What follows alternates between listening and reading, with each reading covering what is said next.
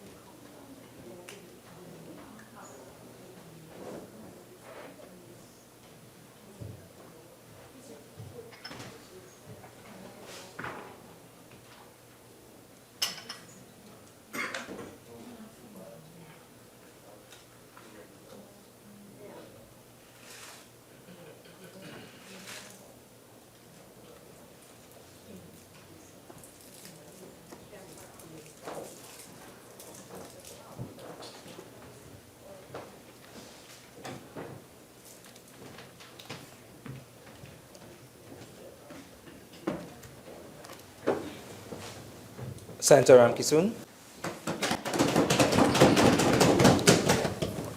Thank you, Mr. Vice President. I must say I appreciate the kindness shown by the presiding officer to allow me to speak at this time, 10 to 6. So before, firstly we're debating, the second day on debating the motor vehicle and traffic bill. And this bill has been viewed as a priority by every single government of Trinidad and Tobago. We have learned that this has been amended 94 times. So that means it has been amended more than once by different governments.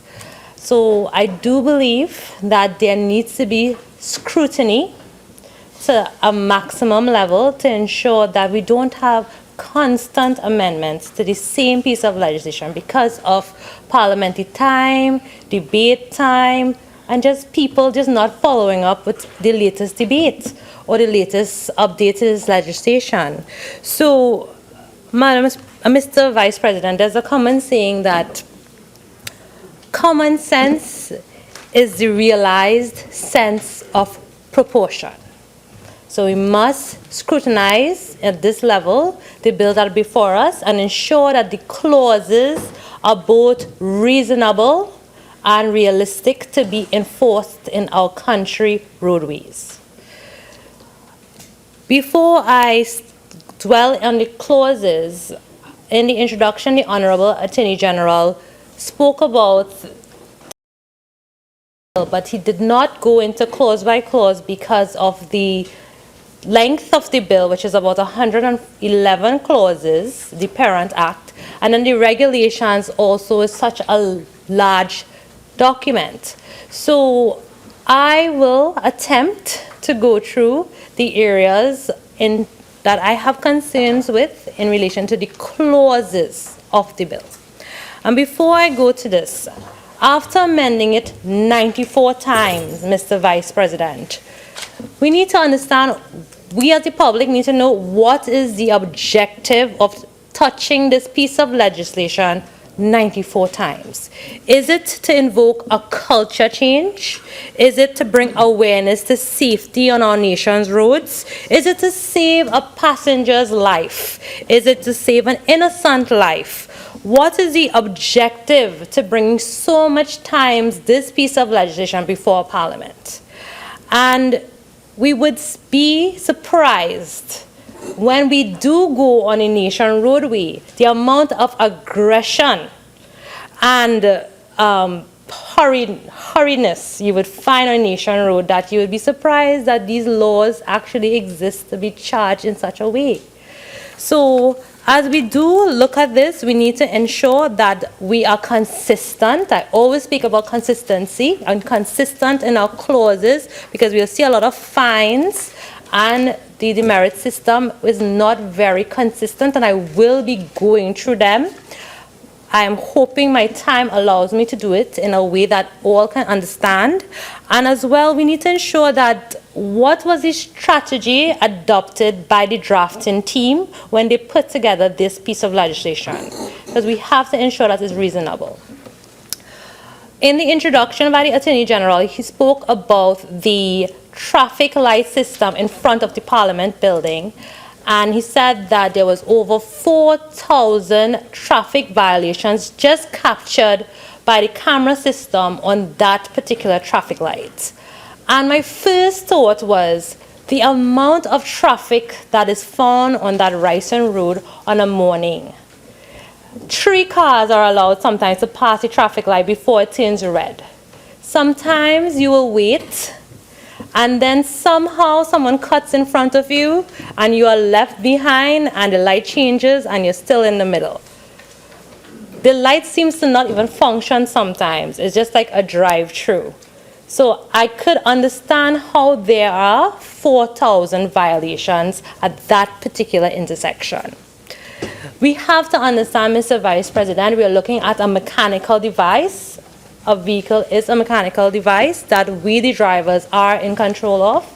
But there are certain things we just cannot control because different people maintain their vehicles differently.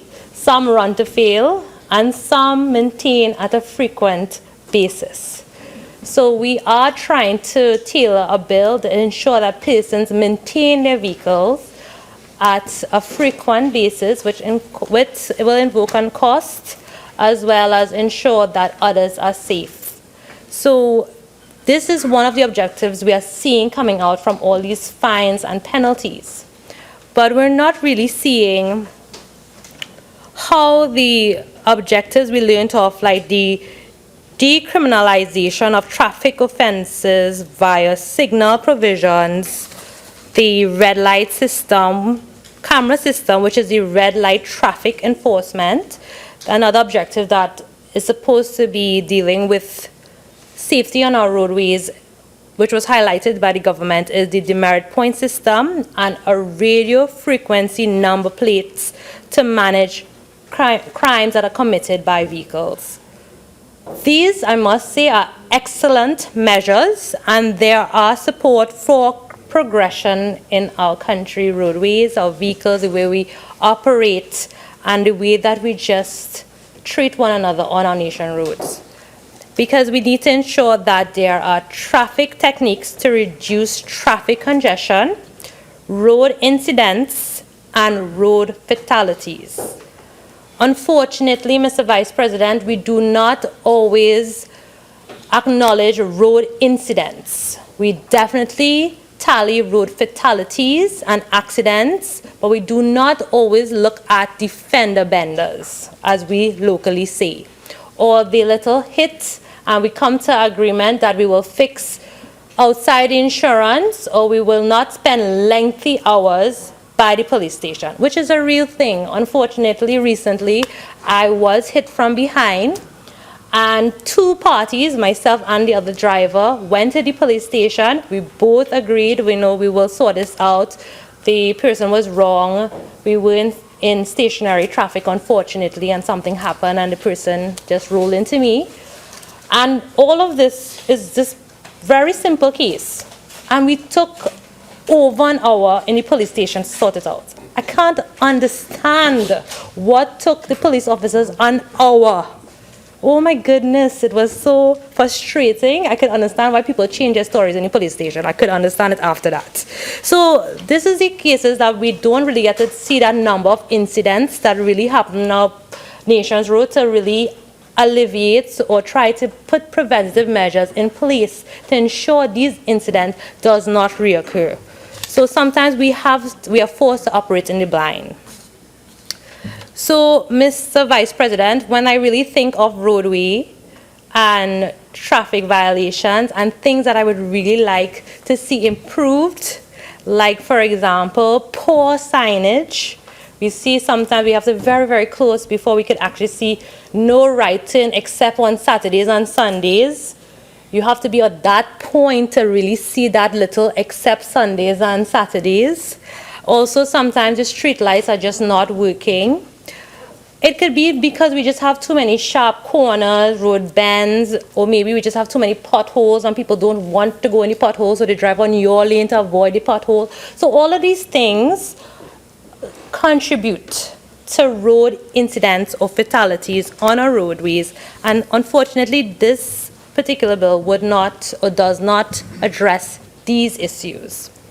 Instead, it focuses on dangerous and careless drivers and reducing lawlessness or lawless drivers by means of fines and a demerit system. Unfortunately, Honorable Minister of Works is not with us at the chamber right now, but during his deliberations, he spoke about the online system. And he spoke about drivers' permits online, the receipt of tickets online. Tickets can be paid online or at TT Post. Certified copies can even be viewed on your phone. I did not see any of these useful, citizen-friendly measures in the bill before us or even in the regulations. And these promises, Mr. Vice President, I would love to see materialize. I would really like them to be operationalized before we operationalize the bill before us, because these measures will assist us in working in a much more collaborative method. Because you can get a fine or a ticket for anything now. So I even went on the Ministry of Works and Transport website, and there was a new section. Well, I don't know if it's very new, but for me it was a new section that had categories to report an issue that you may see on the roadway. And it was under the category of bushfire, landslip, flood, water leak, pothole, traffic light. So I tried to proof the system. So I made a report about a water leak that was in front of my home. And it was a bit of an underground leak, but you're seeing some water coming up. I did get where it was sent on the page itself, but I didn't get any notification to say you would like send me an email, a feedback number, a reference number, nothing like this. And these are something that you need to put on your online system if you want us to use it, as well as it to be functioning, because up to now I did not get any feedback, so I don't know, and it's still leaking, so I don't know what's going to happen. But there was another system that the Honorable Minister spoke about, which is vehicle registration online. And I did check, there is the platform developed there on the website. When I entered a vehicle that was purchased in 2016, the entry said no data found. So I don't know what data is existing on that database. Is it another promise, or is it tomorrow we will start entering data? I don't know what was the highlights. I wish the minister was here. I would have given way for him to share what really is the status, because this online system is so important for this particular. Oh, the attorney. Oh, thanks. If you would, I can actually answer that question. I'm very pleased to see that the background information leading to operationalizing exactly what you have just pointed to actually should be launched by next week. And by next week, you'll be able to go online, plug in your details, and view your entire position, all of your driving details, your class, your designation, including the fact that you'll be able to see your demerit points once it becomes live. So it is supposed to be launched by next week. Okay, thank you, Honorable Attorney General.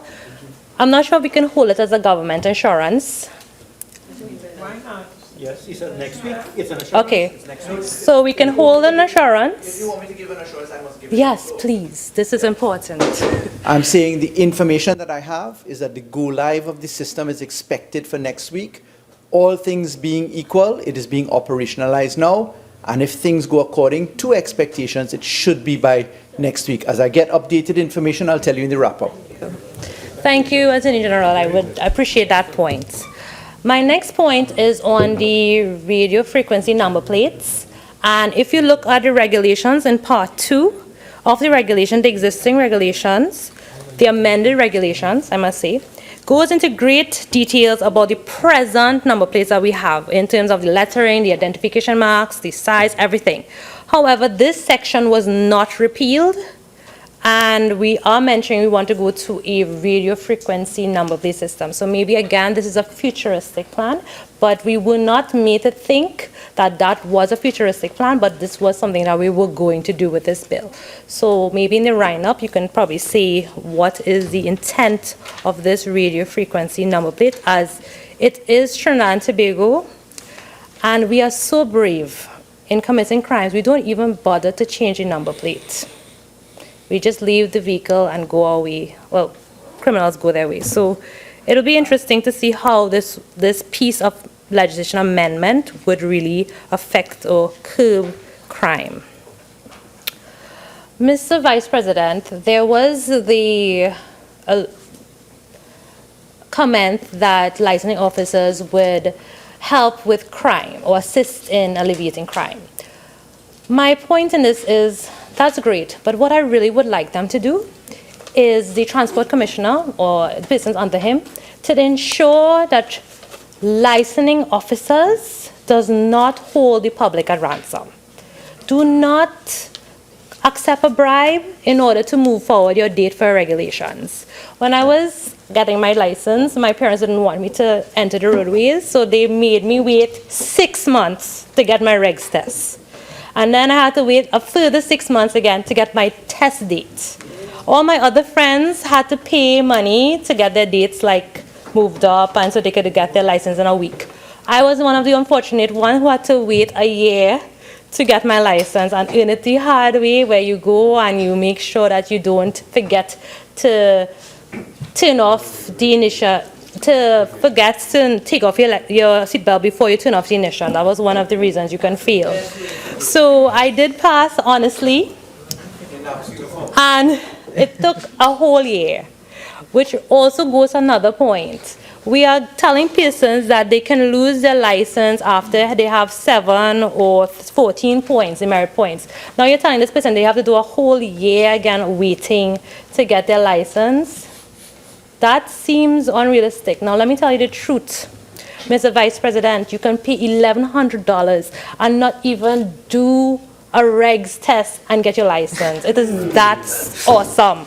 So, and you know what's even awesome too? The persons of the driving school, they collaborate with the licensing officers, and they also say, okay, well, this person could afford. So let's say, okay, you could afford to pay, let's charge them $1,500, you get some and I get some, and we call it that. And we say we use this driving school. It is that bad. Now, I don't expect the legislators to really deal with this, but that is something the remit of the Transport Commissioner could deal with, not with the crime so much, but he could definitely make sure his licensing officers are not taking bribes on a daily basis. So, this is true experiences, and we need to ensure that these things are fixed. And disciplinary action of licensing officers need to be a must. So there are merits to the online systems and the use of technology to ensure that administration issues and corruption is prevented. And my only concern with the electronic systems, Mr. Vice President, is the use of the electronic system for fraud and identification theft. As your permit has your address on your permit, and that's my only concern and fear, as criminals can use this to learn a lot more about you. And especially so we're putting them on online systems. So, Mr. Vice President, we spoke about the measure that this is not a revenue measure, this is not the ultimate goal. But in clause 61A, and this is the point that since 2010, we have been changing the remit of this particular bill. 2010, clause 61A, an expired driving permit. The regulations 20 only provides 1 month for the renewal of a permit, but yet 6 months. So 1 month you have to renew a permit, but if you somehow didn't know your permit expired, and because you don't ever get a notification or email, anything, so it sits in your wallet, and if you didn't check it, it expires, and if it expires in 6 months, you will be fined $350. 3 years, $875, and 5 years, $1,750. It even goes on to say, the Part 4, Driving Permit, Section 42. Let me see if I can get this. It will allow you to be fined $500 if you do not have a permit, and you can be arrested or fined $1,000. And then also goes to say that you can have a demerit point of 14 points. This seems a bit confusing, all because you did not remember to renew your permit in time. I have been guilty of this. I have been driving without my permit because it did expire and I didn't know. And I did renew, but I didn't get any fines or penalties or was penalized for it. But here we are telling you that you can be disqualified, and you can, for driving while being disqualified or not having a permit, 14 points. I think that's a bit harsh, and this 14 points will push you into the limit where you lose your license for a whole year.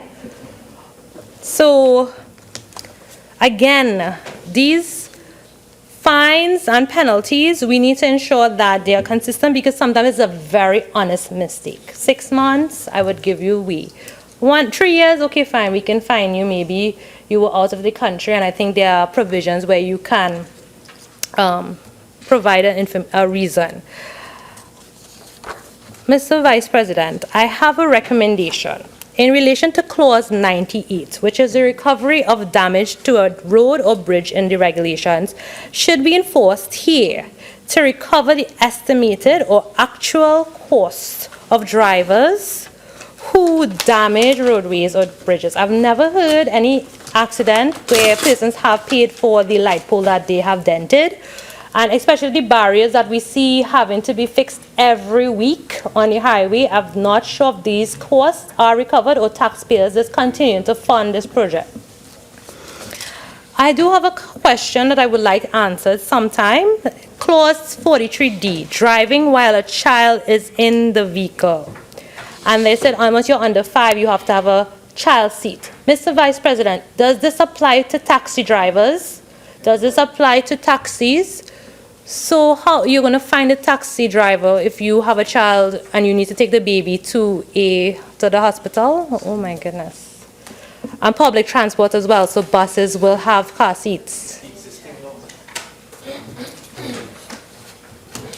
It might be the existing law, but we don't know it like that. We hold the child because the parent is not owning a vehicle, but okay. All right, so another one. Clause 48, 7 and 8, temporarily unable to drive. I would consider this piece not applicable. Mr. Vice President, why would I report if I have a sprain on my ankle and unable to drive for 3 months? Are you telling me no, I have to report this to the driver's authority? And after that, my 3 months, you have to now tell me, okay, I need to redo a test, which I just spoke about. I'll have to pay $1,100 for just to take it. I find out it's unreasonable. I don't see that as being a practical law that we could enforce. I don't see that happening. Another point, handicap parking stickers for persons who are to be parked in such a spot. And the provisions of the law says annually. But I believe, Mr. Vice President, if you are handicapped and you know that you're going to be handicapped, your doctor has said so, why do you have to come annually? Why can't I get a permit for 5 years or maybe 3 years? Why have to have this inconvenience of going to the authorities to say, okay, I am still handicapped and I would like to have a permit? Differently able, thank you. But the law has handicap, so we will use differently able, and maybe we could amend it in the committee stage. Thank you.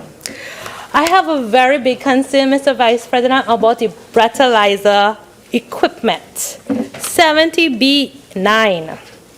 In relation to the device to be used for the purpose of obtaining an indication of the alcohol in the person's breath. Mr. Vice President, how often is this device calibrated? No one knows. Can I come as a citizen and say, I do not believe that device has read it correctly? That is not calibrated recently. I do not believe the results in that test. Who is going to prove me wrong? There's any agency is test calibrating these breathalyzer devices. In the industry, we do not allow uncalibrated equipment, but we are charging people hefty fines and even giving you imprisonment if you fail these handheld devices test. And in terms of 70C12, evidence of the condition of a breath analyzing instrument or the manner in which it was operated is not required. Again, that seems a little bit strange.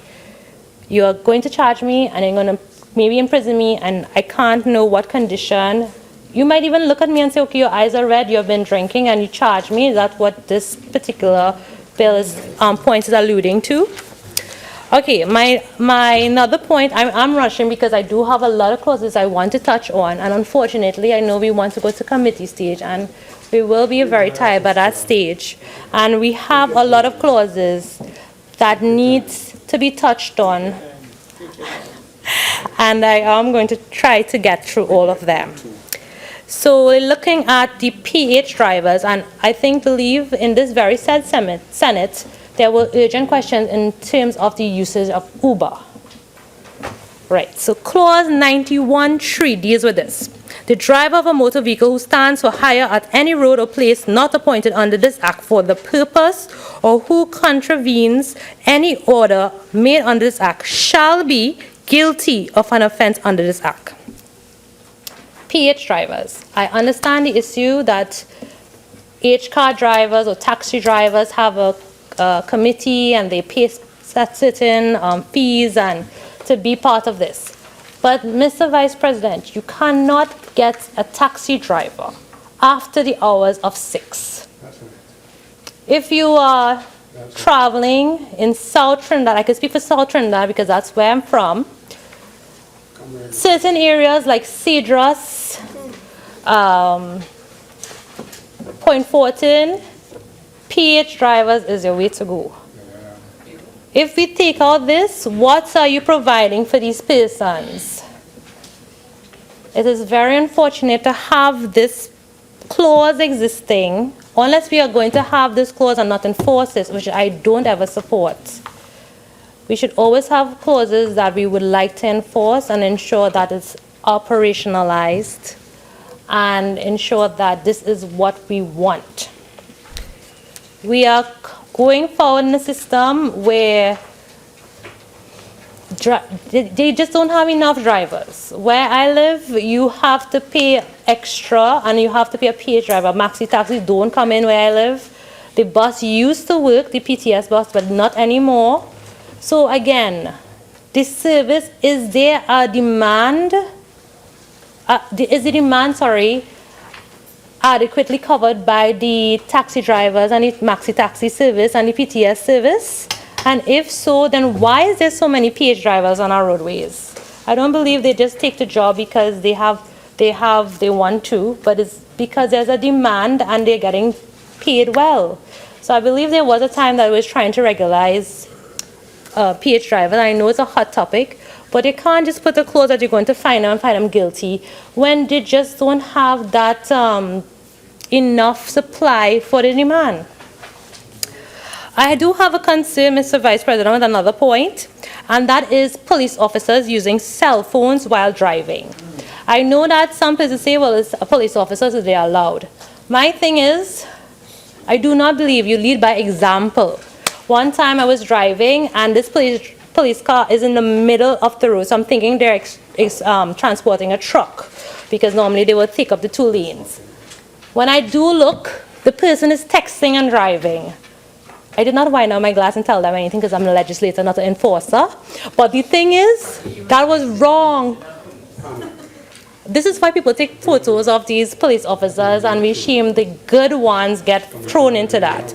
But they should really not use their cell phones while driving. I am sorry. They can have the Bluetooth system or the headset, but don't be using your cell phone and causing a hazard. And trust me, some of these police drivers are very inconsiderate in their driving. They run you off sometimes if you're too slow. Maybe I fall into slow category, but I don't know. But anyways, let's look at clause 3, which speaks of the Trinidad and Tobago Board. And this is on page 15 of the Act. And it speaks of the advisory capacity of the board. And I would really like to know what is the board's findings or the advice on the design of our roadways and the speeds in which we can operate safely on our roadway, because I find they're very silent on many of the issues that we have in Trinidad and Tobago. In relation to clause 88N3A, and I believe this point was raised before with the driver's rehabilitation program, and it should be approved by the licensing authority. I would like to learn, and I'm sure members of the public would like to know, where and who is the driver's rehabilitation program, and what is the intent of this program. I hope it is not like defensive driving program, where you just sit in a classroom for a couple hours, pay $1,000 or maybe $500 according to where you go, and you get a certificate. Because I believe this is something you have to pass before you get back your license. Again, I don't want these reasons to regain your license to just be a money initiative. Because it really fails our public in really trying to penalize them to learn when they believe, okay, well, I just have to pay $1,000 and I'll get back my license. Or, you know, you have that mentality or culture that will be seen on the outside, because that's what's happening now. So if we are trying to invoke a culture change, we need to inform the public this is what the program is like, this is what you have to take part in, and it's not just about money. Mr. Vice President, I would like to speak about the emergency vehicles, and Senator Ramkissoon mentioned it, and I want to mention it in a different light. We know emergency vehicles are like your police service vehicles, your prison system, your defense force, or the ambulance. But there are other vehicles, there are cars with black tints and police lights, and they're like PCM.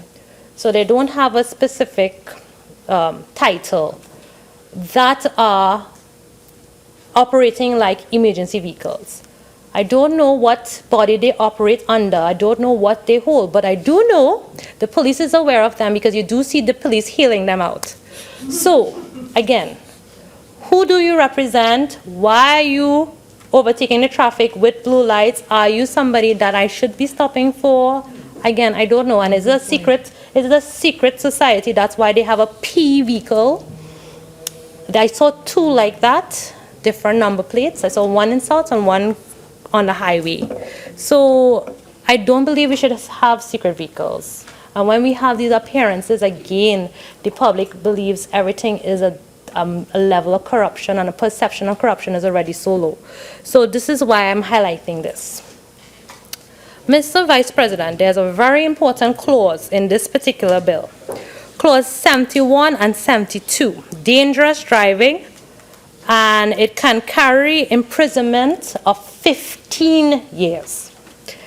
And careless driving, if any person who drives a motor vehicle on a road without due care and attention and without reasonable consideration for others, using the road is liable to a fine of $1,000 and to be disqualified for holding on to obtaining a driving permit for such period as the court thinks fit. And on a second subsequent conviction for a like offense, the period of disqualification shall not be less than 1 month. And this is written in for careless driving. But what is a dangerous driver, or what makes me a dangerous driver to go to jail for 15 years? And that is not here. and it's not in the regs as well. And I did find something nice online by Ray Massey for the Daily Mail that was published on the 14th of June 2017. And they went on to define what is a careless driver. And they said like driving too close to a vehicle, so that's like tailgating, poor lane discipline, being on the wrong lane at a roundabout, driving too fast on a road, or wet weather conditions is poor, so you drive at a speed limit that is unsafe. And they define what that is, ignoring a lane closed sign, attempting to pass a vehicle on the near side, or in our case, the shoulder, or undertaking. So an undertaking is a serious thing. That's when you speed up, you slow down, and cut in front. So, Mr. Vice President, what is a dangerous driver? We need to have that defined so we would know what constitutes for that, as well as what is a careless driver. Those terms are very vague, and it could mean maybe anything. And in our country, we love to do switching lanes. I believe I was looking for this piece of legislation. I could not find it. That was in the UK, where when you switch lanes, you have to wait a few seconds and then you're allowed to switch back. If you switch immediately, you can be fined. And that was an issue. In relation to schedule of fees. Right, this is important. In the first schedule, there's on 48.9, schedule of fees. There's a list of fees in the first schedule, like for 1 year, what you would pay for a license.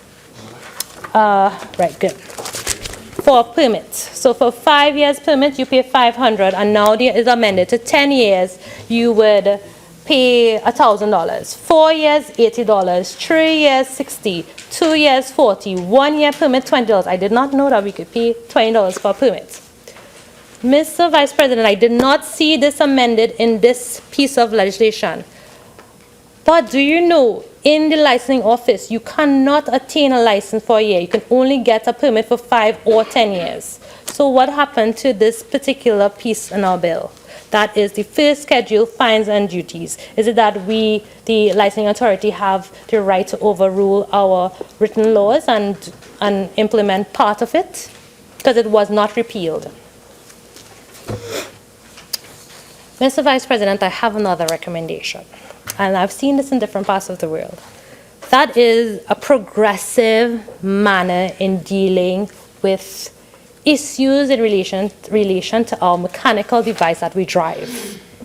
So, if for instance that we are human and we forget our wallet at home and we go to work and we forget our permit and a police officer so happened to stop you on that very sad day, you will not be fined $500, but you will get a ticket and you have 24 hours or maybe 48 hours to go to the police station and say, okay, I do have a permit. Senator, you have 5 more minutes. Thank you, Mr. Vice President. I knew I would have run out of time. But anyways, you would have that right after 48 hours to go to the station and say, I have a permit. It's just on that said time I did not have it because I forgot it at home or something. That is a progressive system, and I recommend that we do that. Because it is true human instinct. You do forget things. You're always rushing, and ladies have everything in their handbag. I am one of those, and you do leave it sometimes. It's not that you intentionally left it home and you didn't want to drive with your driving permit. So that is a progressive me. Another one that we can look at is like your brakes light. It's again a mechanical equipment. Your brakes light can fail while you are driving.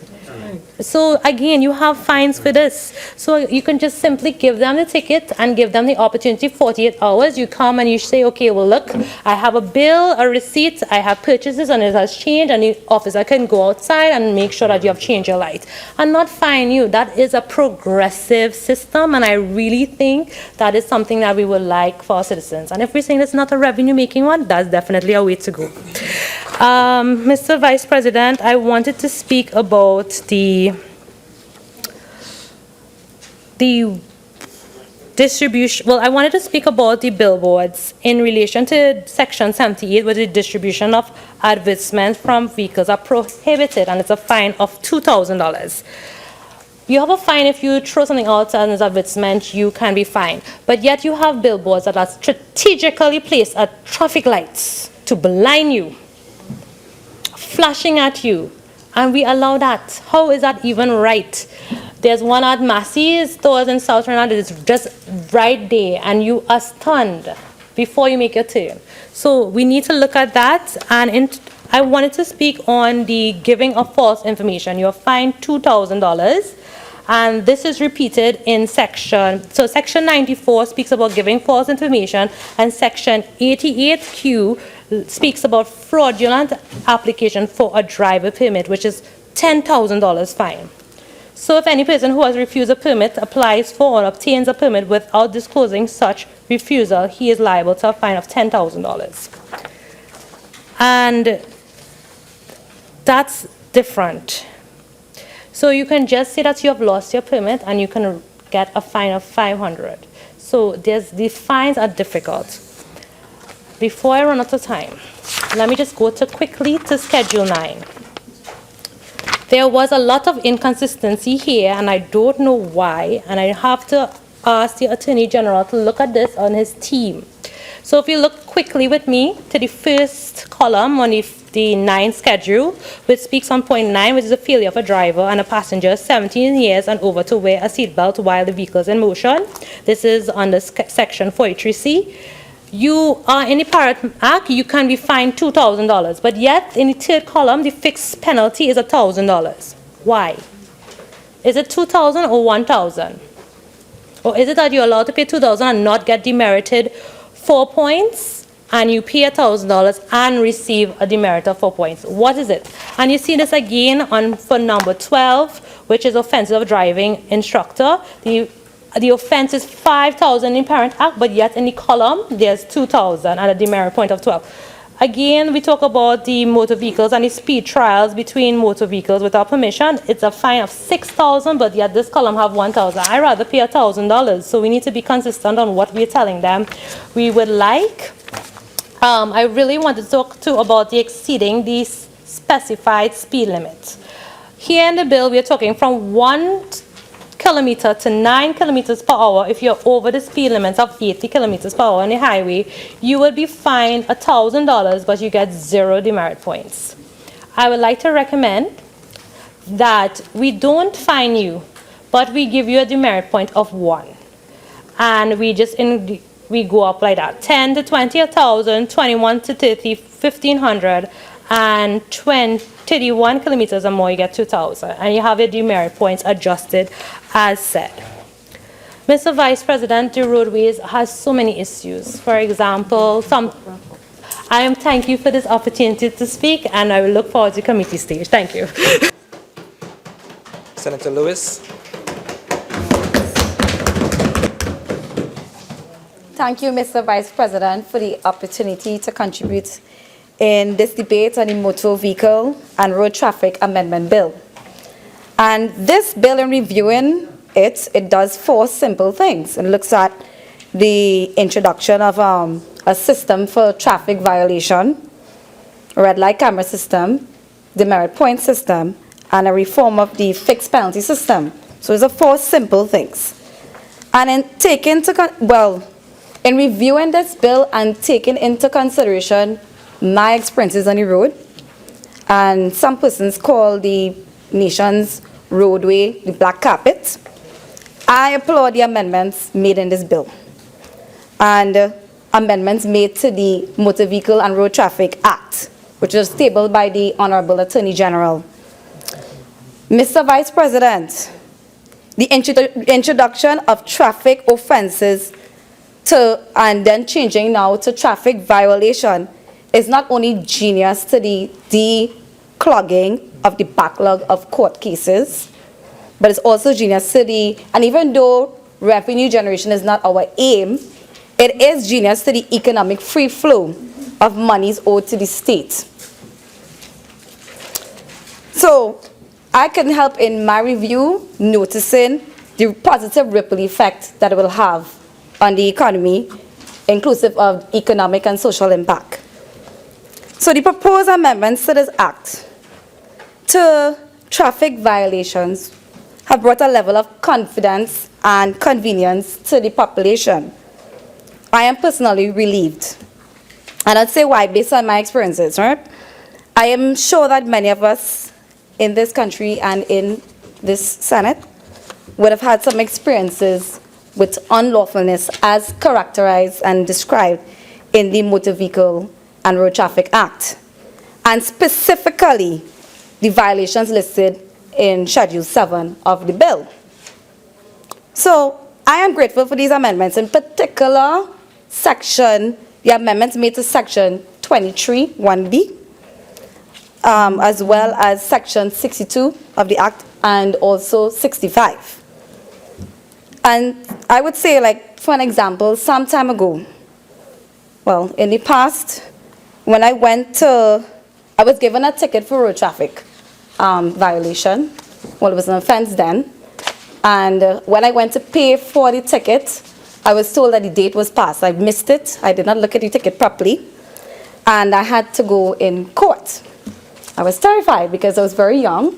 And I was thinking that, court is for persons who do the most horrendous things. Younger. Yes, younger. And at the time, it being a traumatic experience to me, my mother prayed with me the day before I went, my late mother. And while sitting there, when I was in court, and while sitting there and, yes, observing the cases that went by, I really had to question, why am I here? Eventually, I had to plead, and I was in the third court, and I pleaded guilty. And then I went to the first court. And in the first court, I explained my way out of that ticket. Right? But two things I learned from that experience, and that we could actually use for this debate today, is that one, people can easily explain their way out of a ticket. And the second thing is that we are wasting the court's time because the police officer who would have given me a ticket never showed up to court, and that is a normal circumstance in Trinidad and Tobago. Right, so I'm always on the road, and sometimes I'm stuck in a lot of traffic for hours, especially during rush hour. I live south, so I'm there north and south. And if an accident takes place, it's better you park aside, because the way traffic is managed in the country is fairly poor. And you could fly to Barbados probably 4 times back to back and still be in the same spot that you're in, especially on the northbound and southbound highway. So traffic violations and traffic offenses, when we commit them, they cause traffic. And we don't see that we are part of the problem. So when we introduce and turn these offenses into violation, where we could just go in and pay for it, is actually, I see a difference in the behavior of Trinidad and Tobago. And that's with the introduction of the red light system, the merit point system. And I'll go on. And we have absolutely no control what transpires on our roadways. When we drive in our car, when we go into our vehicles, we have no idea what can happen the second after we hit the highway or the main road. The law isn't there to punish us, but is there to protect us. And the worst we could do to our loved ones is when we leave home, we don't return because of a silly mistake that we would have made while driving. So I would say, for example, traffic. The original scope of Chancery Lane in South Trinidad was to alleviate some of the traffic and the persons going into Port of Spain. Some of the ministries would have moved south. And if it is that we would have kept that according to its original intent, traffic violations, road traffic offenses, accidents, and wastage of productive man hours could have been lessened in the last 5 years. So I did a little analysis of the road accidents that occurred between 2007 and 2017. And in looking at the data, we see there's a constant decline in the fatal traffic road accidents and road deaths. And the data I got would have come from the road traffic deaths and RTAs. I got it from Traffic Branch. And it would show a constant decrease, in particular when the PNM was in power. Between 2010 and 2015, there was a wave. So 1 year it's high, 1 year it's low, 1 year it's high, 1 year it's low. But when PNM was in power, there was a constant decline because of the policies that we implemented. Right? And to go on also, Mr. Vice President, we experience the lowest ever figure in the road traffic accidents in 2016, and it's continuously going down as we continue to implement our policies concerning road fatality. The PNR has always been serious about this country, and just the conversation about implementing the speed limit saved lives. People complain and they're frustrated about having to stay within the speed limit, especially if their vehicle goes from 0 to 80. But I have two friends who indicated since the conversation with the speed limit and the speed guns, the introduction of it, that they will never go past or beyond the speed limit because they don't have $1,000 to waste, right? And also, they said if it is that they leave 15 minutes earlier, they arrive the same time. They arrive the same time that they would have arrived if they were driving over the speed limits. So it just requires a little bit of self-discipline. Mr. Vice President, we do live in a society where some of us obey some of the laws. I should say probably all of us obey some of the laws. And one weekend in my review, one weekend alone in Tobago, from the 22nd of July to the 24th of July last, American Highway Patrol Branch, in collaboration with Tobago Division, issued 141 tickets, and that's 141 tickets alone in one weekend. And CNC3 would have released a statement concerning that Monday the 25th. The police also gave out 300 road safety booklets, as well as other advice concerning things from Arrive Alive.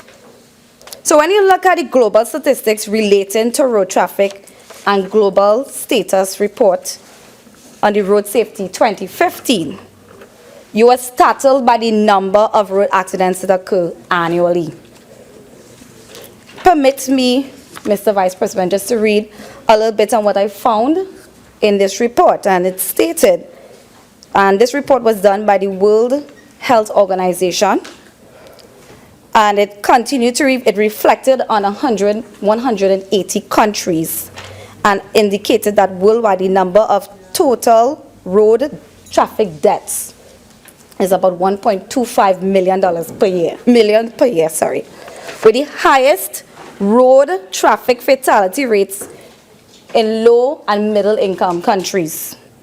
And this amongst about 90% of the 1.25 million persons who are killed in accidents. The report continues to say that in the last 3 years, and I was in 2015, so it's 2012 to 2015, 17 countries have aligned at least one of their laws, and this includes Trinidad and Tobago, because Trinidad and Tobago is part of the 180 countries that they reviewed, with best practice on seat belts, drunk driving, speed, motorcycle helmets, or child restraints. And while there has been progress towards improving road safety legislation and in making vehicles safer, the report shows that the pace of change is too slow. So urgent action is needed to achieve the ambitious target for road safety. And this is also reflected in the newly adopted 2030 Agenda for Sustainable Development, which we are part of. And the aim is to halve the global number of deaths and injuries from road traffic crashes by 2030. So, Mr. Vice President, I want to bring also to the attention of the Parliament what I saw in this report in reviewing it. And it would have been mentioned before, earlier in the debate, that the leading cause of death among young persons between the ages of 15 to 29 years old is road fatality. And it costs the governments, all the governments, the average cost is 3% of GDP. So despite the massive and largely preventable human economic toll, action to combat this global challenge has been insufficient, according to this report. So we are heading into the right direction. When we look at statistics locally, you see similarities, but just on a smaller scale. So it is scary, but it's real. We look at one thing, that speed kills, right? And speed is the #1 killer.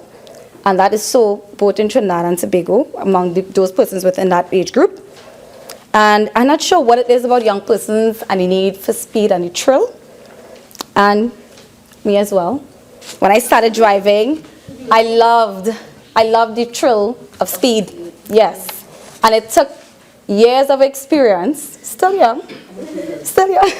It took me years of experience to understand that, okay, I want to be able to wake up in the morning. I want to return home to my loved ones, right? But when you're young, you think that you're invincible.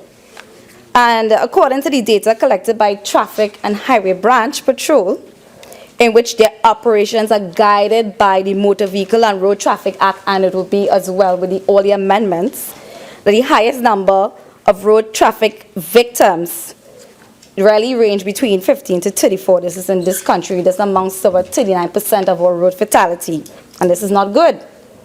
And even though we have experienced a reduction in road fatality, especially in 2015 and 2016 and now 2017, most of the road deaths occur in North and Central divisions. And that's something to look at. So when this bill introduces the red light camera system in Clause 34, amending Section 79 of the Act, and the demerit point system in Clause 35, amending Section 86 of the Act, how could we object when we need to enforce new laws to help save our future and the lives of our young people from being snatched away untimely by deaths based on their own decision? So, Mr. Vice President, 74% of the road fatalities, of course, are male. And this according to Traffic Highway Patrol Branch, and it was analyzed by Arrive Alive. And every statistics mean one life lost or one life injured too many, and this is the slogan of Arrive Alive. When we look at now, I move on to the red light camera system. Mr. Vice President, the introduction of the red light camera system is needed. A little history would show that the red light camera system would have been developed in the Netherlands by GATSO, and it's used worldwide, since the 1960s. And it goes, well, it shows that Israel was the first country to use it in 1969. A report was done in 2003 by the National Cooperative Highway Research Program, where they examined studies from the previous 30 years in Australia, the UK, Singapore, and the US, and concluded that the red light camera system improved the overall safety of intersections where they are used. And studies would have shown that the red light camera system shows a reduction of crashes involving injury by about 25 to 30%. So, some time ago, I was heading home. I stopped at the traffic light by Pleasantville. It was a little after midnight. And I was in the right lane, and every single vehicle that was in the left lane broke the light. Every single one. And that, after a certain time in this country, almost every vehicle break a red traffic light. And in fact, Trin begonians, and I'm not sure what it is, it has to be a culture, right? I would have witnessed many accidents along the way in driving on the highway, on the main roads, some of them fatal. And with the introduction of the red light camera system, I see a change in behavior. You wouldn't have a choice because you know that a camera is on you when you approach a light. So there's a 5-second rule when you're driving. When you reach a traffic light and it turns green, there's a 5-second rule. You don't drive off immediately because you know that someone will break their light and break the light and put your life in danger or endanger your life. So what I would say too is that in our culture, amber light means drive faster, but really it means to slow down and be cautious. And as a female driver, I remember when I just got my license and up to recently, you were told by persons, older persons, they say, it's okay for a woman to break the light after 12. And that's what I know growing up. It's okay for a woman to break the light after 12 because you never know what criminal elements looking around the traffic light. So drive off, right? And what I would say is that with this camera system, the camera would be able to capture any kind of activities going on around that vicinity. So you are safer. And in my research, I would have found that according to the World Report on Road Traffic Injury Prevention Report, there's an intricate relationship between road traffic injuries, motor vehicle numbers, the increase in the numbers, and a country's stage of development. And this was explored, and this has been explored in many studies. And one of these studies, the study that I read, or the report that I read that looked at all these studies over the period of time, it stated that the growth in the number of motor vehicles in various parts of the world is central not only to road safety, but also to other issues such as pollution, the quality of life in urban and rural areas, the depletion of natural resources, and social justice. So, in the report, and the findings in the report would have summarized research embarked on going far back as 1934, and it presented a correlation between developing countries and road fatality. And it stated that when developing countries experience an upsurge in wealth and continuous increase in GDP, there's a growth in mobility and motorization. And with this growth, these countries experience a sudden increase in road fatality. And then over a period of time, it starts to decrease with further development. And the World Bank would have looked at this research recently and found the same result. And we are a developing nation. So as a nation develops economically, it is expected that part of the wealth generated will be devoted to efforts to reduce road traffic mortality. And according to this same report, mortality related to motor vehicles and road traffic can be seen as a disease of development.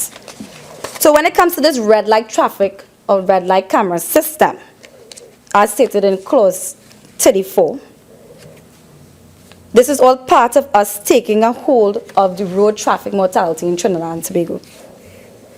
Other countries that would have successfully implemented the red light camera system, large countries like China, Hong Kong, the UK, the US, Australia, among many others. So I'm going on now to look at the demerit point system, Mr. Vice President. And in reviewing the newly proposed Section 88M and the 9th Schedule, which lists the corresponding demerit points, which will be issued against a driving permit if contravened, I'm of the view that some of the points and the points in general is rational if we want to achieve the objectives that we already planned out when we introduced this bill in the Senate. And I'd say that St. Lucia is ahead of us. St. Lucia, they population of 174 average person, 174,000 persons with an average income. The average income is middle income earners with a gross national income per capita of 6,200 US, would have had a demerit point system in legislation since 2003. And even though it took 10 years to put it in statute in operation, the statute into operation, St. Lucia is now embarking on this. Well, they have embarked on it since 2013, I should say, and they're well on their way. They're ahead of us.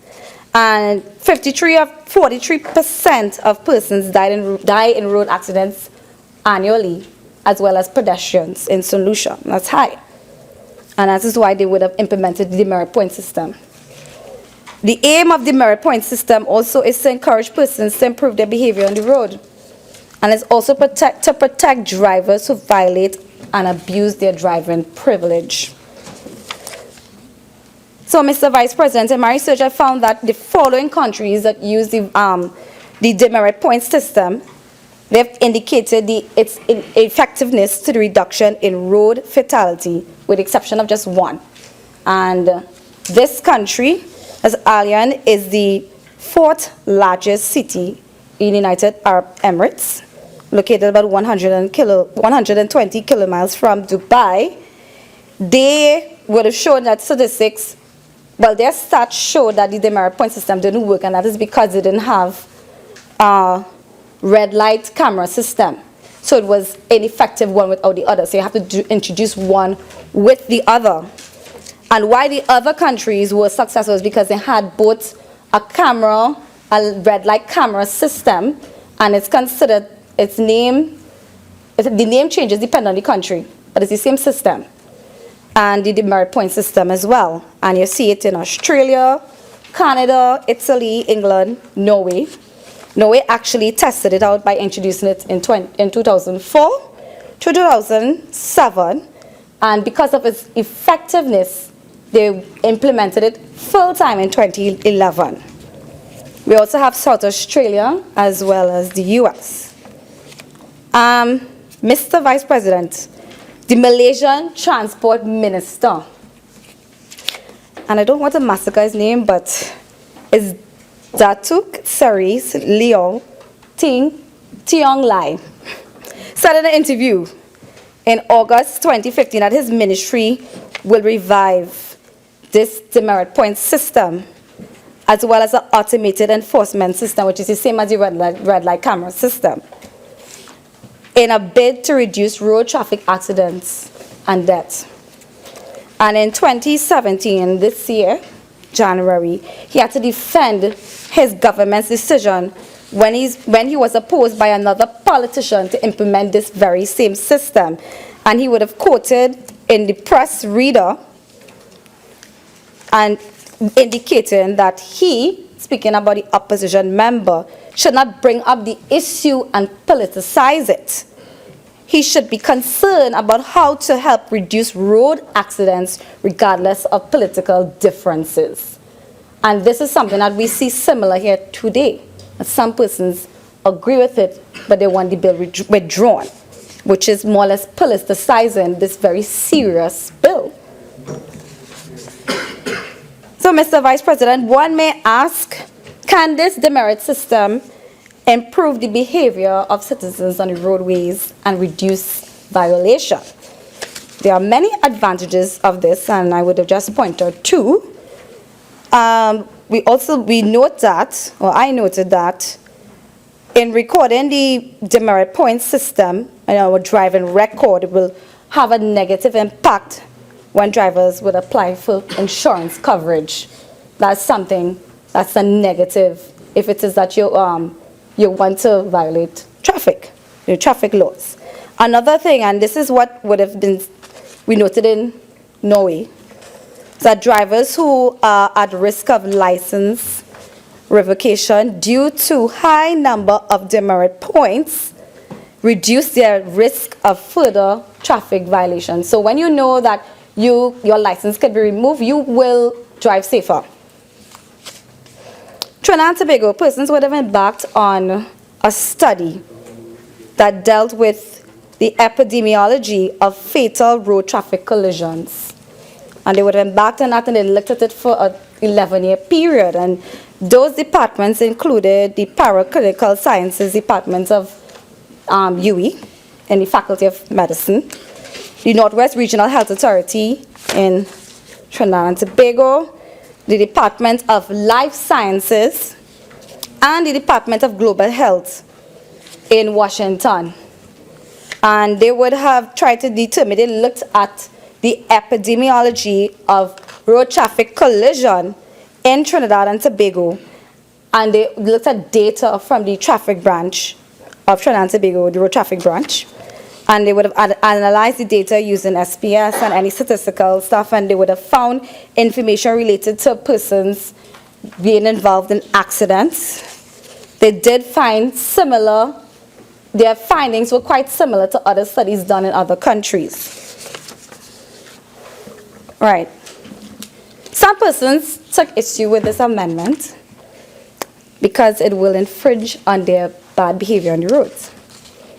And I was looking at a compilation of some videos on YouTube where this person goes around with a dashboard camera and he captures all bad behaved drivers and little different violations that will happen on the highway as well as the main road. And it reminded me of a video that was depicted in the 1950s as a cartoon, Disney, Goofy.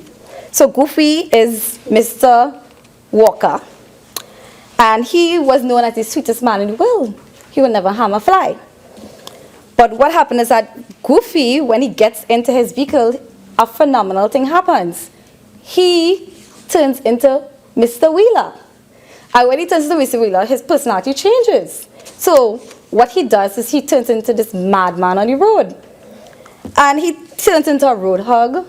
He becomes a reckless driver. And one person would have gotten into an accident with Mr. Walker, Goofy as Mr. Wheeler, sorry, and ask him, you think you owe the whole road? And Mr. Walker, Wheeler, response was, yeah, I think I owe the whole road because I pay my taxes and I'm using it. And that to me is most relevant today because that's how people drive. That's how our culture, yeah, we move like we own the road. So we drive how we want. We don't care about the man on the left, the right of us, behind and in front. I encountered some very horrible drivers on the way here, and I know I will encounter some of them when I'm going back home. So, Mr. Vice President, how many of us really, we use our indicators when we're going from the left lane to the right lane and vice versa? When we're going to make a sudden stop, do we indicate? A lot of us are guilty of doing some very crazy stuff that causes persons to then violate traffic based on what is listed in the 7th and the 9th schedule. So the Attorney General mentioned in his contribution while tabling this bill the use of technology by allowing persons to be able to pay for their tickets online. And this is something that everyone will welcome. I love to do online stuff. I don't like to pay any bills anymore. I don't like to lie on the bank. I like to go in and go online. I transfer money. I pay my bills through that. And that is what I like. And that's my generation of persons coming up. So when you hear something like that, you're excited.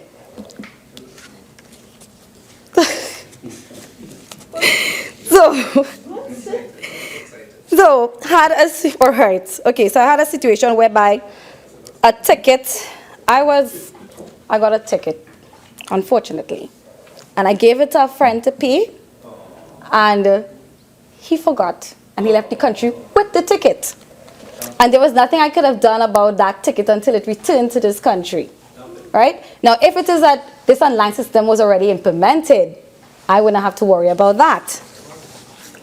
So the Honorable Attorney General also mentioned in his contribution that every crime in this country is most likely committed with a vehicle. And when we marry technology and common sense, we can track crime and help in the fight against the criminal elements. And my family would have been victim to something like that twice. My brother-in-law had his 2 vehicles stolen 2 different occasions. And one of them would have been stolen in his yard, and the other one at gunpoint when he was waiting for my sister. And those were 2 very horrific experiences. The police did recover one of them, and that's the one that was stolen by gunpoint. And the person who was driving the vehicle actually bought the vehicle from the person who stole the vehicle. And they were able to locate it knowing that it was his vehicle because of the chassis number. And these are things that when we implement technology, we could fight against things, elements. So what I will expect in situations like that is a less occurrence of it. I'm not saying no occurrences at all, that's the ultimate goal, but less occurrences with the enforcement of technology in the fight against crime. Mr. Vice President, the fact that the owners of the vehicle is responsible for any breach of this bill when it becomes law and is an act will encourage and ensure drivers to be careful with who they lend their vehicles to. I remember a situation, another one, when somebody grazed me on the side and the person was using a PH taxi to pull bill, make revenue with a taxi service, which is illegal. And what he did was illegal because he went on the left lane, he merged on the left lane, but it wasn't really a lane.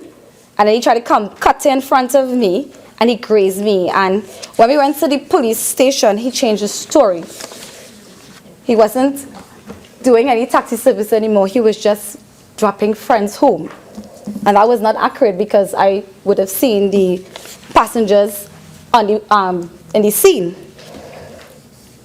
All right, so in reviewing this bill, and I didn't go into details in the clauses because it would have been done before, I would like to say that, the Parliament must acknowledge that the PNM government has been doing something right. And we have had a reduction in vehicular car accidents by 11% only in 2015. And as it go on, we continue to have a reduction, as mentioned before, and the data on Arrival Live shows a reduction, as well as the data from the traffic branch and highway patrol. And this would mean that we're heading in the right direction. And with these amendments to the traffic violation, the introduction of the red light camera system, the introduction of the demerit point system, and adjustment to the fixed penalty system, these are positives in the direction of declogging, but I look at it more as a better behavior when it deals with our behavior on the roads. So, Mr. Vice President, we should look also at least diminishing or decreasing that 35,000 motor vehicle accidents occur annually, at least this, and then 200 of road fatality. But this information that I got here was from the former Minister of Works and Transport, and that's KDs. I'm not sure how accurate that is.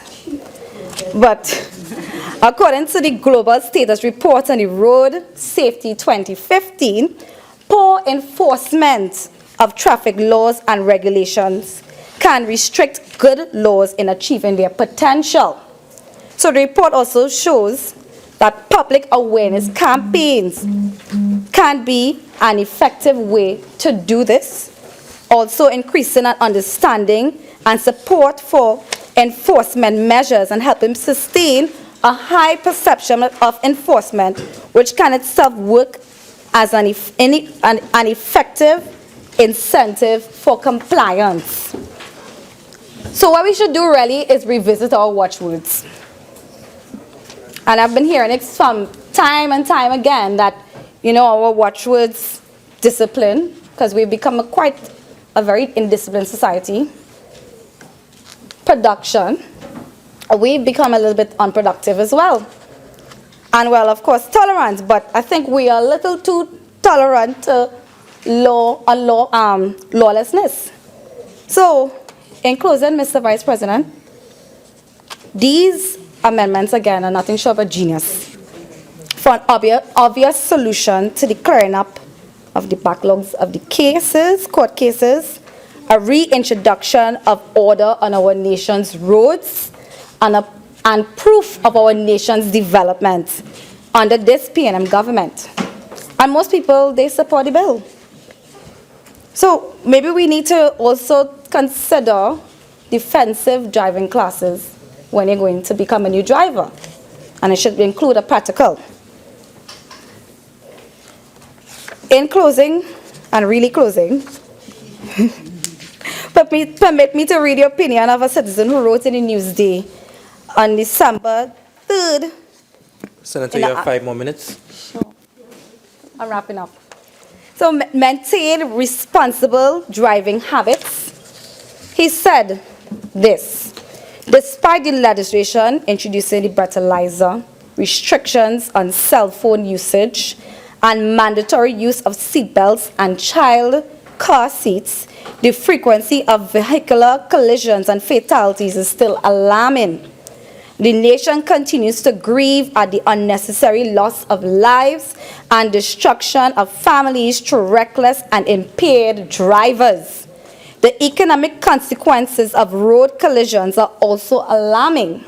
In addition to the insured costs of vehicle collisions in Trinidad and Tobago, which runs into the millions of dollars, the total economic impact also includes additional police resources to investigate and report collisions, the impact on an already overwhelmed health system, and time lost by business operations.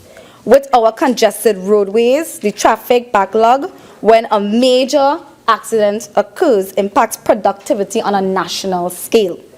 But the biggest cost, which is unquantifiable, is that of the grief and suffering of victims, their families, and friends.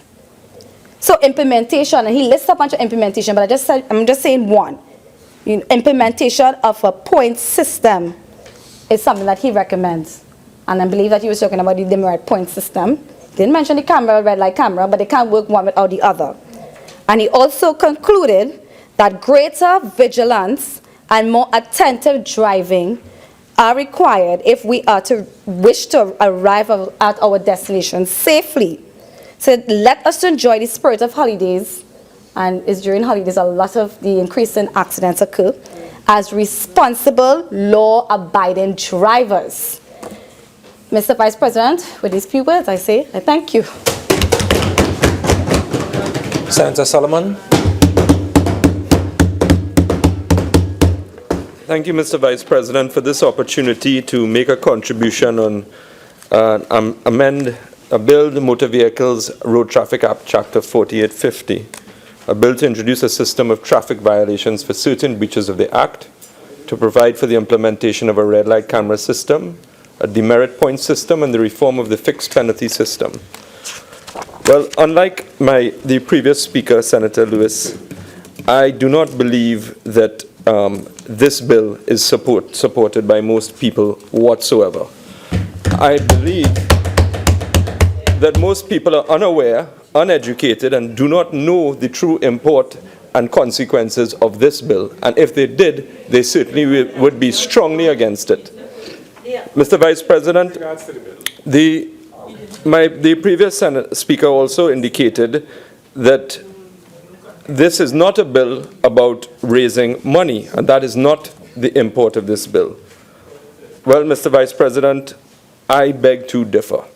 I think that this bill is designed to make money, and I think that it does not do anything else at all. It doesn't do anything in terms of saving lives or making the roads more safe for road users. It is about making money, and secondly, about an attempt, feeble at that, to try and increase the conviction rate, or the appearance of a conviction rate, and the appearance of easing the court system, which I propose will do neither. This is a surreptitious way by this government to further extort money from the citizens of Trinidad and Tobago. And you can hear it in the AG's submission himself. He talks about 36% of cases resulted in revenue. We are spending 100% of the resource to make 50% of the product. This is business talk. This is commercial language. We had a low turnover of $250 million from 2011 to 2016. Can you imagine the revenue that we would make once we implement this system? I would err on the side of caution and urge the Honorable Attorney General not to look at the dispensation of justice in terms of commerce, in terms of business, in terms of dollars and cents. The justice system is there, and it is a right guaranteed by the Constitution of Trinidad and Tobago, and it is not a revenue-making device.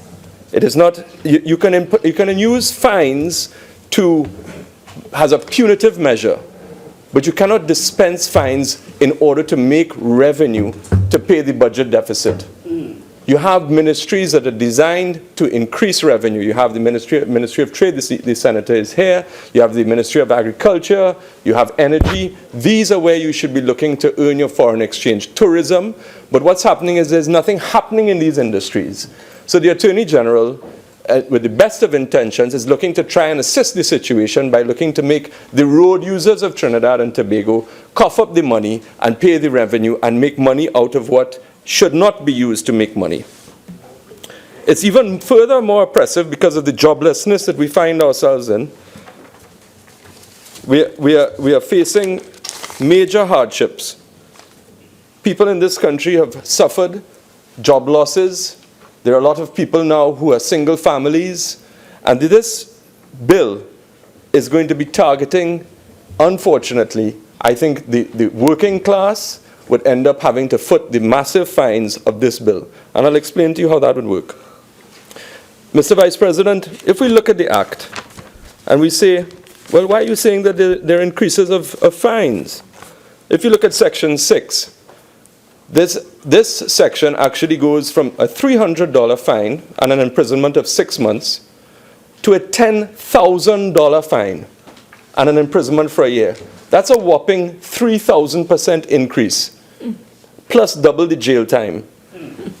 Mr. Vice President, how can one justify this in a time when VAT has been added to food prices, when fuel prices have gone up twice, there's been an increase in the Green Fund levy, there's 7% tax on online purchases, the people of Trinidad and Tobago are being assaulted by fiscal measures and financial terrorism by this government. And this bill is no different. It is no different. It is hypocritical because it comes to the public as a package clouded with the guise of road safety. But in fact, what it is an extortion of the people of Trinidad and Tobago. Imagine doing a 3,000% increase.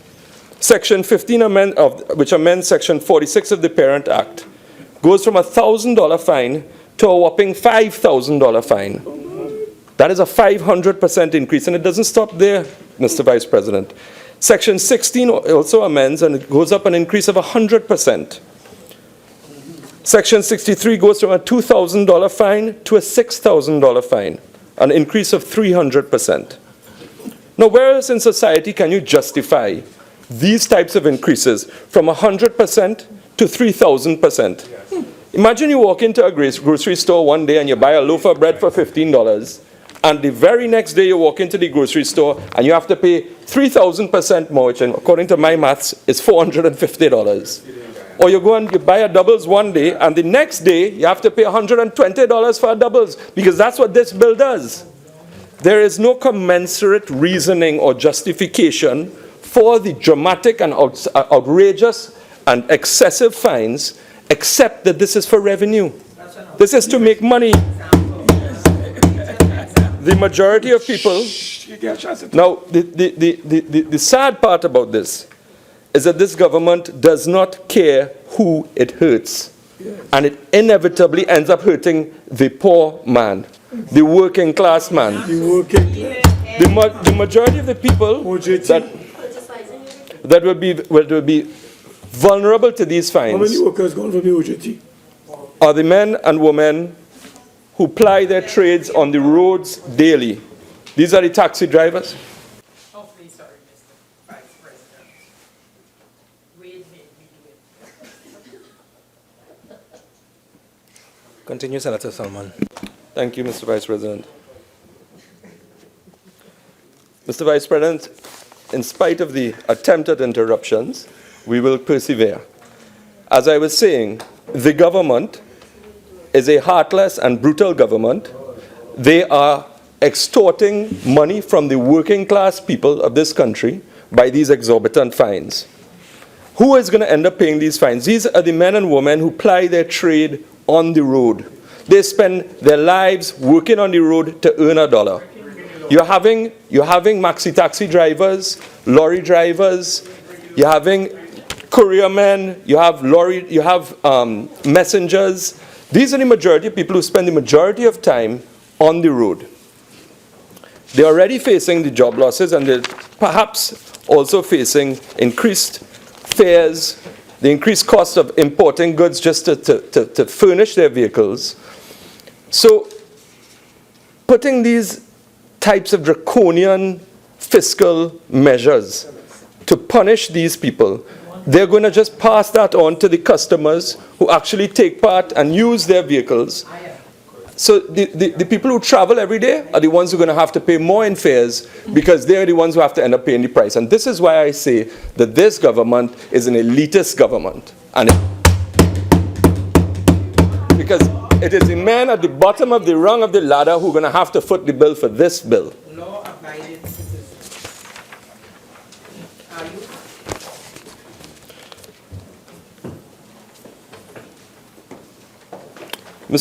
Mr. Vice President, this is, Madam President, Are you one? A law-abiding? the red light cameras, Let him answer the question. Madam President, welcome back.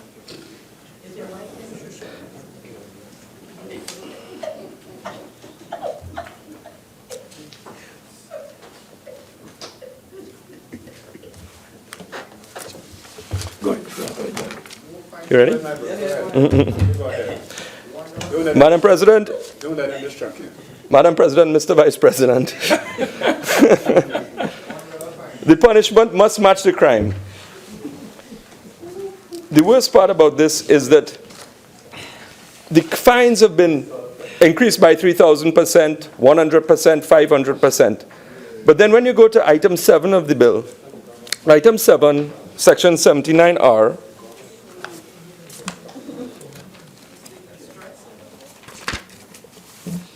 it gets even worse. It says, when an owner does not pay the fixed penalty and does not file a notice to contest, the fixed penalty plus 1/4 of the amount of the fixed penalty. So you already have an outstanding bill of, let's say, breaking a traffic light for $5,000. Now you fail to pay that for some reason. Perhaps you didn't have the money, because $5,000 is a lot of money, more than a month's salary to a lot of the people who may be using the roads and making a living off the roads. And then you now have to pay 1.5. If you fail to pay that in 14 days, you have 1.5 of the fixed penalty. And if you fail to pay that, then the licensing authority can now come and take your vehicle away from you. Sorry, take your license away from you, and you can no longer transact business with your vehicle. Madam President, that is draconian in the most. It is heavily financial burdens and penalties placed on people of Trinidad and Tobago who are already seeing harsh times. So if I can turn to the red light camera system.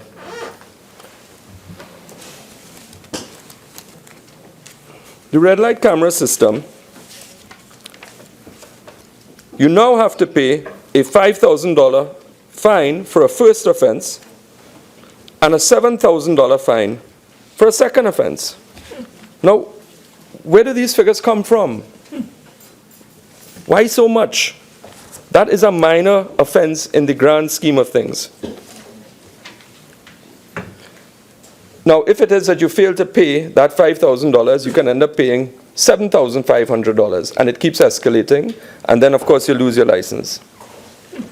Now, the Honorable Attorney General, in his opening contribution, explained that the lights outside the Parliament actually have 4,000 infractions, I believe, in a year.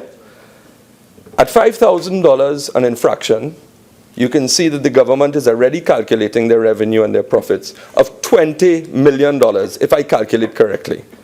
That's $20 million from one set of traffic lights. Is that reasonable? Is that fair? Is that justice? Now what happens, sounding good, the Honorable Attorney General says, now imagine if you have 100 of those. That's 100 times 20 million, that's 2,000 million, which is 2 billion. You're looking to pay the budget deficit by the use of camera infractions? Is that what's happening here? It certainly appears that way. Now, if it is that we're moving in that direction, and you're saying, well, it's not to earn revenue, it's because it reduces the amount of accidents and crashes, and it's to keep people safe. Well, I beg to differ.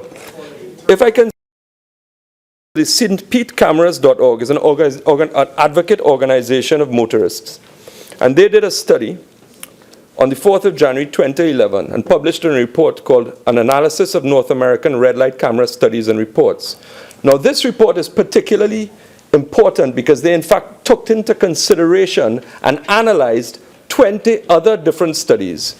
And their conclusion was very interesting, that in fact 27% of crashes, there's an increase of 27% of crashes after these red light camera systems are installed. So you're keeping people safe, but by installing them, you're actually increasing 27% of crashes. There's actually a 21%, according to this study, which took into consideration 20 other studies, of injury crashes after the cameras were installed. So you might say, okay, well, maybe that study was biased. Well, there's a further study, a 2004 study, which I think my learned friend Ramkissoon had said, by Mr. Mark Berkey and Kofi Obeng. Now, their study was done on behalf of the National Motorists Association, and in fact showed that there's an overall number of crashes increase after red light cameras by a whopping 40%. And I quote, "The results do not support the view that red light cameras reduce crashes. Instead, we find that red light cameras are associated with higher levels of many types and severity categories of crashes." So to tell us that you're doing this to keep the people of Trinidad and Tobago safe, we don't buy it. To raise revenue, we see it. We hear it. And there are more studies and more studies. There's an Australian study which took into consideration, and I quote, "The results of this study suggest that the installation of the red light cameras at these sites did not provide any reduction in accidents. Rather, there has been increases in rear end and adjacent approaches accidents.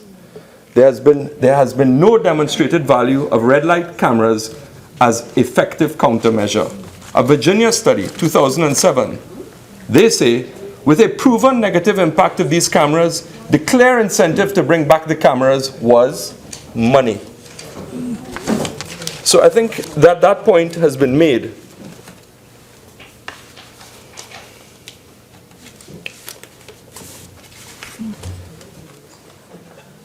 Mr. President, Madam President,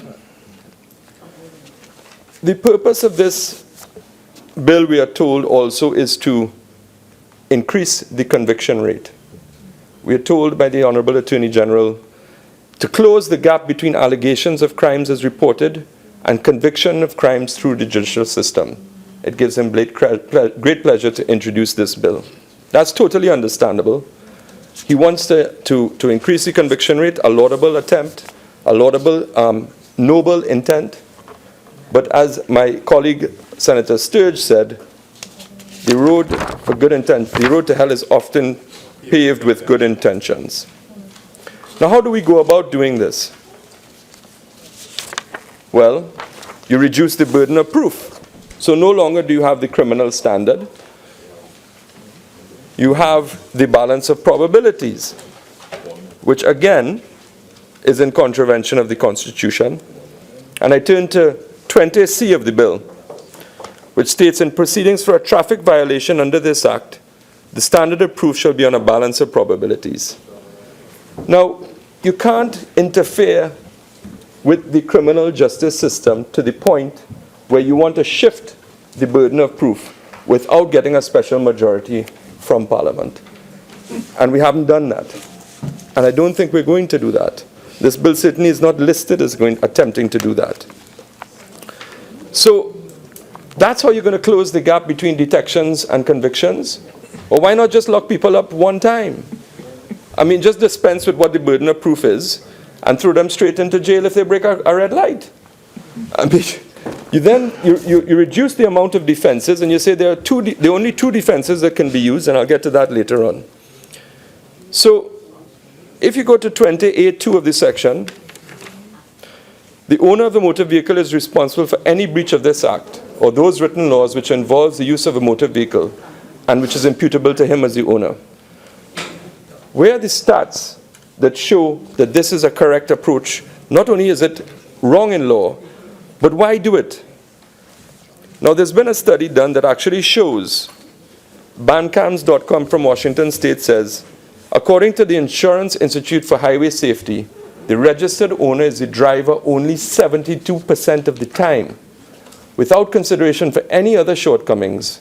So over 1 in 4 tickets are actually issued to the wrong person. So, Madam President, that is a major breach in natural justice.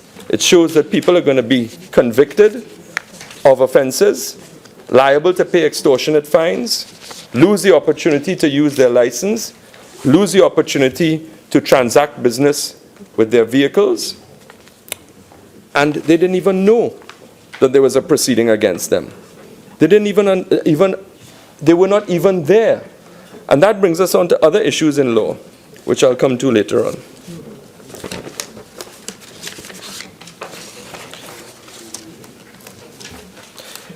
There were a lot of incidents that occurred abroad that we can learn from. There were some 4 million tickets that were wrongly attributed to the public, as reported at the Chicago Tribune in July 2014.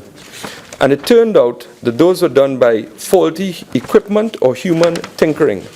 Millions of dollars had to be returned, and there's an entire report on that, July 23, 2014.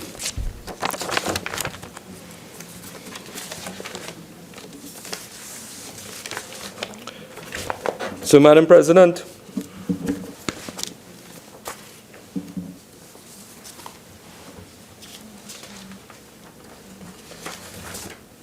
if it is, as it's stated in this proposed bill, at section 22, that the owner of the motor vehicle is responsible for any breach of this act, or those written laws which involves the use of his motor vehicle, and which is imputable to him as the owner, that means that very serious offenses can also be attributed to persons who own the vehicle but were not aware or had loaned the vehicle to their son or their wife or whomsoever, and that person had committed a serious offense. Now, the Attorney General in his opening contribution said that he had tried to cleave out a lot of these serious offenses from this portion of the bill. However, the way that this part reads, it's clear that it doesn't. And in fact, that those persons are still responsible for those very serious offenses. And we could take the offenses of causing death by reckless driving, drink driving, those sorts of things. And if it is that those violations or serious offenses are attributed to persons when in fact they knew nothing about it, they just lent their car to somebody, or even the car was taken without their permission but not stolen, and there is a difference, they're still liable to those offenses. Well, that is a breach of natural justice and again unconstitutional. The use of only 79J of the bill only provides 2 possible defenses in those situations. Either the vehicle was stolen or the person was not the owner at the time. Again, you're limiting the defenses that a person can have in very serious matters. And again, that is in breach of the Constitution.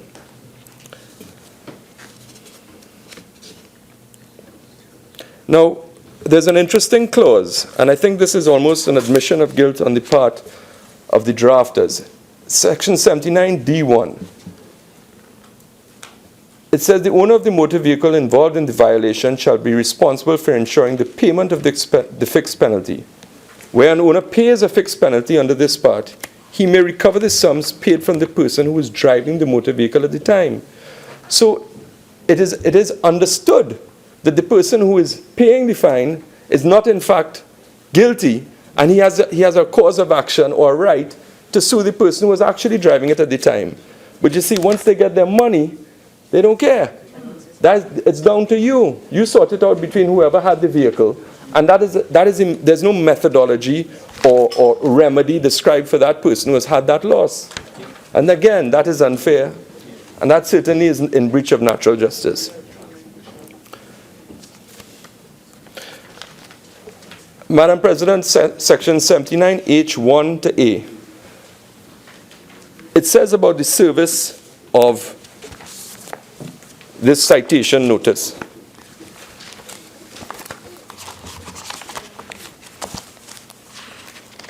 If I can just have a moment.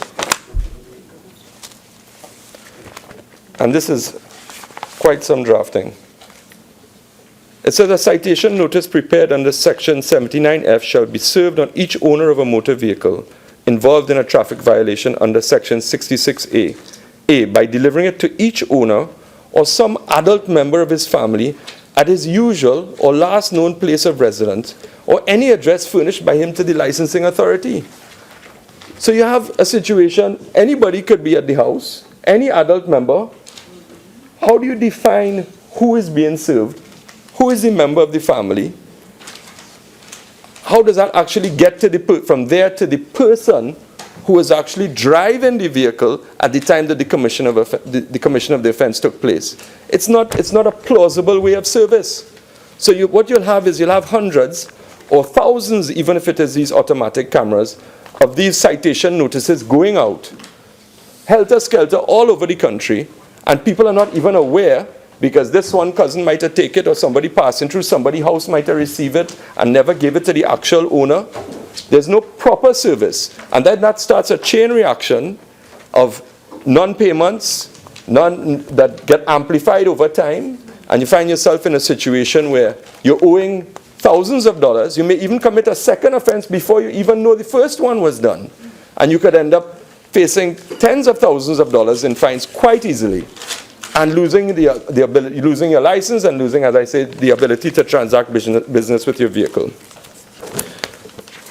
So, Madam President, these are issues that need to be addressed.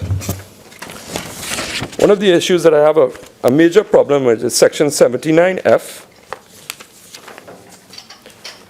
and that states, where a red light camera captures a photographic image or video recording of the commission of a traffic violation under Section 66A, an inspection officer shall, within 30 days of the commission of the traffic violation, prepare a citation notice to be served on each owner of the motor vehicle involved in the commission of the traffic violation. Well, that in itself is confusing and unclear. I don't know how you can have more than one person involved in a traffic violation.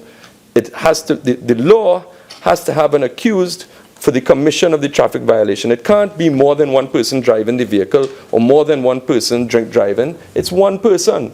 And what they're trying to do is just give a large net to catch as many people as they can to make sure that they get the money. And that's what they're after. Get the money. Now you're saying within 30 days of the commission of the traffic violation. Madam President, let us be real about how this thing is being approached. Let us say you're driving on the road, you just go over the white line slightly, the camera clicks you, you're none the wiser, you drive along, a citation notice is sent 30 days later. It might or might not reach you depending on who's home, who's not home, what mood the citation officer is in. Let us assume you do get it. How are you supposed to remember that infraction 30 days earlier? It's far too much time, and what you're giving is that the defendant is deprived of a proper opportunity to recollect events and to have a proper defense to these allegations. And that in itself is, again, a breach of natural justice. So I'm saying that this is too long and too vague.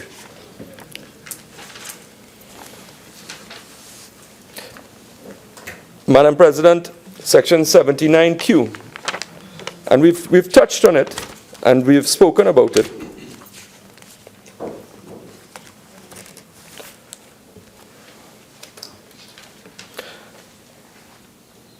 And this gives the right for a magistrate to proceed ex parte of the hearing and adjudicate thereon as fully and effectively as if the owner had personally appeared. So again, you have a case proceeding against you, and you're not even there to defend yourself. Again, this is in breach of natural justice, and I think my colleague Senator Sturge has dealt with that. Madam President, one of the issues which always occurs on the roads of Trinidad and never seems to be addressed, but is a major cause for accidents and mishaps, is that you have a total lack of respect for the slow lane and the fast lane, particularly on the highways. So what you have is you might have a truck or two trucks next to each other driving at 40 miles an hour, clogging up the entire highway.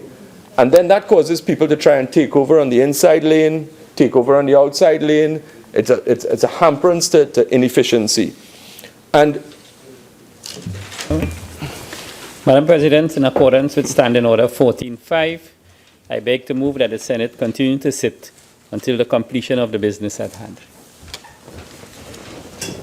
Honourable Senators, the question is that the Senate continue to sit until the completion of the business at hand. Those in favour say aye. Aye. Those against say no. No. I think.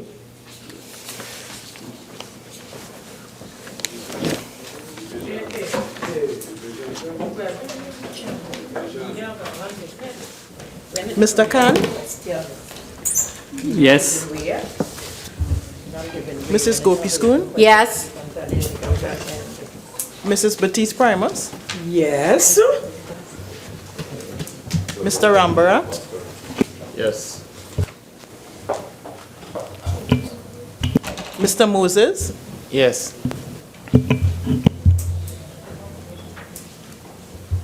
Mr. Singh? Yes. Mr. Cummings? Mr. De Freitas? Yes. Mr. Dookie? Yes. Ms. Lewis? Yes.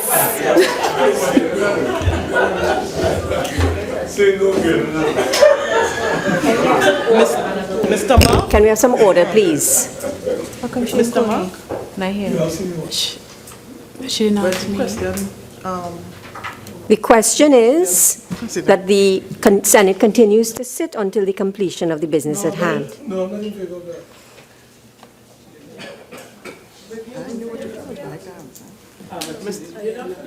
Ms. Romano. Come back, because I didn't say at the time. Oh, okay, good, yeah. Mr. Solomon? No. Ms. Amin? No. Mr. Samuel? Time to go home. Dr. Mahabir? No. Part-time. Mr. Small? No. Mr. Shrikissoon? No. Ms. Ramkissoon? Mr. Creese? No. Ms. Raffoul? No. Mr. Richards? No. Mr. Heath? Yes. Members, please. I need to hear what is happening. Ms. Romano? Yes.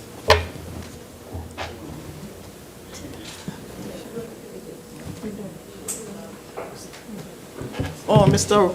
Sinana? Yes. Oh, Ms. Bash? Yes.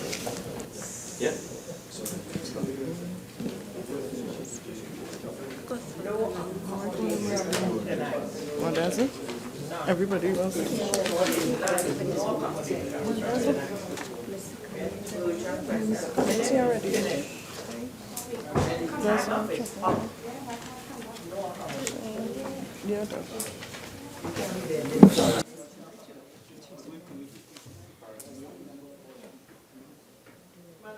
The result of the division is 14 for, 11 against, and no abstentions.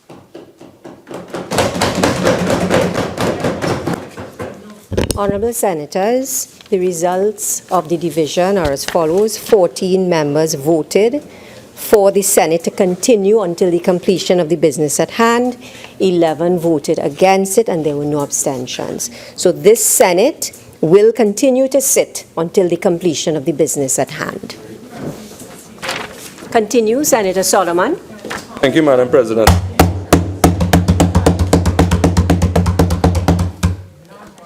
Madam President, I further submit to this august chamber that this bill is also in breach of sections 4 and 5 of the Constitution.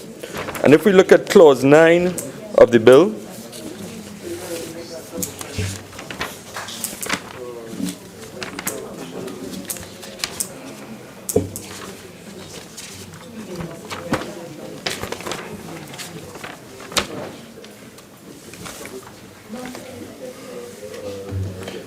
it's a statutory condition to hold a driver's permit as well as for the registration of the vehicle.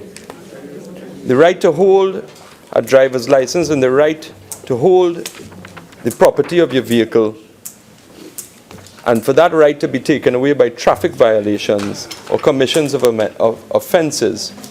And that would mean that a citizen's rights would be deprived to hold a driver's license and to use an enjoyment of his motor vehicle by the commission of a traffic violation. That finding that a traffic violation is committed under the proposed structure of the Act could be made without resort to the court. This would mean that the right to hold a driver's license and to register a vehicle could be taken away from our citizens without due process as provided under Section 4 of the Constitution. And that can be proven and substantiated by the Judicial Committee in the case of Rhett Allen Fuller against the Attorney General of Belize. This clause also seeks to provide the standard of proof for violations under this Act. The penalties remain the same. However, the fines have increased and the provision of imprisonment have increased. Although that this bill attempts to change the name from a traffic offense and criminal offense and call it a traffic violation, a rose by any other name is still a rose. And that cannot be changed. That burden of proof must remain the criminal standard. It cannot become the balance of probabilities. Madam President, I think that there are a number of provisions, Clause 35, which I touched on, which the proceedings ex parte is also unconstitutional. And in my view, Madam President, this bill requires a special majority. With those few words, Madam President, I rest my case. Senator Richards. Thank you, Madam President, for the opportunity to participate in and contribute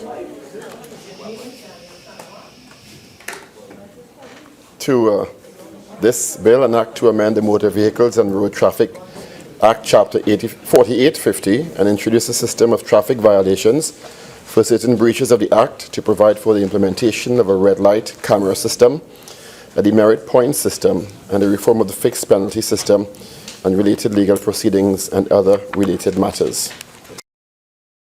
Madam President, might I add that I think that the reason for laws in every society, there's several reasons: the protection of fundamental rights of all citizens, and to resolve conflicts, to ensure order and avoid a chaotic society, and to provide a framework for what is acceptable, to provide for accountability, and to make society more efficient and provide a framework for the administration of justice.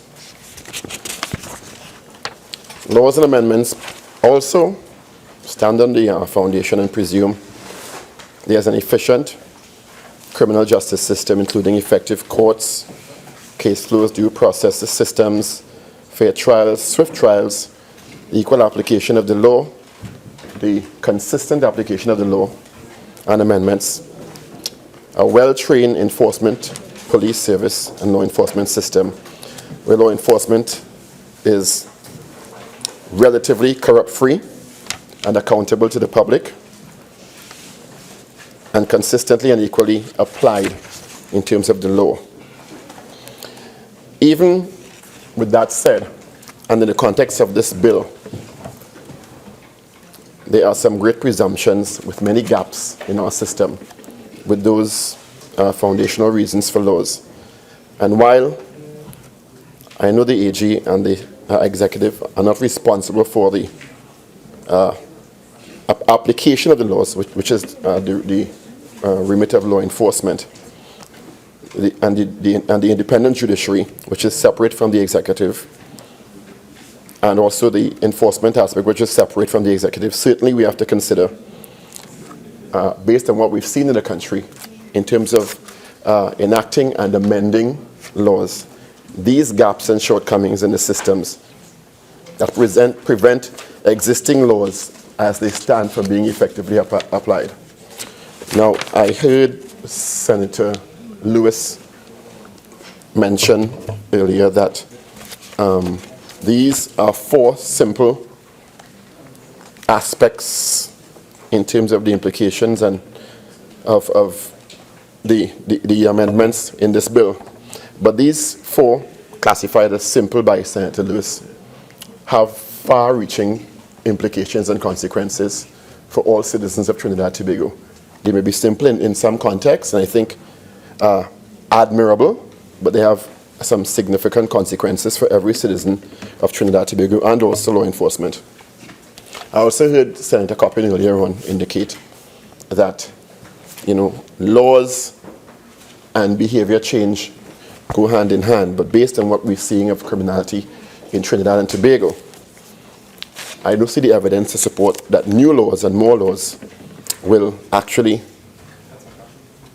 change behaviors, because we have a dearth of the application, and consistently so, of the laws as they exist in Trinidad and Tobago.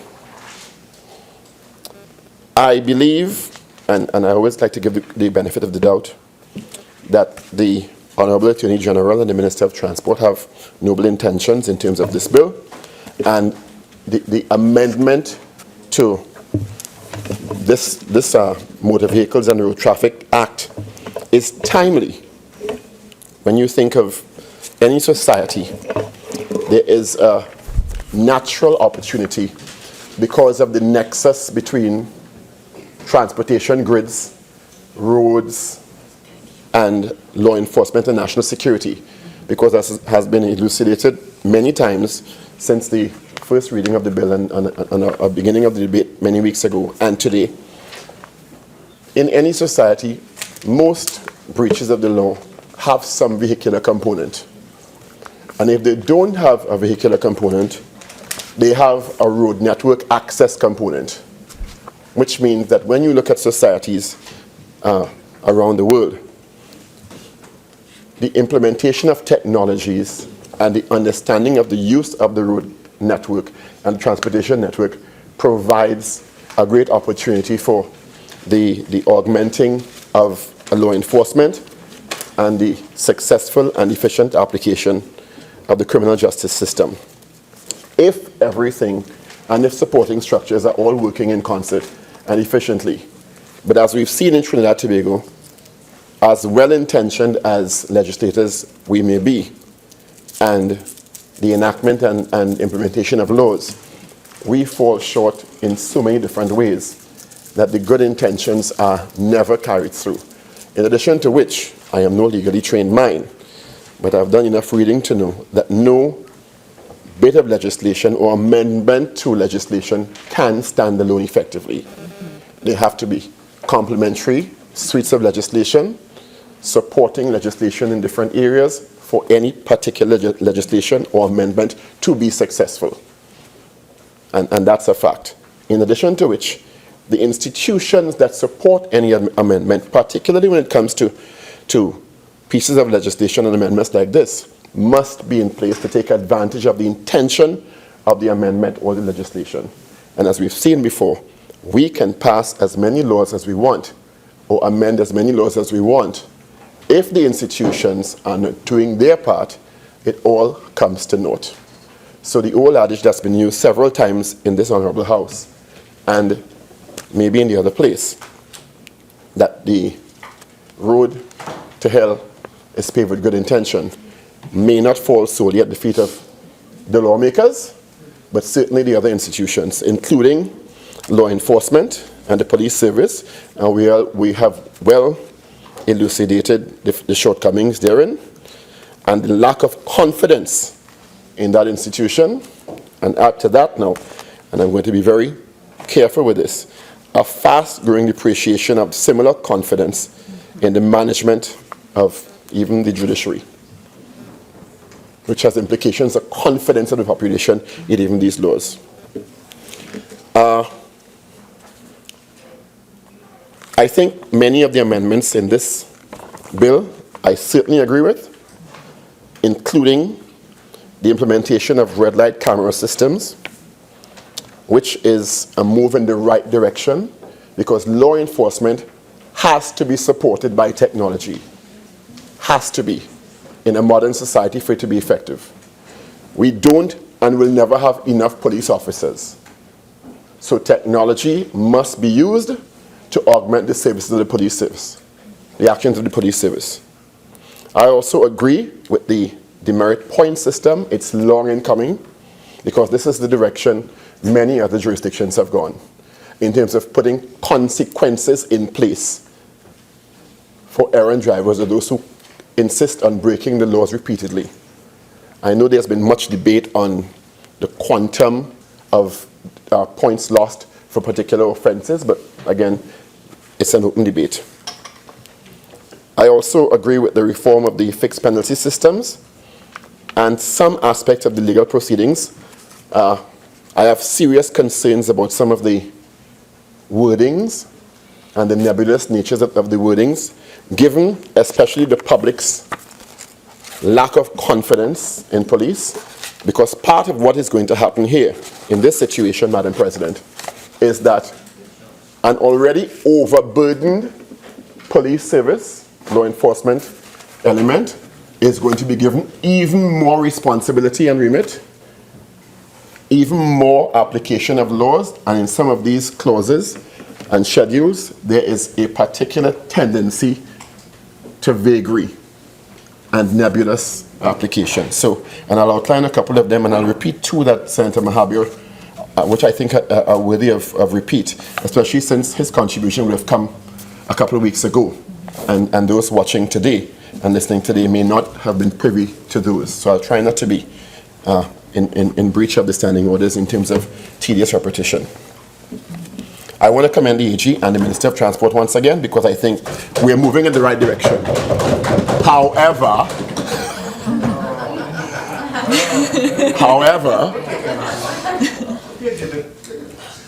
the Lord give it and the Lord take it away. Not that I am the Lord, but I'm taking example from my Heavenly Father. However, given the fact that I think everyone's intention, and that's actually the pleasure of being, or the honor of being an independent senator and thinker, is that I am not bound by a whip on either side. So I can commend and I can discredit. And I thank God for that. So while I commend and I think the intention is honorable and in the right direction, because we have to employ technology, we have to amend laws to meet a fast-changing society. And the Minister of Transport also. I think there are serious points of concern that must be addressed, hopefully, in committee stage. Unfortunately, possibly 3 o'clock in the morning, when our intellectual faculties will not be with us. But we trod on. Madam President, the issue of the owner of the vehicle being now, if this becomes law, responsible for actions committed by a driver, a licensed driver, or an unlicensed driver of the vehicle is particularly worrying to me. For the simple reason that a lot has been said about culture and our way of life in Trinidad and Tobago. And I don't know any one of us who did not start our driving 10 years by our fathers or mothers loaning us their vehicles. Even in our inexperienced states, they would drive around with us, they would help us to go to regs and driving lessons, and then they would drive with us, alongside us, even when we got our licenses anew. And then eventually, they would cut us our wings, and they would give us the half-an-hour speech, and say, drive safely, drive slowly. I am sure I'm not alone here. We all started our driving tenures like that. And I think it would be terribly unfair to parents. Yes, reach home safely, please. And they're staying up all night until we reach home. And it's going to be terribly unfair to parents who follow suit, and God forbid their offspring get into an accident, someone is hurt or killed, and they're not responsible. That cannot be fair. And I don't agree with that. I understand the intention of responsibility and accountability, but I don't agree with that. Because people have the right, yes, and I agree with Senator Lewis, in some ways, it imbues a certain sense of responsibility with whom you loan your vehicle. Because you're supposed to be responsible in that regard. But you are also supposed to be able to loan your vehicle to people you believe are responsible and who may get into an accident while in some instances driving safely. For example, I was in a situation once where I was rear-ended by a vehicle who was traveling too fast, and my vehicle was pummeled into a vehicle in front of me. And the driver in front got hurt. And I was at a stop when I was hit. So if that driver unfortunately had died, if this law were in place, who would be responsible? And that could happen to anybody. And we need to consider all these vagaries when we're passing laws that have absolute consequences for our lives. So I really don't agree with that aspect of it. Madam President, I fully agree with the introduction of the red light enforcement camera system. I think it is long overdue. I think there have been some pilot instances. We know about the one in front of this Parliament building. And when you look at it, if you walk or drive through New York, Chicago, or London, camera systems, if you walk through New York or London for 5 minutes, you're picked up 300 times by cameras, CCTV cameras. If you drive through New York or London or Paris, your vehicle, even if you're not breaking the law, is photographed by these cameras on a random basis several times. And some of the photographs are applied to breaches, and some are just applied to keeping records, because we live in a different world now. And that is how the enforcement agencies are so able to so quickly apprehend these instances, these unfortunate instances we've seen recently about terror and people taking vehicles to ram, because they're able to trace vehicles at different points during, in any metropolis. So they always have a record of it. And I think this is a move in the right direction. My concern with this is that the supporting structures may not be in place in terms of data management, data security. I remember the unfortunate accident, if I can classify it as that, because I really don't consider it an accident given what I know of the situation, where a couple of years ago, the mother and her two daughters were killed by the market, the central market. And allegedly, a driver who was allegedly inebriated, was found to be the person driving the car that killed the mother and daughters instantly and critically wounded others. And there were cameras in the area. And the information I had, because I was covering it for a media house at the time, weeks after, it turned out to be chaotic for weeks after, because of the nature of the accident, or the nature of the situation. And weeks and months after, you were hearing information, bits of information that, well, while the cameras were operational at 8:05, footage suddenly went missing at 8:35, and the cameras went back on at 9:15, and the 3 cameras in the area all suddenly went blank in terms of data storage at that one moment, all 3.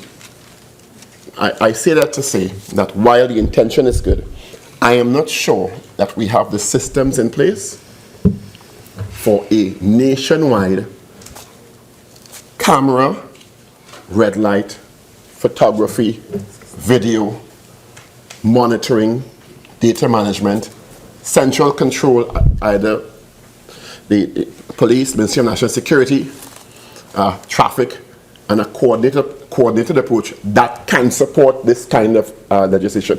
It's not the job of the Attorney General or the Minister of Transport, I guess, to make sure it is in many instances. But if you're going to amend legislation, you need to make sure these supporting structures are in place.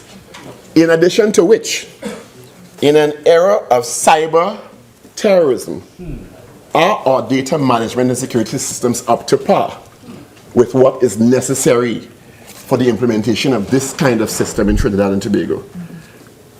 Bank hacks take place on a weekly basis unreported in this country.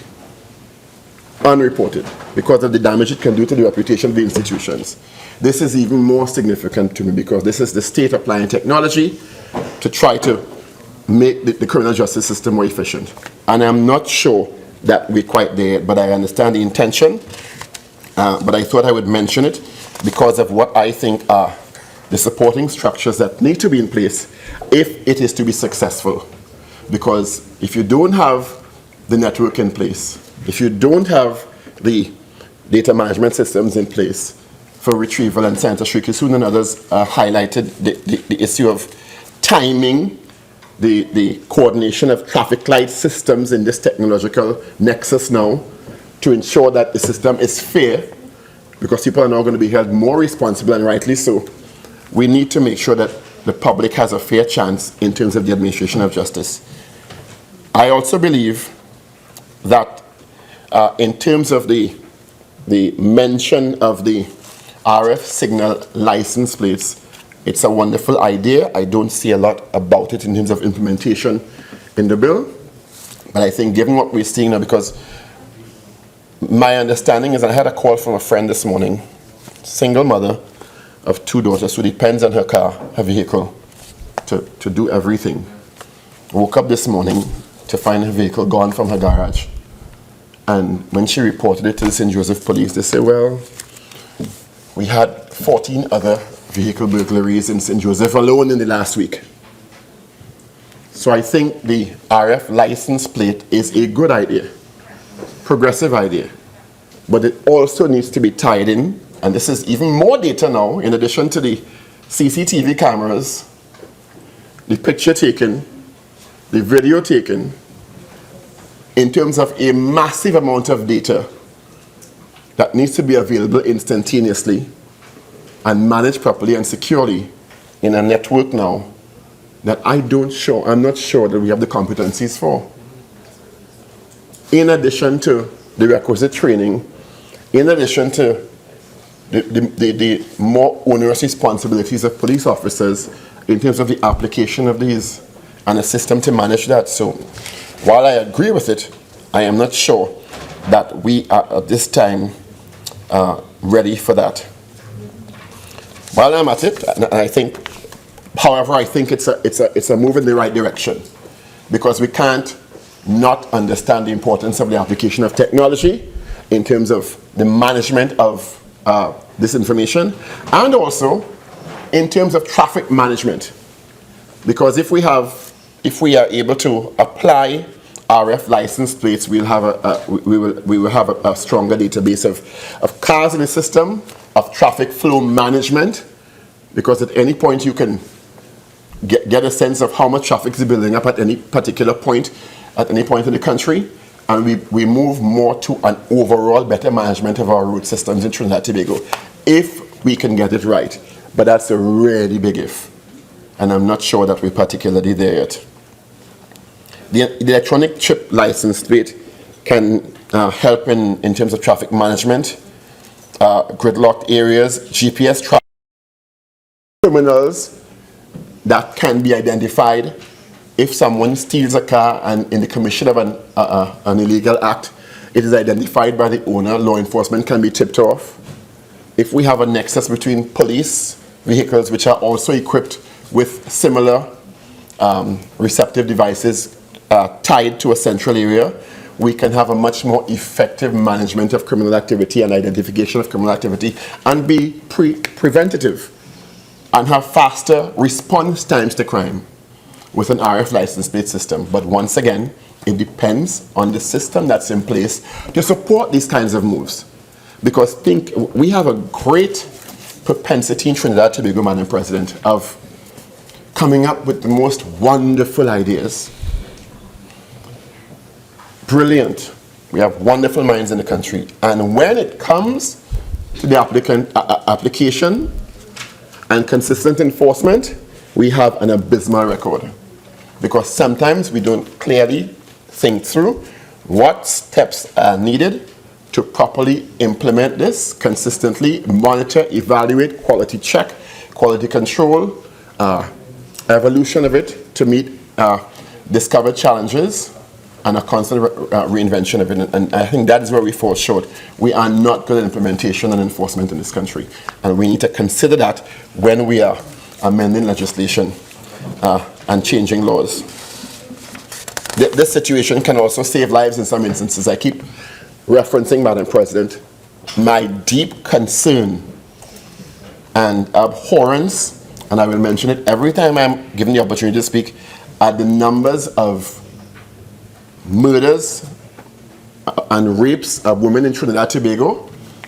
This kind of technology can go a long way in terms of, one, prevention, two, rescue in some instances, because RF licenses can be also identified at point of contact. If you have the CCTV cameras, you have receivers and transmitters at different nexus points, and when they cross those areas, law enforcement can identify where they are and mount a rescue mission. So I think it has tremendous possibility, once again, if the systems are in place.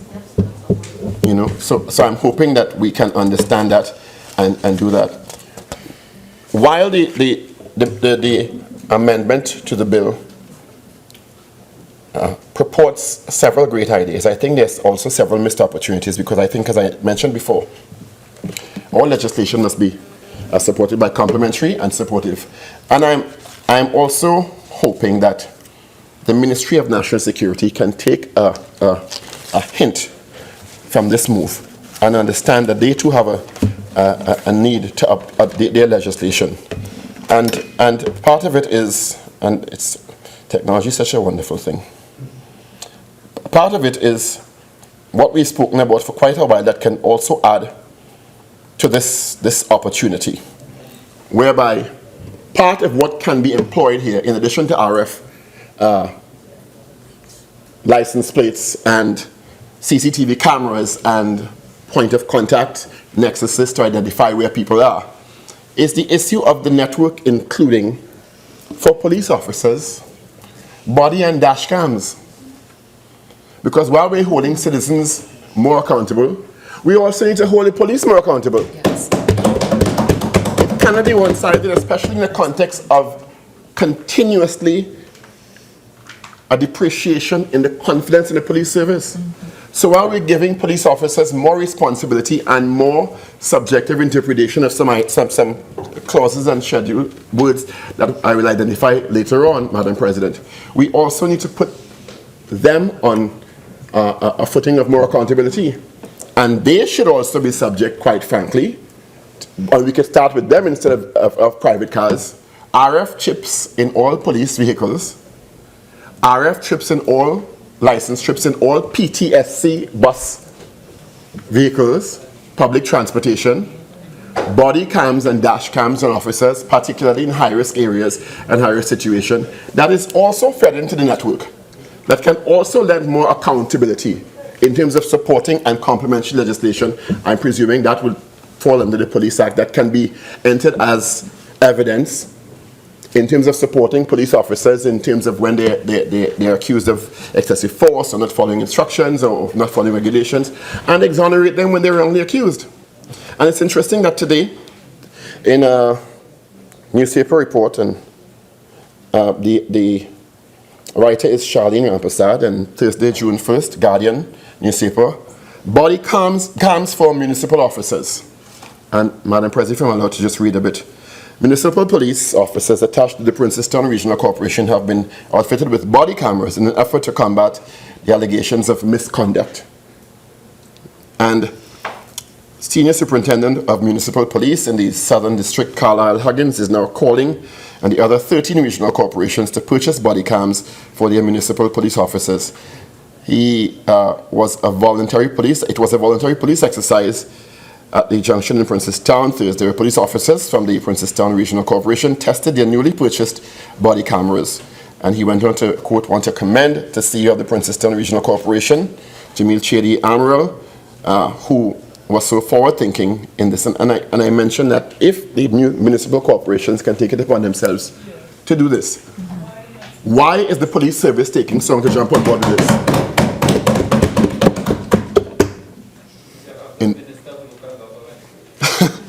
In this administration, quite frankly, and in the last one.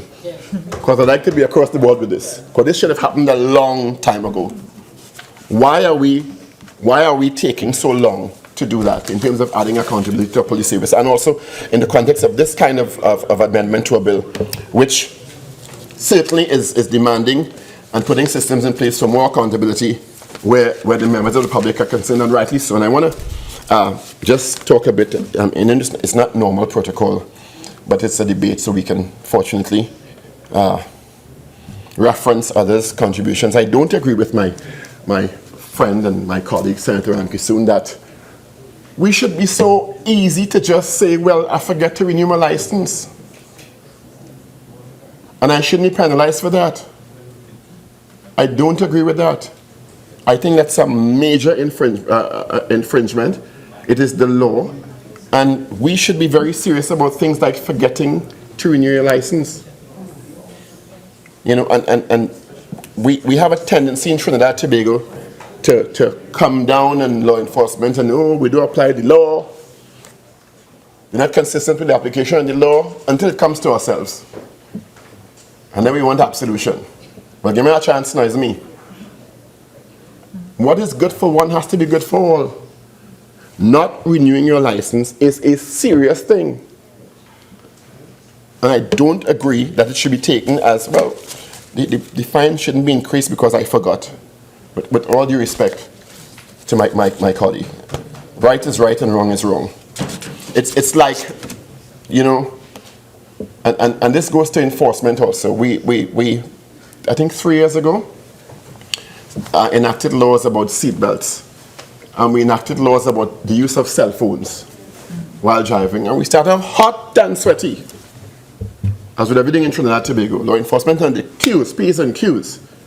And now, you could literally drive without your seatbelt, window down, rock back, and nobody bothers you.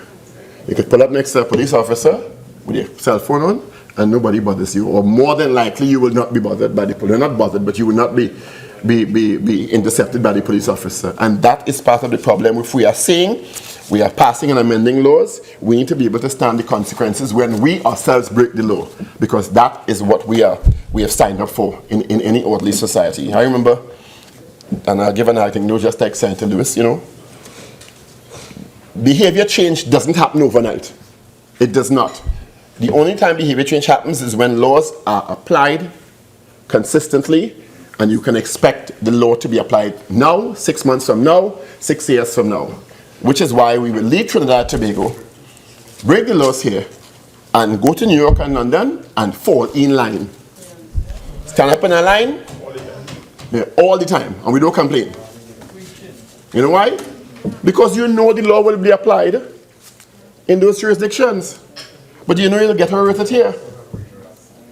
Another one of the opportunities I think is missed in this is the issue of the efficiency of lanes and safety when it comes to T and heavy T vehicles in Trinidad and Tobago. And I know we can all tell stories about being almost half killed, your family put in danger by trucks speeding past you, vans and lorries with major impunity. And I think there was an opportunity here to assign utility lanes for heavy vehicles in Trinidad and Tobago if we're forward thinking. Because if we go to other jurisdictions, you know those vehicles are confined to a particular lane. Because of the safety aspects that involved, it's involved with those vehicles. Mm-hmm. They are particularly large and dangerous. In many instances, you can't see past them because of the length and the size of them. And we have chemical transport vehicles in Trinidad and Tobago, Sealand, freight trucks, and they're in and out as if they are small car at high speeds. And I think we missed the opportunity here to apply those kinds of boundaries in the use of those vehicles. In some jurisdictions, they can't even use the roads, but within a particular time frame, because they're so forward thinking. I think we also needed to apply the same concept or principle to bicycles and bicycle lanes that people need to respect, because we have no respect for cyclists in Trinidad and Tobago. I know there's mention of safety procedures for cyclists in terms of not more than 2 cyclists abreast included in this. I think it's a good direction, but we really have no respect for cyclists in this country. And cyclists, as to my understanding of the law, which may be flawed, please correct me if I'm wrong, have the same rights as a vehicle on the roads. Am I wrong? Yeah. But we don't have any respect for cyclists. I think that was a missed opportunity in this legislation, in this amendment bill, sorry. Madam President, I think also we could have included in this the awarding of clauses to allow rewards for carpooling. Mm-hmm. If we are forward thinking, and vehicles with 4 and more occupants get to travel on the bus route because they are carrying more people, and they ease up the use of 3 and 4, which we have a propensity for in Trinidad and Tobago. Everybody wants to drive and we wonder why the roads clogged up. I understand why, because the public transport system is not as efficient as it should be. But, you know, we can provide incentives through these amendments. You know, if you are transporting 3 and 4 or 4 and 5 people in your vehicle, you should be incentivized. You should be given special privileges. Senator Richards, you have 5 more minutes. I can't believe that. And I was going to be short. Let me rush through this quickly. Thank you, Madam President. All right, the parts that I have deep concerns with are Section 70, Part 5. Drug includes intoxicant other than alcohol.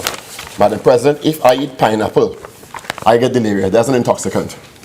You get what? If I eat pineapple, because I have a poor guts, I could get delirious, so I could be charged. Pineapple is an intoxicant for me.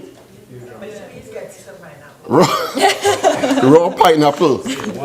And I'm saying that in a jocular manner, but people, cough syrup, I know Senator Mahabi mentioned it earlier, mixtures of some types of medication, you know, and people should not be penalized for their illnesses. Tiger Woods, but great example, Tiger Woods, you know. Well, yeah, very much so. Well, I want to run through this quickly. Comply with experimental traffic scheme. What is an experimental traffic scheme? Goods vehicle carrying excess weight. Who discerns what is excessive? You have a dense package. It can be heavy, and you could have something very voluminous and it'll be light. What is the classification for that? The issue that was raised earlier, tinted or treated darkened to obscure the view. That's very subjectively applied in Trinidad and Tobago, because I see people with more tint than everybody else and they get in the way, and the police are pulling them over. Driving when under the influence of a drug. Classification of a drug, please, because that's very nebulous and concerning to me. Unauthorized letters and figures on vehicles. What does that mean? Is it a P? Is it an A? Is it a U? What does it mean? Unreasonable distance. What is reason?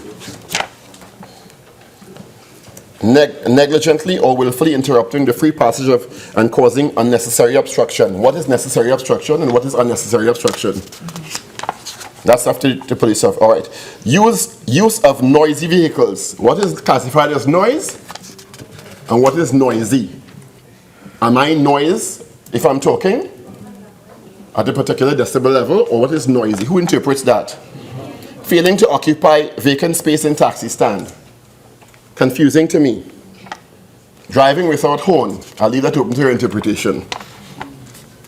Horn means different things in Trinidad and Tobago.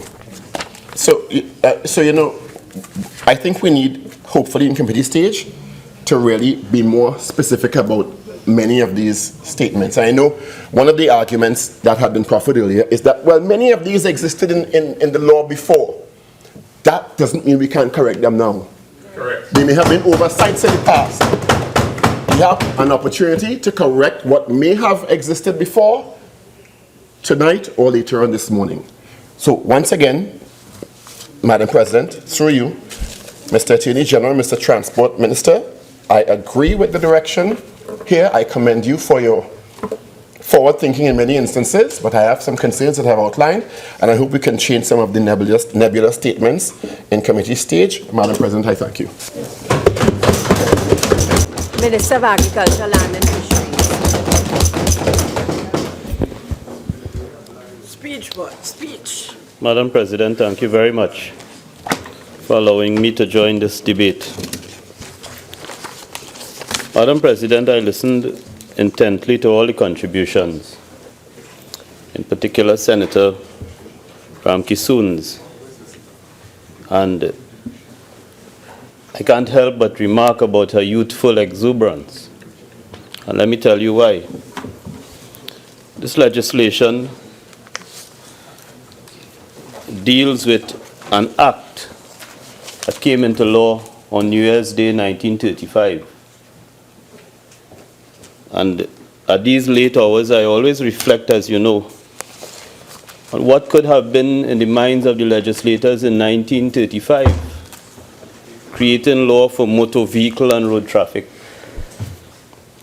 Given the paucity of vehicles we could have had on the streets, in fact, we didn't even have many roads at that stage, not even highways.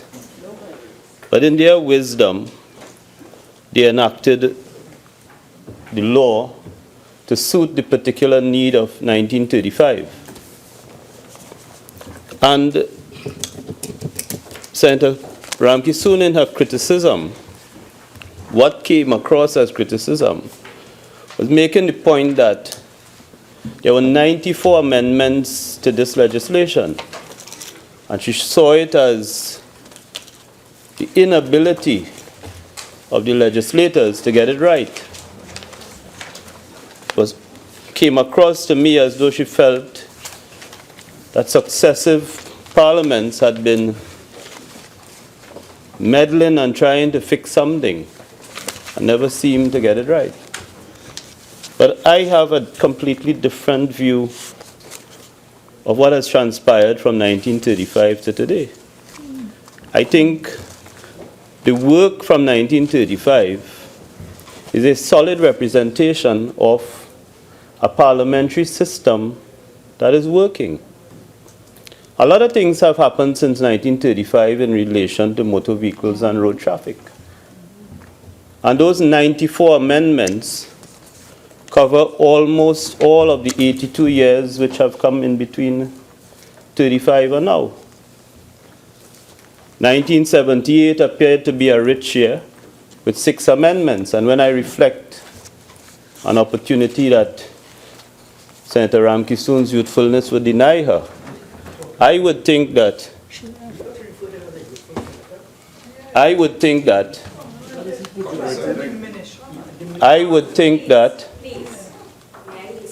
78 represent that period during a boom for Trinidad. when we would have had an increase in motor vehicles on the road. In fact, my own family acquired a vehicle in 1977, a PZ, a series that ran through very quickly. And I could see that in 78, the legislators were making the adjustments to the law. And for some years, there were 3 amendments, and some 2 and some 1. But this represents the work of a functioning parliamentary system.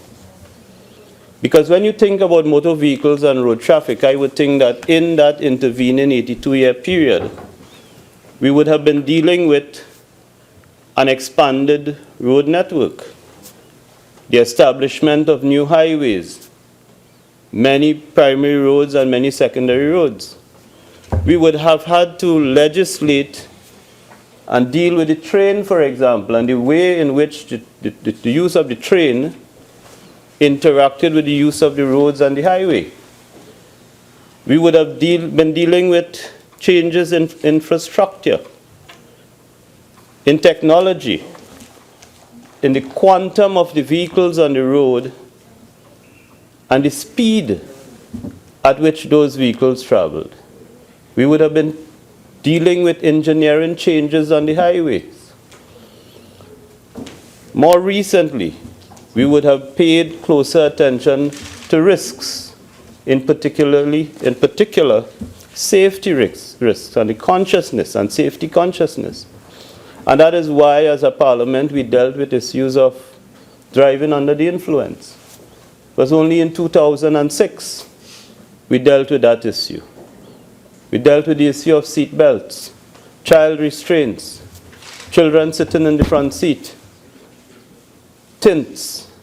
And it's not just on this piece of legislation. Madam President, I remember distinctly a significant constitutional debate in this country on the amendment to the Maxi Taxi Act, at a time when it was determined that the loud music that had been part of the Maxi Taxi movement served not only as a distraction to the driver, but also a distraction to the school children who frequented the Maxi Taxi. Not to mention the music at the time and the content of the music and the need to protect the youngsters from the lyrical content or lack thereof. So that I am simply referring to the fact that some of us are older than others, and our understanding and approach to the legislation will vary based on our experience. And in my particular circumstance, Madam President, I grew up hearing about Elias Rampersad, who is not going to be known by half of the Senate. Even if I mentioned his Calypso Sobriquet Mighty Magic, they would not know. Half of the Senate was not born when in 1964, Elias Rampersad Mighty Magic placed in our Calypso history one of the most famous Calypsos, Obey the Highway Code. And notwithstanding the tremendous evolution that has taken place in relation to motor vehicles, legislation, the 50 amendments to the Act since then, it still represents, that Calypso still represents one of the best contributions on the issue of road safety, road traffic, and the aspects covered by the Motor Vehicle Road Traffic Act. I was not born yet. And I know it, Madam President. I know. I was not born yet, Madam President. Take it come like Pinocchio, you know. 1964, I wasn't even a thought. And I know it simply because Elias Rampersad was born in the same little town of Rio Claro as I was. So that he represents, and I represent, an understanding of the evolution of this law, of the importance of the law, and the fact that some fundamentals relating to road safety has not changed even since 1935. Let me reflect a little bit on some of the other contributions, Madam President. Starting with Senator Mark a few weeks ago. And Senator Mark challenged the legislation on three aspects. We could quickly dispose of it.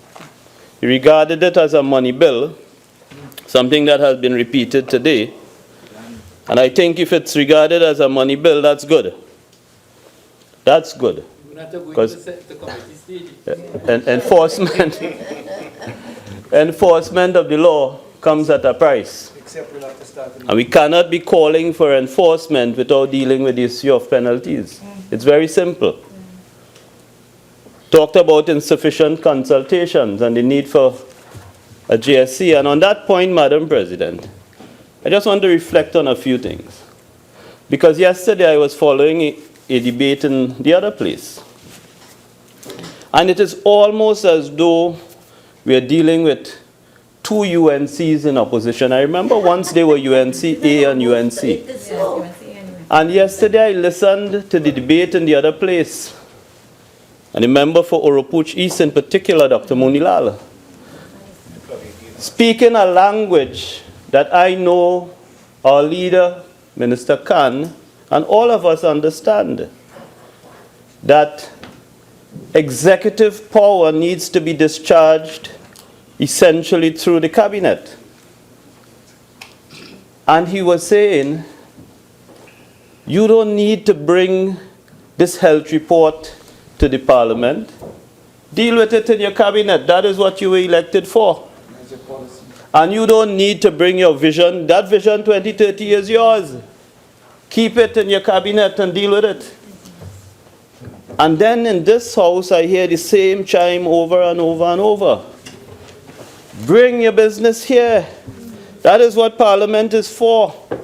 Let us discuss it here. Let us have JSCs and consultation here, there, and everywhere. And it is almost as though they cannot decide what role they wish to play in moving this country forward. But we know what we have to do, Madam President. As a government, we have to act decisively, and I share the concerns of Senator Richards. I wouldn't call him youthful. I share the concerns. Notwithstanding everything and anything that is debated here, notwithstanding what we as a Senate and what we as a Parliament put into legislation and put into law, it still requires a different group of people, many of whom are not under our direct control. A lot of the lamentations I heard today are not the fault of the executive or the opposition. A lot of it has to do with law enforcement and the inability of the Trinidad and Tobago Police Service over an extended period to do the simple thing that they're required to do, which is to enforce the law. But notwithstanding the limitations, we in government still have a responsibility to do what is right and to bring here the legislation that we believe, given all the circumstances, the legislation which represents today the best effort we can make to improve the lot of Trinidad and Tobago and Trinidadians and Tobagonians. Senator Mahabir agreed in principle, and I hope I got that right. I read over and over the contribution as I listened the day when he spoke in this place. And will the minister give way? I did not agree in principle. In fact, I disagreed with a large section of the bill.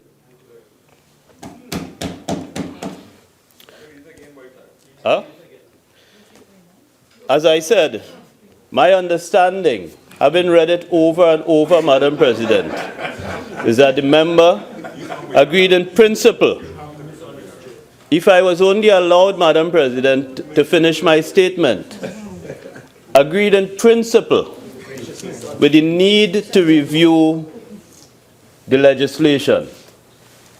And I'm absolutely sure I'm correct on that point. He agreed in principle with the need to review the legislation. Having said that, he pointed to issues which he asked the Attorney General to address, and I'm sure the Attorney General would address. And those issues related to matters of due process, reasonableness, some practicality, practical issues, and some operational issues. Madam President, he's not here. I always look forward to hearing Senator Sturge. I always look forward to. And I tried my best to learn something. I did not succeed. And I tried my best to follow the argument. And what I gathered was that Senator Sturge felt that there were some constitutional issues in the legislation, some fundamental rights issues.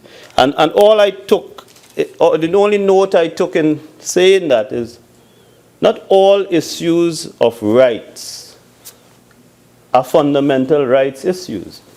And not everybody who calls the name of the Constitution is really understanding or dealing with the legislation that is before us.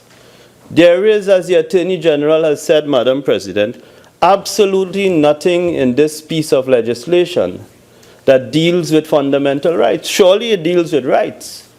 And surely every piece of legislation that comes to this Parliament in some way interacts with the Constitution. In fact, we are here today on account of this country's Constitution.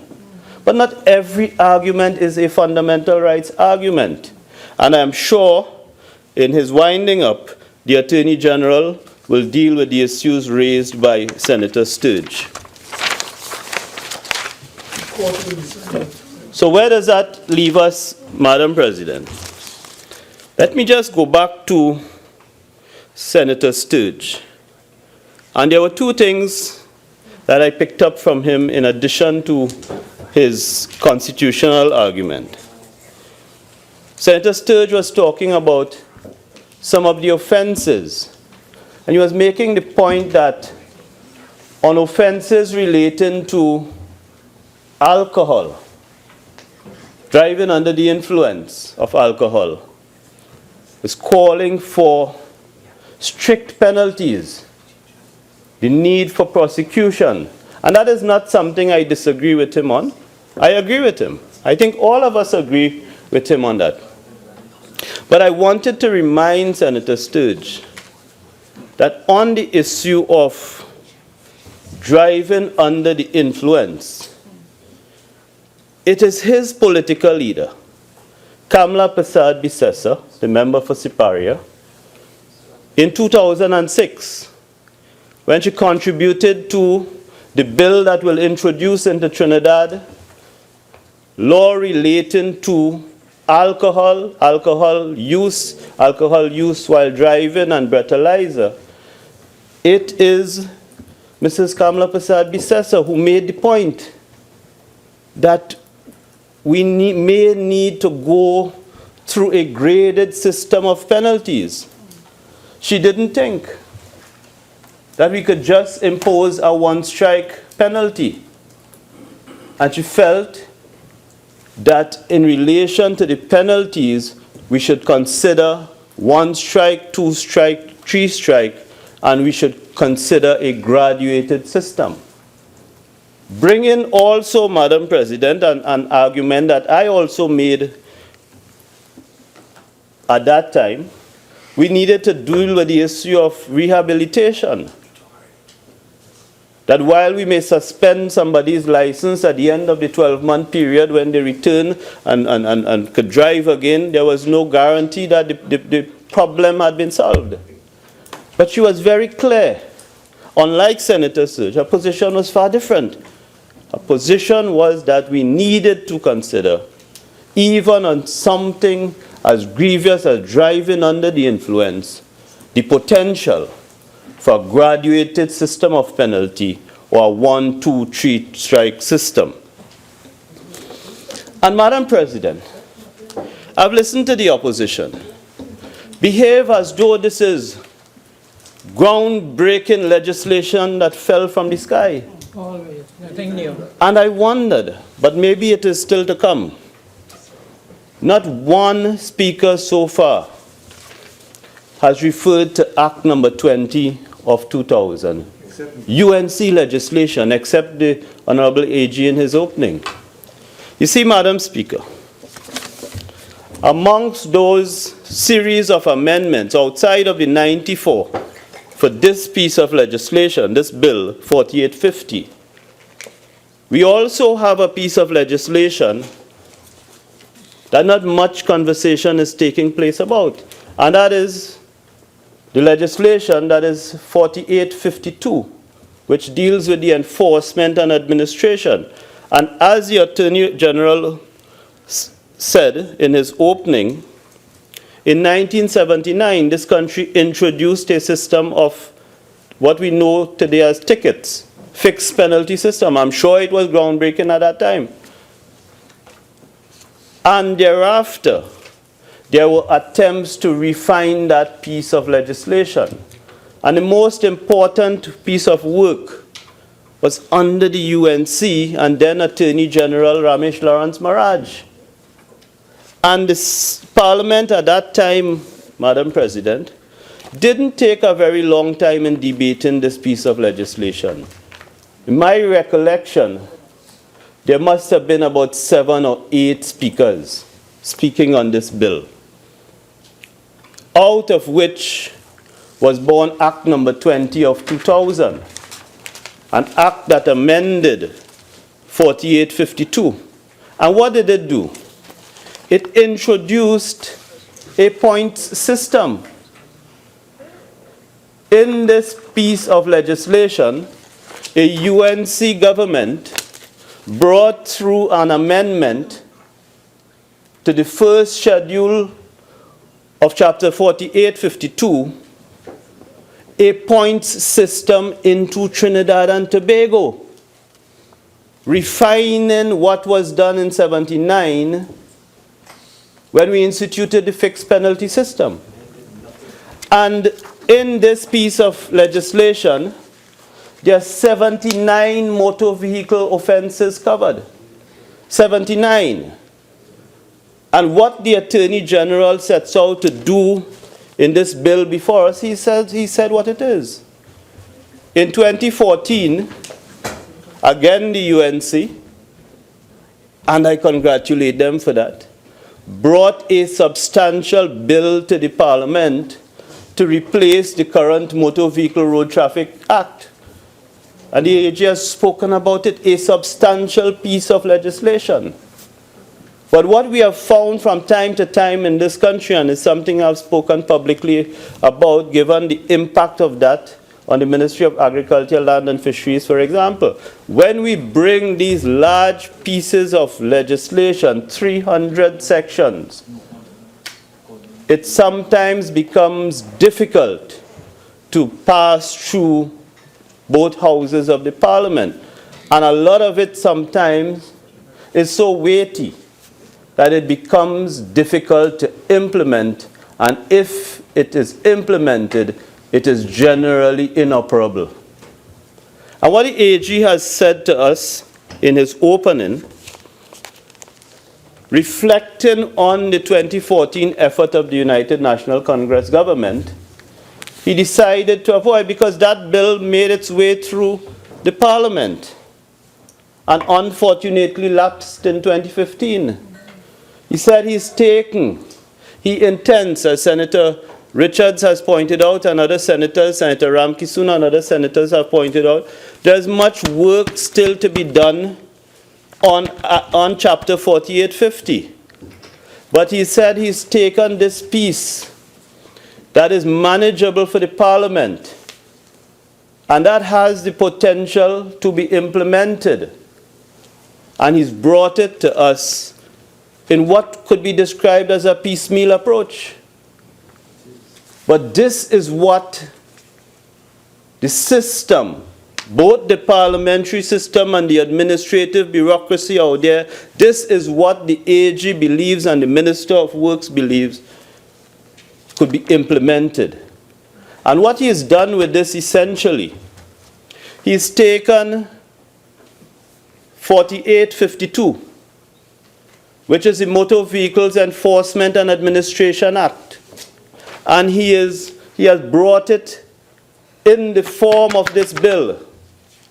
He's added some changes to the Motor Vehicle Road Traffic Act.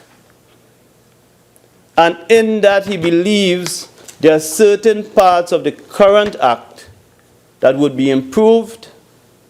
I wanted to say beefed up, but I don't want to get in trouble.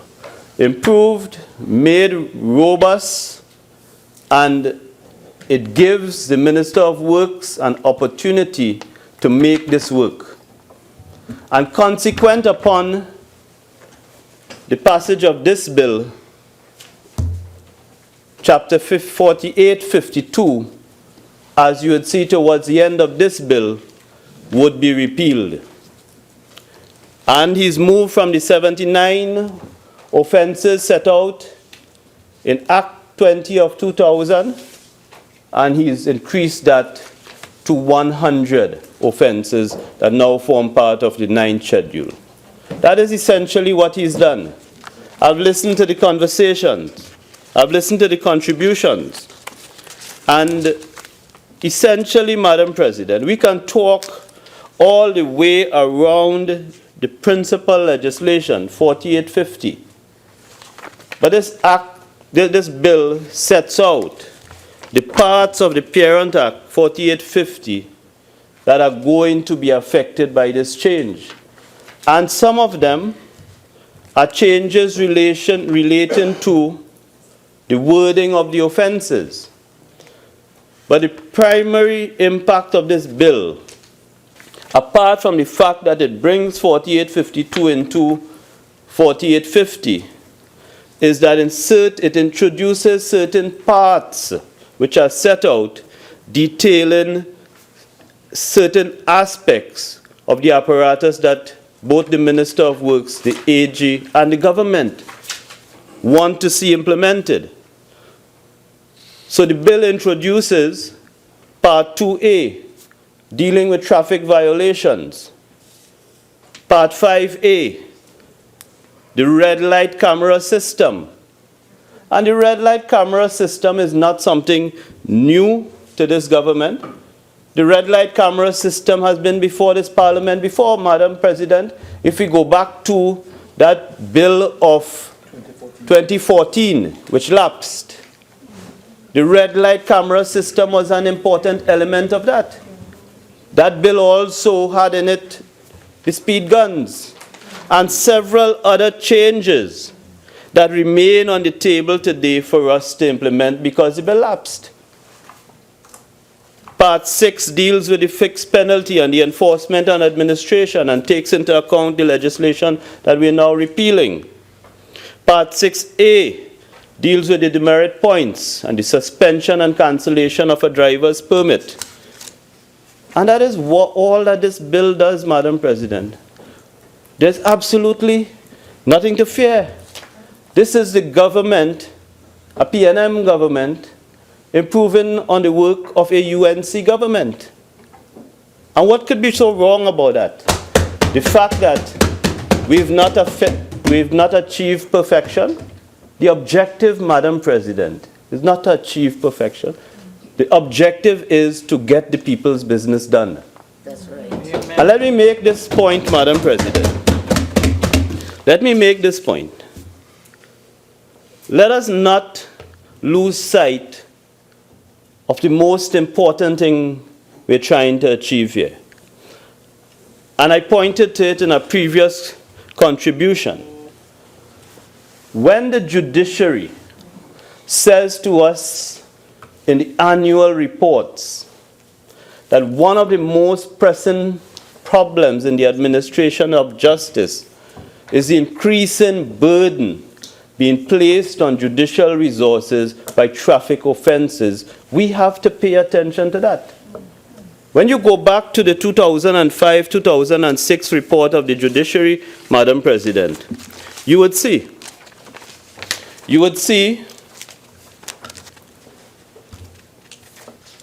on page 81, a table which sets out the road traffic offenses, the traffic offenses in the magistracy. And you would see at that time, in 2005-2006, there were 8,037 new cases filed that year. 8,057. And when you break it up across the magistracy, you would see that at 8,000 did not represent a very significant burden on the magistracy. It represented a burden on some aspects of the magistracy. For example, in Chaguanas, in 2005-2006, my recollection is that we still had one magistrate sitting in Chaguanas. And that magistrate showing up to work on any given day would have faced on the list 65 to 100 traffic cases. A magistrate sitting in San Fernando in the 5th court, the traffic court. Madam President, your recollection would be far better than mine. 75 to 165 cases, traffic cases every day. And that was in 2005-2006 when we were dealing with 8,000 new cases. And then you come to the report, the judiciary's report of 2014-2015. And the judiciary is saying to us that there are 56,744 new cases filed annually. And when you look at how that number impacts on the courts across the country, you start to see that on a daily basis, where magistrates were dealing with 60 and 70, a magistrate showing up for work in Chaguanas now has to deal with 300 matters every day on the list relating to traffic offenses. And think about it, Madam President.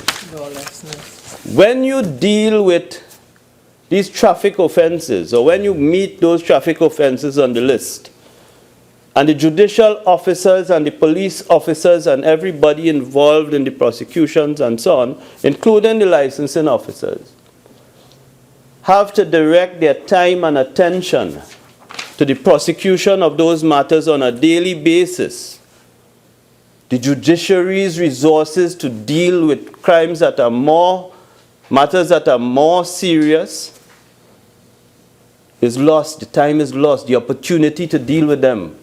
By the time a magistrate, the average magistrate in Chaguanas, Couva, Princestown, even Rio Claro, goes through the list, they're human beings.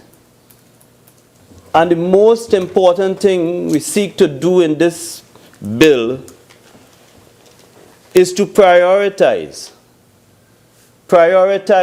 the use of the judicial resources, because we could talk whole day about dealing with crime, Madam President.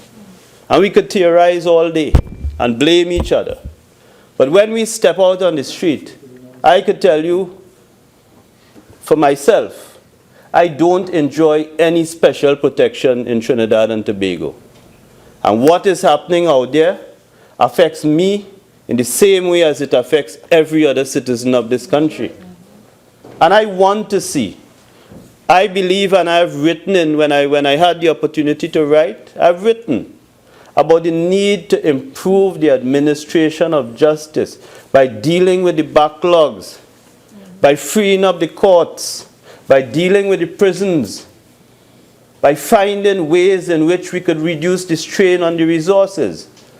And if it is one important thing we aim to do with this bill, is to save the magisterial resources for those matters that, as a country, I'm sure we believe are far more pressing than the road traffic matters. And we found a way. We've gone back to 2000. 2000 in a United National Congress government.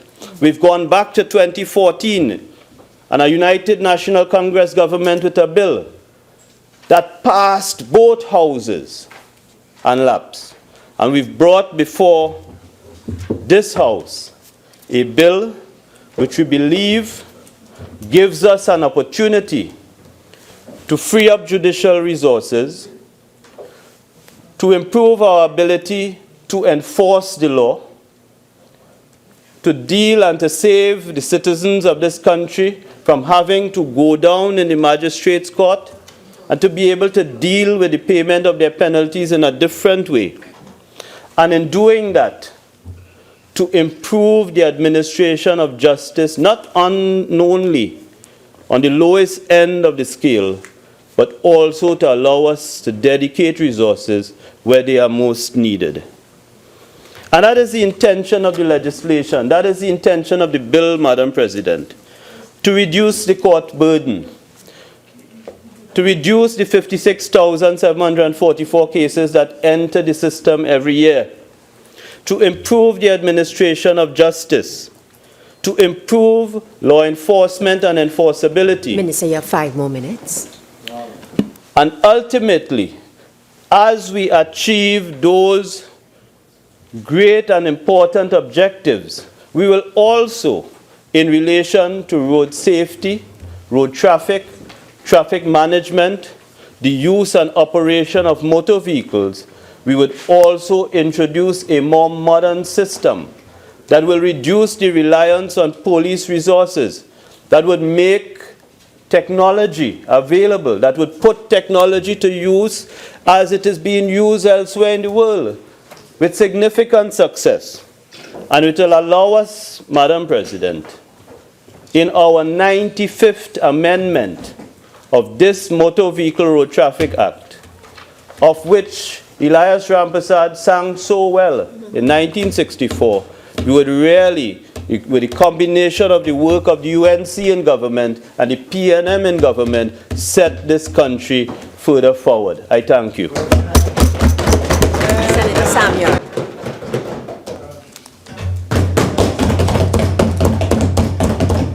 Madam President, I am thankful for the opportunity to join in this debate at this hour on an act to amend the motor vehicle and road traffic violations for certain breaches of the act and to provide for the implementation of a red light camera system, a demerit point system, and the reform of the fixed penalty system and related legal proceedings and other related matters. Madam President, the justification in so many instances for these amendments, as presented by the Honorable Attorney General, seems to come outside of the fact that there is little empirical data, and I want to quantify that, empirical data, with regards to accidents in Trinidad and Tobago. And when I talk about empirical data, Madam President, we talk about data that would give us what is called crash frequencies. And crash frequencies is usually measured in the total amount of crashes per year. Some of the reports separate crashes whether or not they relate to red light systems, whether they relate outside of an intersection, whether it is side impact or rear end impact. Not only do we need data from the standpoint of crash frequencies in the country, but we need data with regards to the crash severities. And when we talk about crash severities, we're talking about measuring the results of the crash and those persons that are involved in it. Then we need to talk about the crash severity at signal intersections. What kind of empirical data do we have to now guide us as to the crashes that we have and how much of these crashes and accidents take place at the intersections, the lit intersections, the traffic lit intersections, and how much fatality has happened at those intersections that would guide us as to if this new amendment to the bill can assist, deter, or impact tremendously on the traffic situation and the death situation and the carnage on the road in Trinidad and Tobago. Not only that, Madam President, but we've got to determine, Madam President, sorry, still there. What is the difference between, because traffic lights are geared to deal with side-to-side and angle crashes, but what happens is that we have no data on that. And we have no data, and I'm glad the Minister of Works and Transport is here. We have no data with regards to rear-end collisions at traffic lights in Trinidad and Tobago. And we are talking about setting up mechanisms to now limit crashes and limit accidents and violations. But really we have no data. There is one camera that all of this is based on, a camera that is placed outside of the Parliament at the intersection, no, but not really an intersection here, on Rice Road. And an entire country is dependent upon whatever limited data there is. And so far, we have had no data to determine how many crashes has taken place, how many accidents has taken place outside of the Parliament where they have boasted about a camera being placed there. So, Mr. Vice President, it's important for us to understand that all of the arguments are not necessarily based on data. As a matter of fact, it has been quoted that the people from Arrive Alive have talked about 50% of road deaths, 127 fatal with 146 people dying. But where? What data have we taken into consideration to determine it's a traffic light situation, that crashes are taking place at the intersections, how many crashes are taking place at the intersection, how dangerous our intersections have become in Trinidad and Tobago, as opposed to driving on the highways or driving anywhere else in Trinidad and Tobago. And then you could tell me, based upon that and that kind of data, there is need for the use of new technology to curb on those intersectional problems that we have in the country. Nothing of that nature. And the Honorable Attorney General, when he piloted this bill here, he said that the bill before us today constitutes a very careful and organized strategy to address the most critical areas of law to ease not only the burden in the criminal justice system, but specifically to cause a bettering of the compliance to the laws of Trinidad and Tobago. To ease the criminal justice system.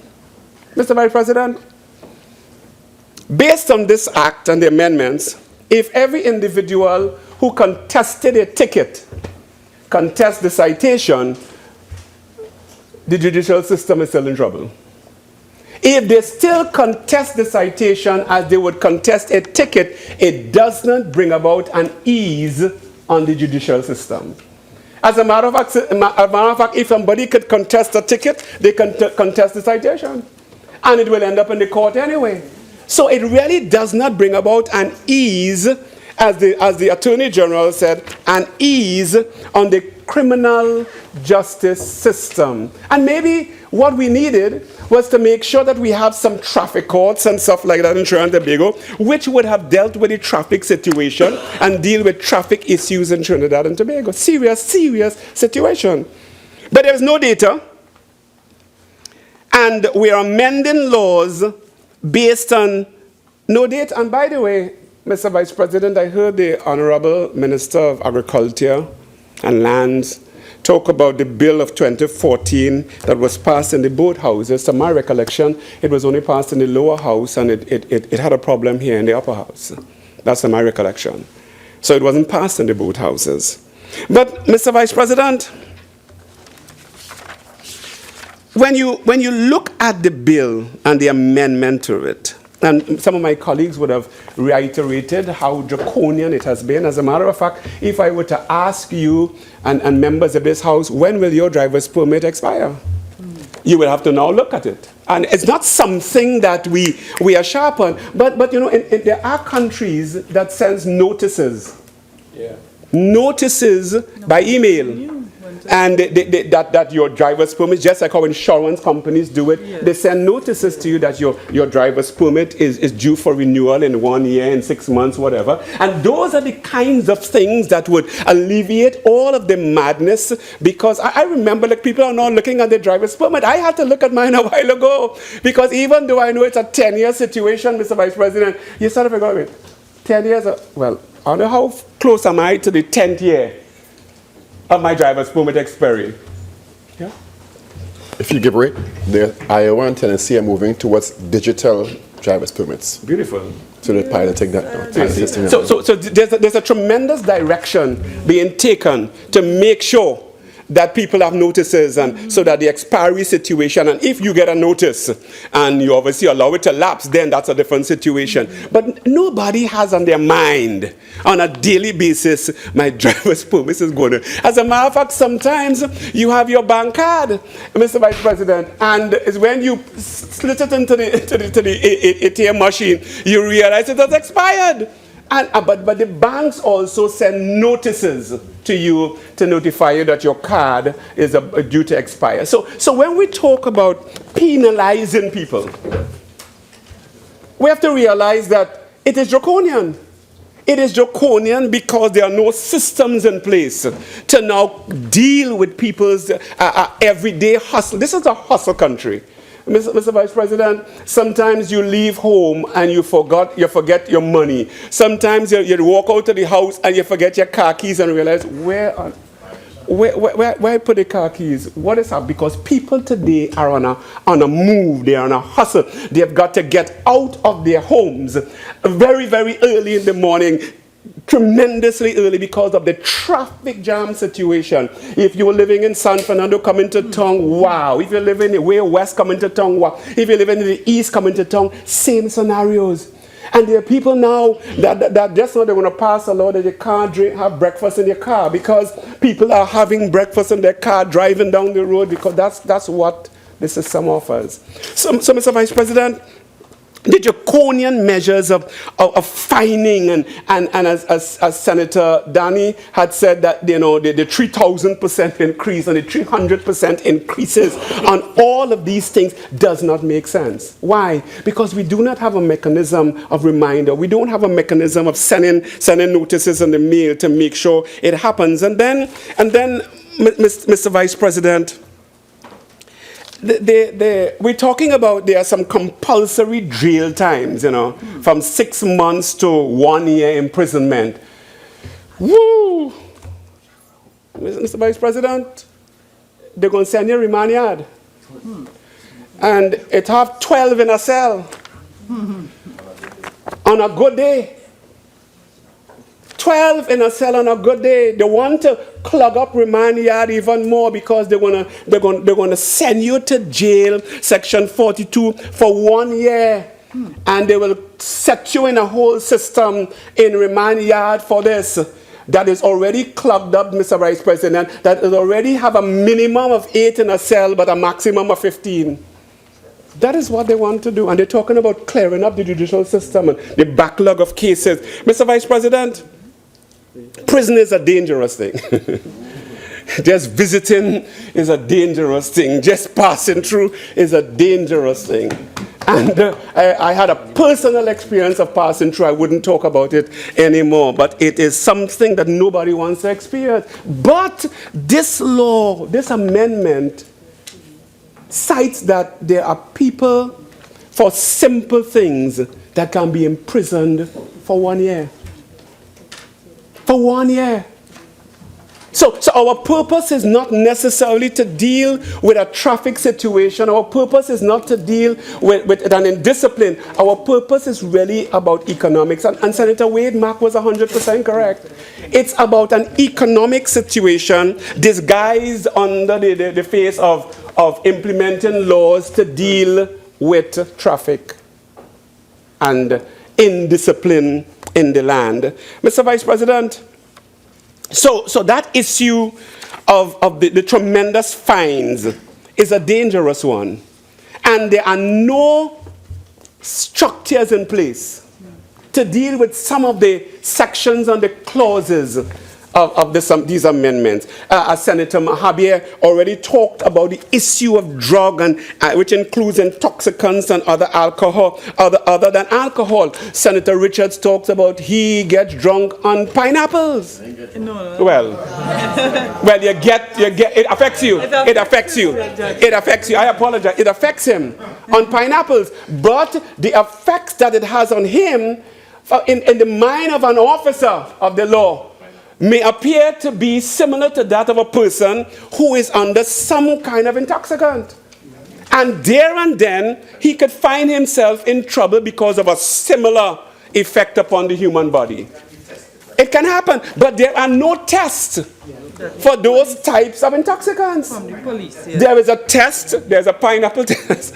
There are no tests for those types of intoxicants. And what happens? You have to now to be dragged through a system to prove to the court that I'm allergic to pineapples, and they're going to have to put you through a pineapple test in the court to determine if you're not lying. Mr. Vice President, what is there in the law to deal with things of that nature? Not only that, Mr. Vice President, but I want to deal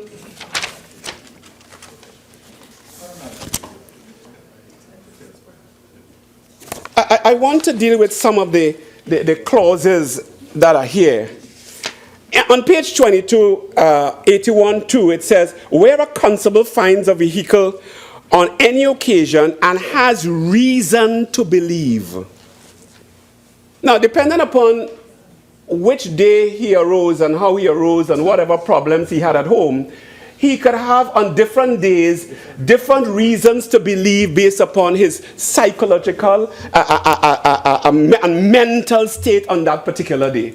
So it's left up to an individual. Here what's happened. Today I'm all right.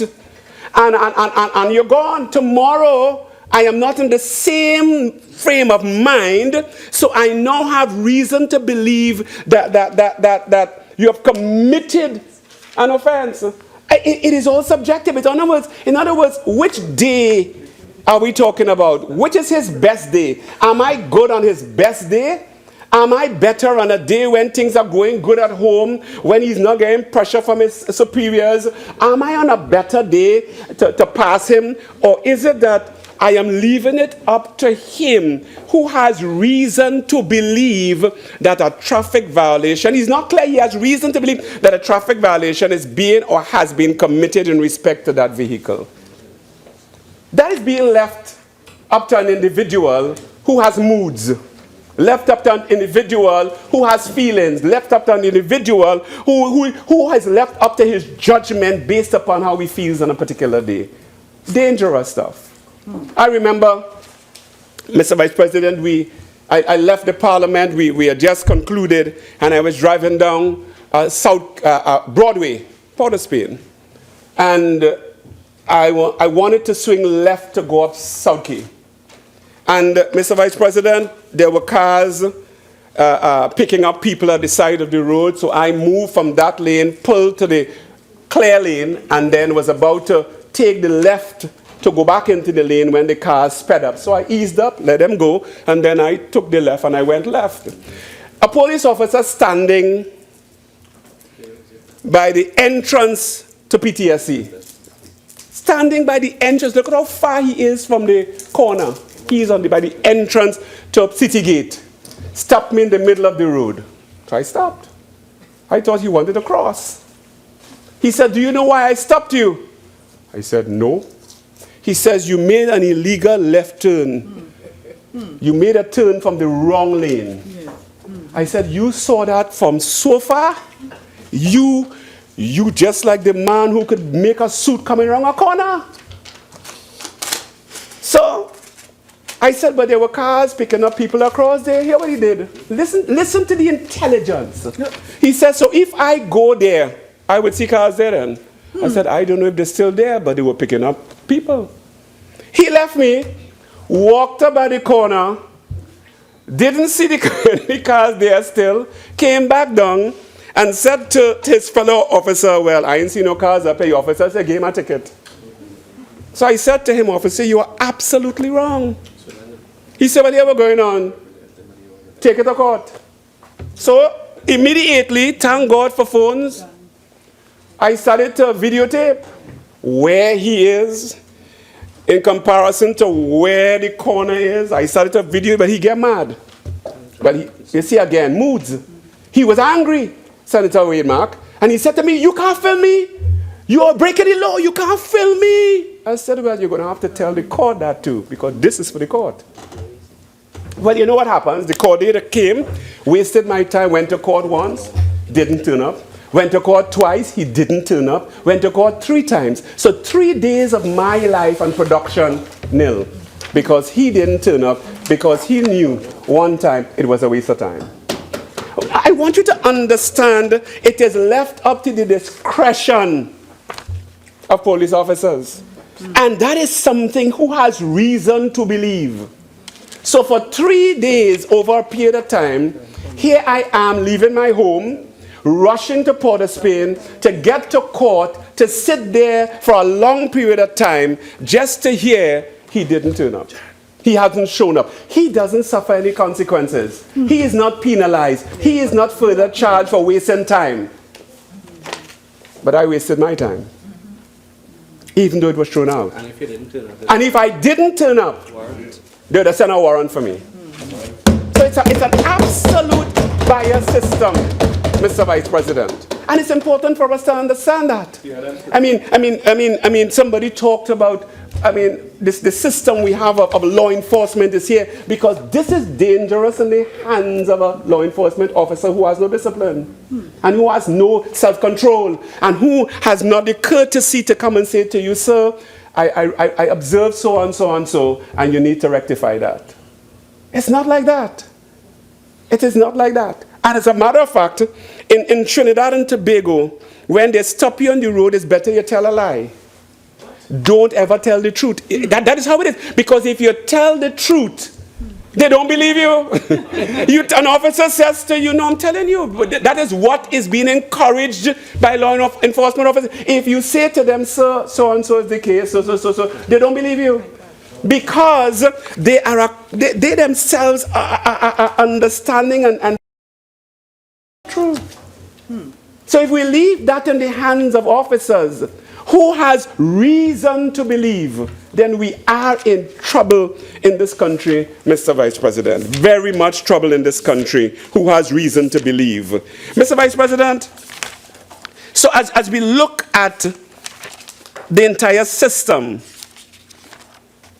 and the issue of the 9th schedule, there was stuff in here, and Senator Paul talked about if you're fixing it, fix it. And don't play fixing it. And don't pretend to fix it. I didn't say pretend to fix it. No, I said don't pretend to fix it. Mr. Vice President, in the Schedule 9, the 9th schedule,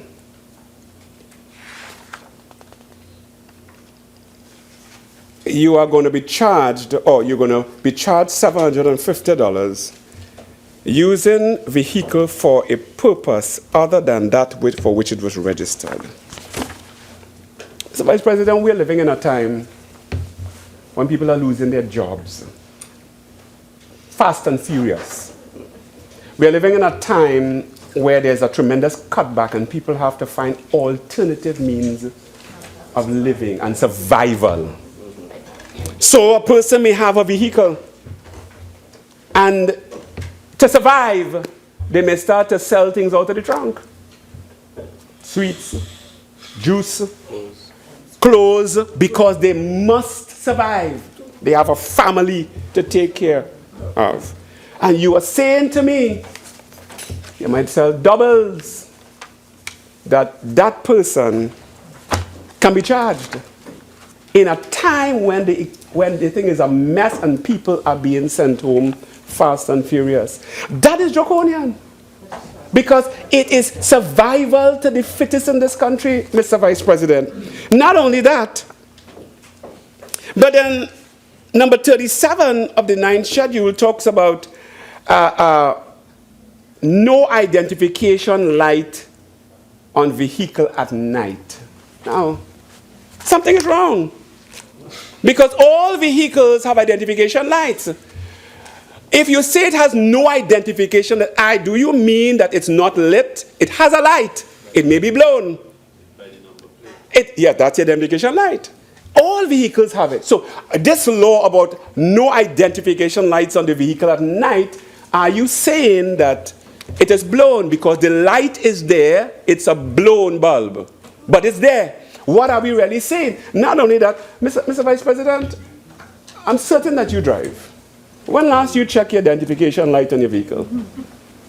How often you check it? Every day, every night? Because this is an electronic item, and it can blow. It has a shelf life. Nothing is made to last forever. Everything has a lifespan. And today you check it, tomorrow it's blown.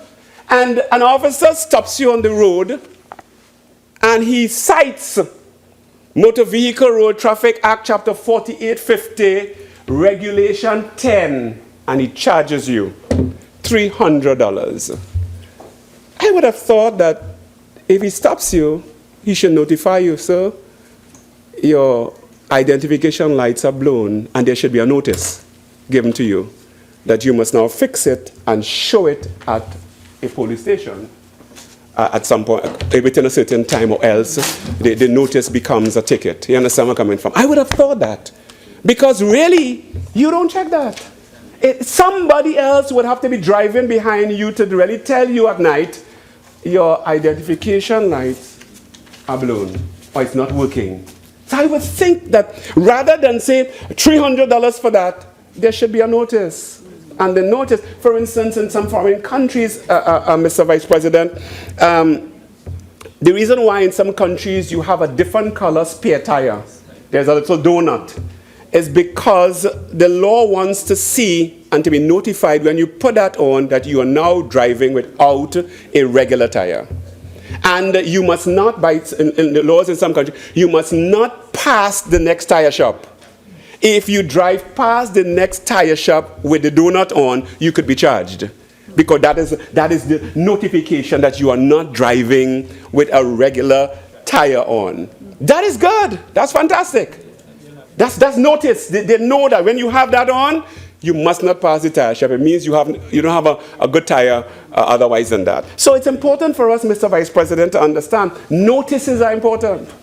Not just draconian laws to say a bulb blow, $300. It doesn't make sense. Not only that, Mr. Vice President, they say that you're driving a vehicle without two headlamps. You're driving a vehicle without two headlamps? What does it mean? That you have no units? Or is it that the headlights are blown? And there's a difference between a lamp and a light. As a matter of fact, the headlamp is the unit, and the light is what the unit gives off on the road. The light is the beam. But so you've got to be wise as to what you're trying to determine in this. If you're driving without two headlamps, are you saying that the two headlights are blown because there was a time when it was a big lamp, and now it's a halogen bulb, and it's totally different? What are you really meaning by that? And that things of this nature, not only that, Mr. Vice President, but today, modern cars have automatic headlights. As a matter of fact, you drive all day and they're on, and you sometimes don't even realize they're on until you shut the engine off. And many times, they have sensors. that they brighten when it gets a certain darkness in the night. But if you're driving in certain places, sometimes after 6 minutes to 7, depending upon the clarity of the day, the time of the year, when the sun is not setting as early as we know, it means that those sensors will not operate according to the timings that we have in the country. And I know that because I leave my vehicle on automatic, and many a times the time of it coming on, because of the brightness of the day, it does not come on at 6 o'clock. So what happens? An officer sees you and your car is on automatic, and you say, but the light is on automatic. It is part of the feature of the vehicle, and he says, I don't want to hear that. $1,000. $1,000. That doesn't make sense to me. We are talking about coming up to modern times and adapting to modern times. But modern times have automatic sensors. And sometimes for it to really light, you have to put your hand to block the sensor for it to trip on. So where are we going? Mr. Vice President, the same thing with park lights. Same thing. And all vehicles have park lights. All vehicles have tail lights. It may be a blown bulb, but you have a park light. If an officer charged me for driving a vehicle without a tail light, I go into court because I have a tail light. The bulb is blown. The entire unit is there, but the bulb is blown. I go into court. That means I won't clog up the judicial system. I am going to court for that. And because I'm entitled to a defense. I am entitled to a defense. And Senator Richards mentioned driving without horn, and he laughed. Every vehicle has a horn. And according to the regulations, Mr. Vice President, you must have a unit that is capable of making a sound. That's what the regulation says. So any horn is capable of making a sound. Whether the fuse is blown or not is not the issue. Whether it has an electrical problem is not an issue. I remember one morning getting up, starting my vehicle, Senator Wade. It started well. Went inside, got some stuff, came back out, switched off the vehicle, took a shower, and by the time I came back to the vehicle to start it again, no dice, no energy, battery dead. Just like that. Same thing could happen to a bulb. Same thing could happen to a horn. They are units, fuses. A fuse can blow suddenly. What happens if an officer stops you and then he says, please press your horn? Pop your horn. And when you with your good self, knowing that it was working, pop the horn and nothing happens. You know what he does? He charges you $300. He does not tell you, sir, go and get it fixed. This is on notice.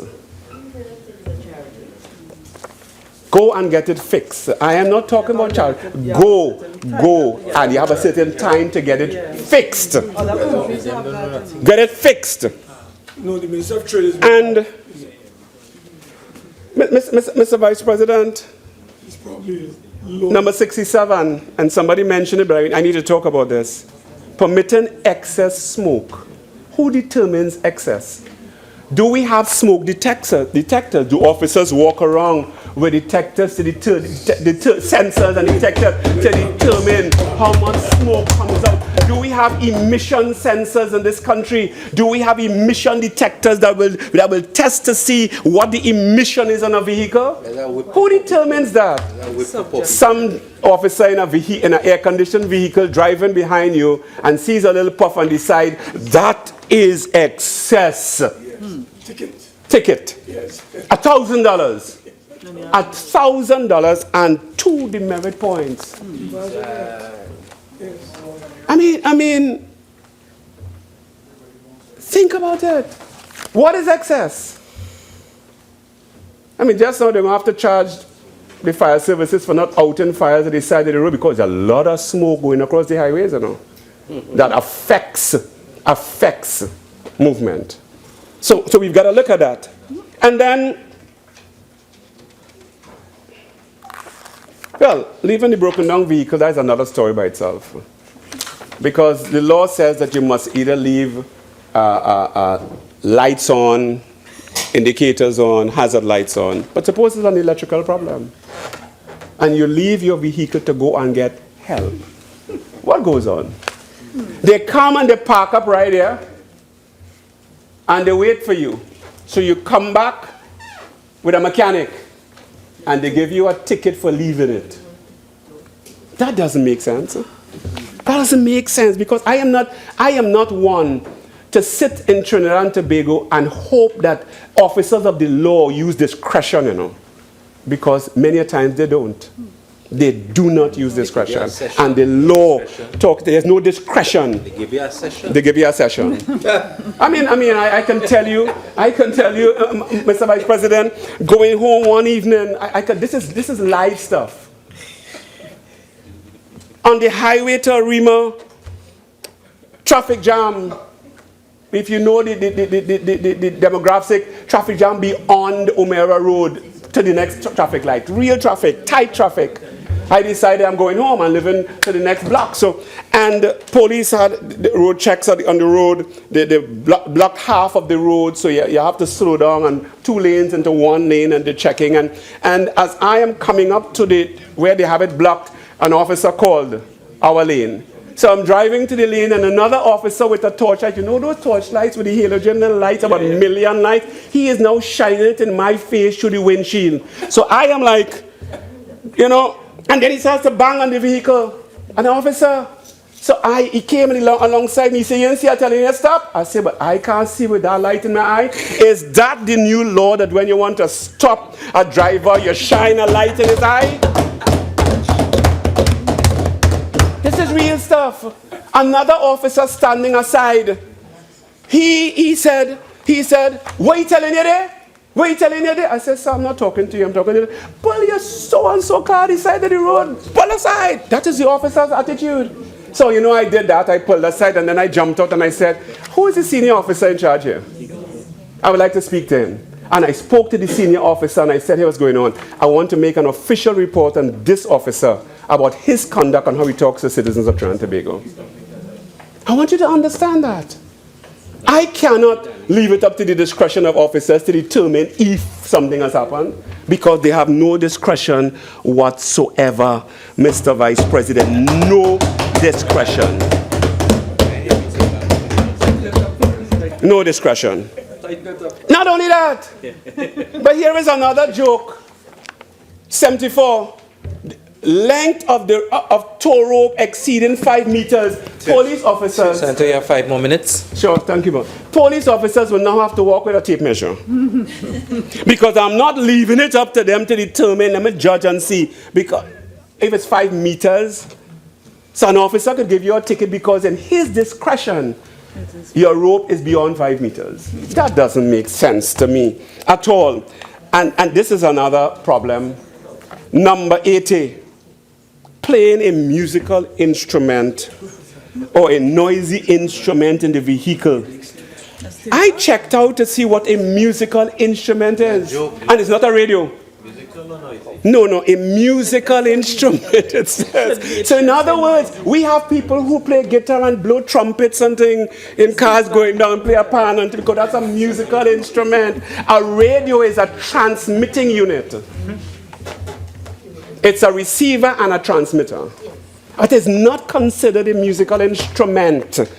And secondly, who determines the noise level? Who determines what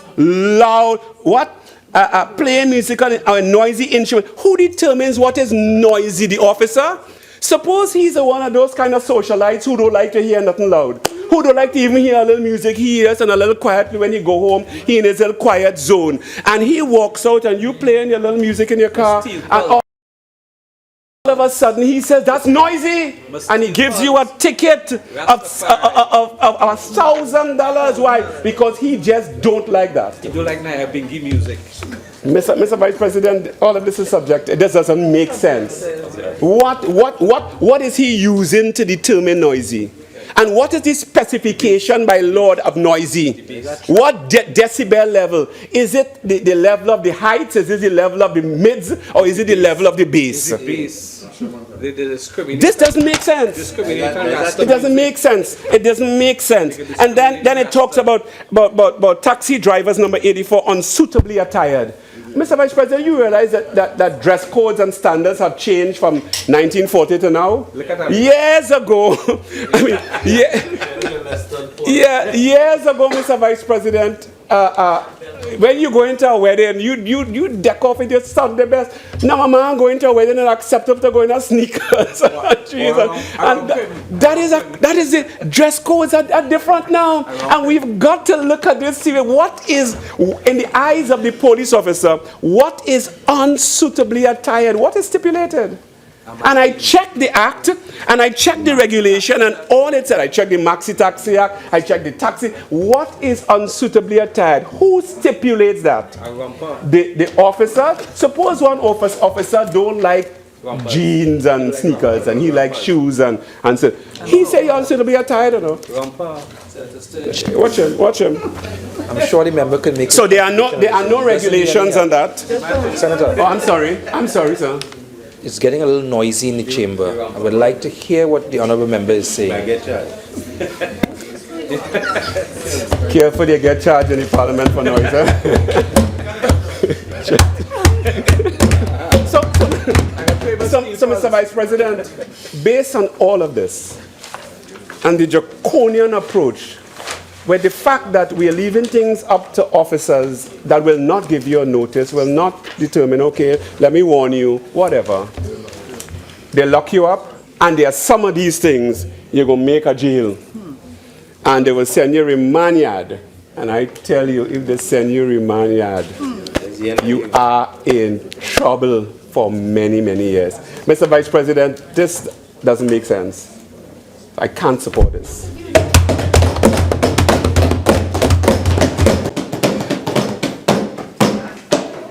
Senator Creese.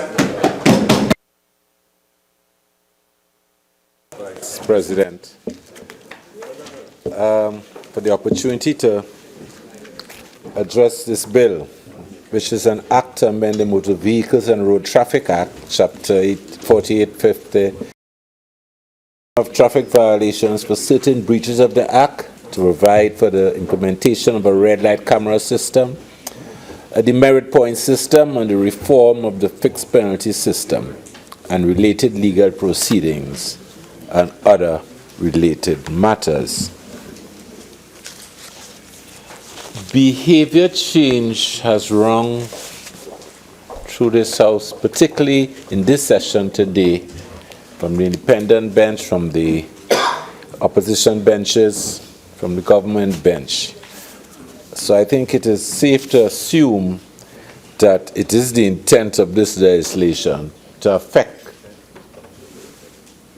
to some degree, behavioral change. And what sprung to mind was Valentino's Calypso, No Revolution. You know, after the 1970 uprising and the attempt then of the Williams regime to be for black power, if black power is not about destruction in the streets and so on, and it is a positive thing, uplifting the poorer segment of the society. And Valentine was making the point that, hey, there's really no revolution. And I was wondering, because back then in the 70s, early 70s, between NJAC and NOF, I probably would have gone in to get a driver's permit. And the heroes back then, for those of you who from the South would know the names Blood and Dan Paul, representing the two ethnic groups, dominant ethnic groups. So the question of potential for corruption and corrupt activity as pertains to the license office is nothing new, predates all the regimes. So I wondered when I first read this as to what extent how this will affect that culture of corruption that we all know has prevailed at the license office. I think it was Senator Melissa Ramkissoon who was referring to the actual prices that are charged for the various services that are afforded. And I wondered, you know, in the history of administrative corruption, how much behavior change has taken place over the years. And whether the provisions in this bill is grounds for more opportunity for those who would do business that way. And I think I'm the one who always comes here and talk about the history of corrupt activity in the Caribbean being best encapsulated in they smuggled and grumbled and smuggled. That was the traditional pastime of the West Indian planter class, of whether Francophone, Anglophone, Spanish speaking. They all smuggled and grumbled and smuggled. And the license office perhaps best captures that culture. So one wonders, when we have this refined legislation, this multiplicity of offenses, what would be the outcome? If this is not paralleled by serious attempts, countervailing legislation to deal with those who have perpetuated a certain culture at the license office, and we all know it. What is to be the outcome of this? What are we really doing here today? We are expanding somebody else's business. That's what we are doing. Cutting more track for the good eater. Behavior change, is that a likely outcome of this legislation? Think again, friends.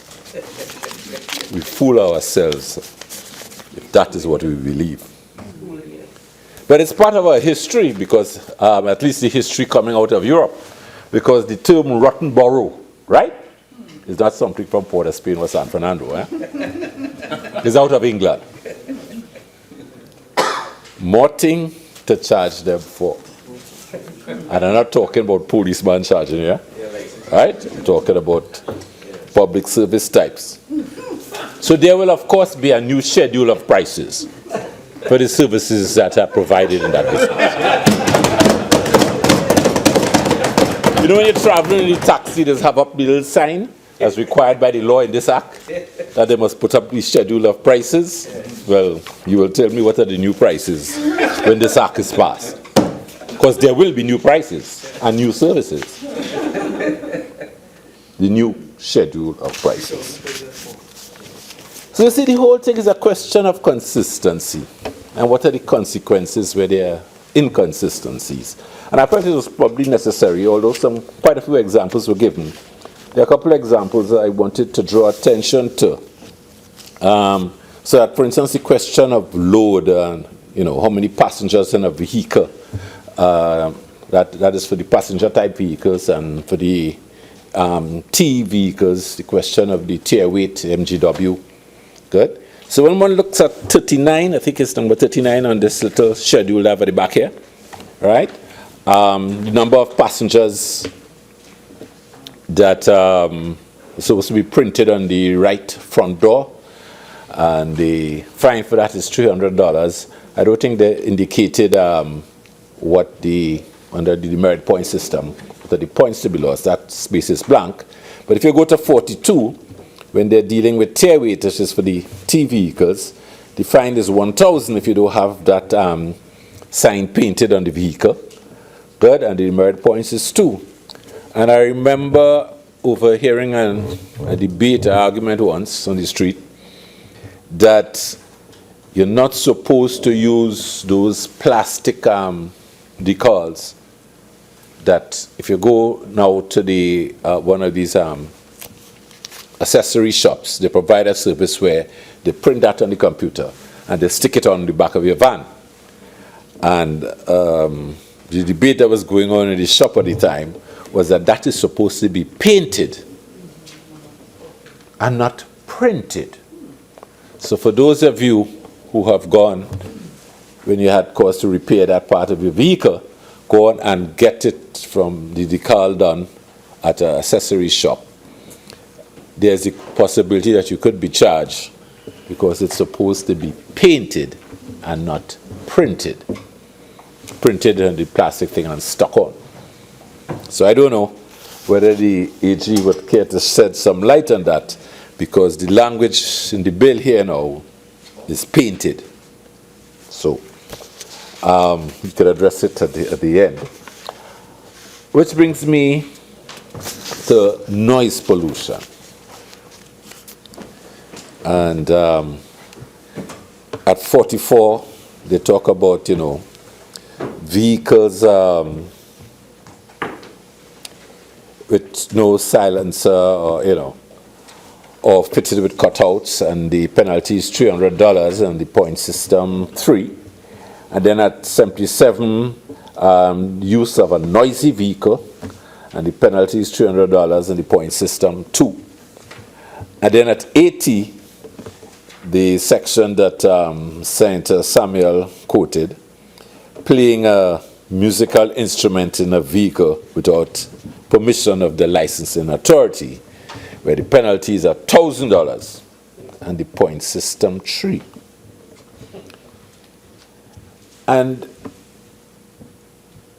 when I read that, and when I was listening to Senator Rambharat a while ago, and the whole question of maxi prohibition and censorship, which is what that was all about, censorship. And for those of you who thought that, yes, the state acted right to clamp down on the maxis with their noisy music and their offensive content, the history of censorship in this country is almost laughable. Because if I were to sing into the Hansel record, and I'm not a good singer, that famous ditty by Roy and Lion, where they seized his records and they dumped it in the Gulf of Paria. Netty, netty, give me the thing you got in your belly. How offensive, how crude, eh? The thing worse than that is the dub music, eh? That is how censorship looks down the road, Because the words that, for unusual carnal knowledge, they're in the Shakespeare plays. Of course, you get the edited version when you're in high school. Somewhere down the line, you learn afterwards. But that stuff I was reading, that's not what Shakespeare wrote. That's the edited version. So we have this problem. And before I'm through, I'm going to link all of this for you. I'm going to link all of this because there's a link, There's a link between the noise pollution thing. It's really about attitude.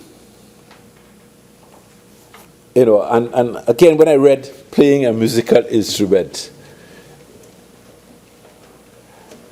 it had me wondering whether I'm reading the Baptist prohibition all over again. Here we are all over again. Black people, what all you do them, boy? Why all you always fighting all yourself on the wrong end of these laws?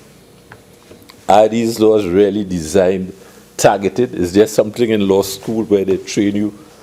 Focus your attention. You got to get these people, got to control them. Law is an instrument of social control. And invariably, one way or the other, you find ways of controlling people. But the truth wins out in the end, No matter how you try, you really can't keep a free people unfree. So you see the little cell phone that I have, and the two little strings going up into each ear. Do you know what your child is listening to? There used to be an ad during the NAR administration. It used to come on and like, do you know where your child is? Well, if we had to update that, do you know what your child is listening to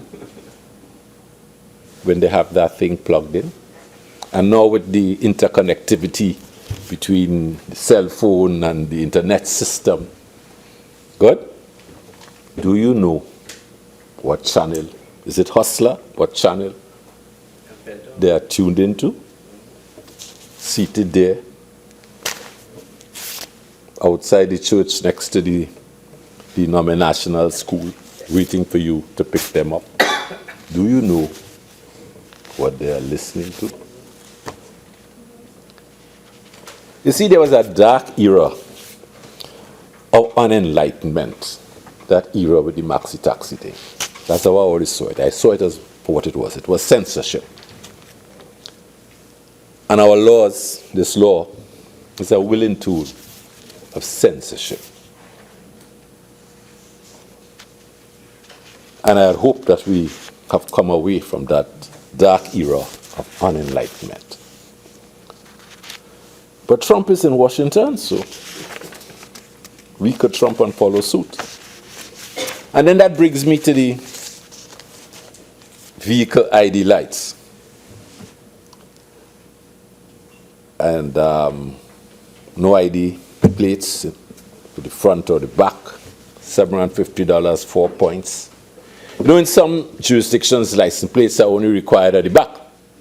A lot of us have been to various states in the United States where that is what operates. So what's the rationale? Why are we still going down one road? Have we sat and said, yes, we think that there should be one in the front and one in the back, and that is why we're holding on to this, or we are just trumping and follow suit? That perennial law.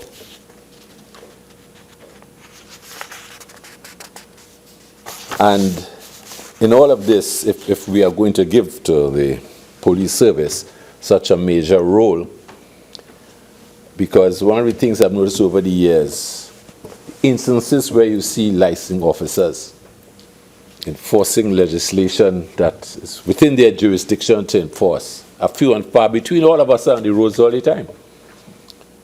Which is the more frequent occurrence? The policeman with the ticket pad or the license officers? You be the judge. So there is need, but the difference between the two, and it has come to discussion so far, is that the license officer is trained and fit for purpose. That's what he's trained for. The policeman is trained for a wide variety of other issues. And traffic duties, a very small part of his examinations prior to being released for service. So we need to be very careful that we have people who are trained and fit for purpose. Because I witnessed a debate at night, and Senator Samuel was correct. The particular officer was getting quite irritable. Because what was emerging in the discourse when he had stopped the person for having a defective reverse light? You see at the rear of the vehicle, only one reverse light was coming on. Right? Because they asked the person to pull over and then to fit in at the side. So one reverse light came on. So he was adding to the list of things the ticket was going to be paid for. And the female driver was trying to insist that Volkswagens in the new era only have one reverse light. The other is just a dummy so as to balance the look. It's all about the aesthetic effect and not about functionality. Just as to the front of these new Volkswagens, the lights are on all the time. And you know, our police would have a problem with that. So trained and fit for purpose is the issue. Is the introduction of this legislation preceded by the relevant training? So a policeman arguing with a driver that light at the back of your vehicle defective, it's not working, when that light is pure aesthetics. Or to use Senator Samuel's phrase, that lamp, is pure aesthetic, is not meant to shed light.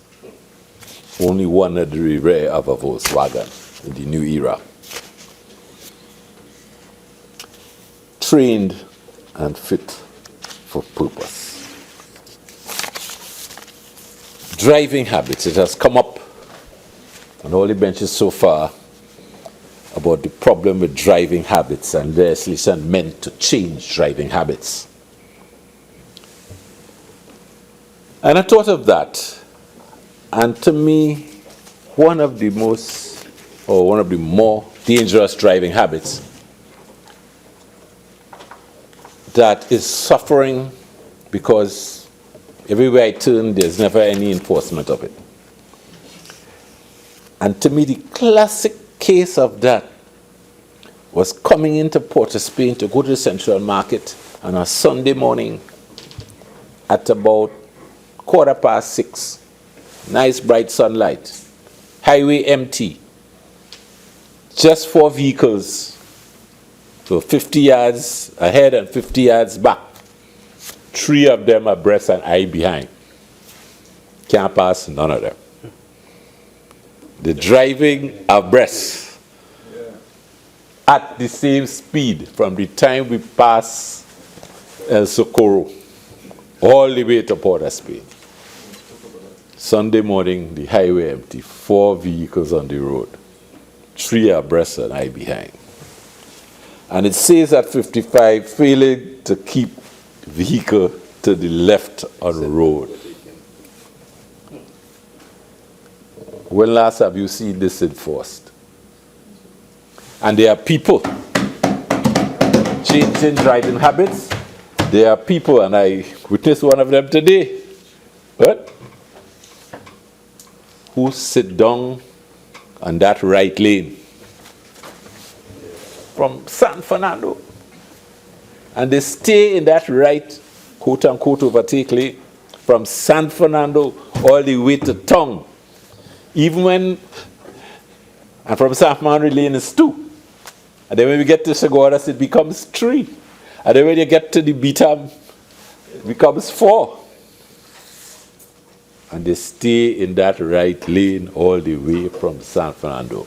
And that is an offense. Failing to keep vehicle to the left on the road. So the issue there is enforcement. Because the problem with people who stay on the right all the time is that they cause other people to dance around them. And they are facility for road rage. Because you get infuriated when you come up behind them and they're going slow and there's a truck coming up and you're going to get penned for the next few miles while they take their hurt of a time to go past the slow-moving truck. Worst again if it is the truck itself. Because some of the trucks do that too. They stay in that right lane. And there's a particular, from the time they hit the cross by Nestle and they come into town, and it is their intention to turn by Central Market, they stay in that right lane. They don't try to maneuver back to it when they get closer to the light. So that's an issue where enforcement becomes the problem. What? But the accidents that could result as people bottle up behind them and the road rage scene starts and so on, well, that's the consequence. So the extent to which these amendments speak to what all of us recognize as an ongoing situation has not to do with PNM or UNC or independent bench. It is a fact of life on our roads. To what extent is this bill dealing with that? And then we come to dress code. I remember back in the 70s when these colored netted vests arrangement was popular, and what we used to call Bermuda shorts then, now they're called three-quarters. I remember witnessing on the Fives Bar taxi stand on Macrapo Street in San Fernando, a driver being charged for that outfit. The postman, I tell you since last week, that is not appropriate wear. Dress code. What is appropriate wear for a taxi driver? And why is it that legislators feel it is their duty to tell taxi drivers what to wear? Go on holiday and they appoint all the tax? Talk to me. Because you see, hidden in most of these things that have been mentioned, I'm choosing my examples carefully, about the music thing, it's a cultural twist, you know. It's a cultural perspective. And it's that of a dominant class lording it over the underlings. And sometimes it gets perverse. It really gets perverse. And I'll tell you what I found in our own history that shows you how perverse we are and we don't see ourselves. Sometimes the greatest trouble you're in because you're taking that man in the mirror seriously. You think he really know what he's doing. That fellow you're looking at in the mirror. Because you remember when we abolished short pants police? When we all tell a man of the view that short pants is demeaning, it's all up here, you know. It's getting some of the cobwebs out because short pants is tropical wear.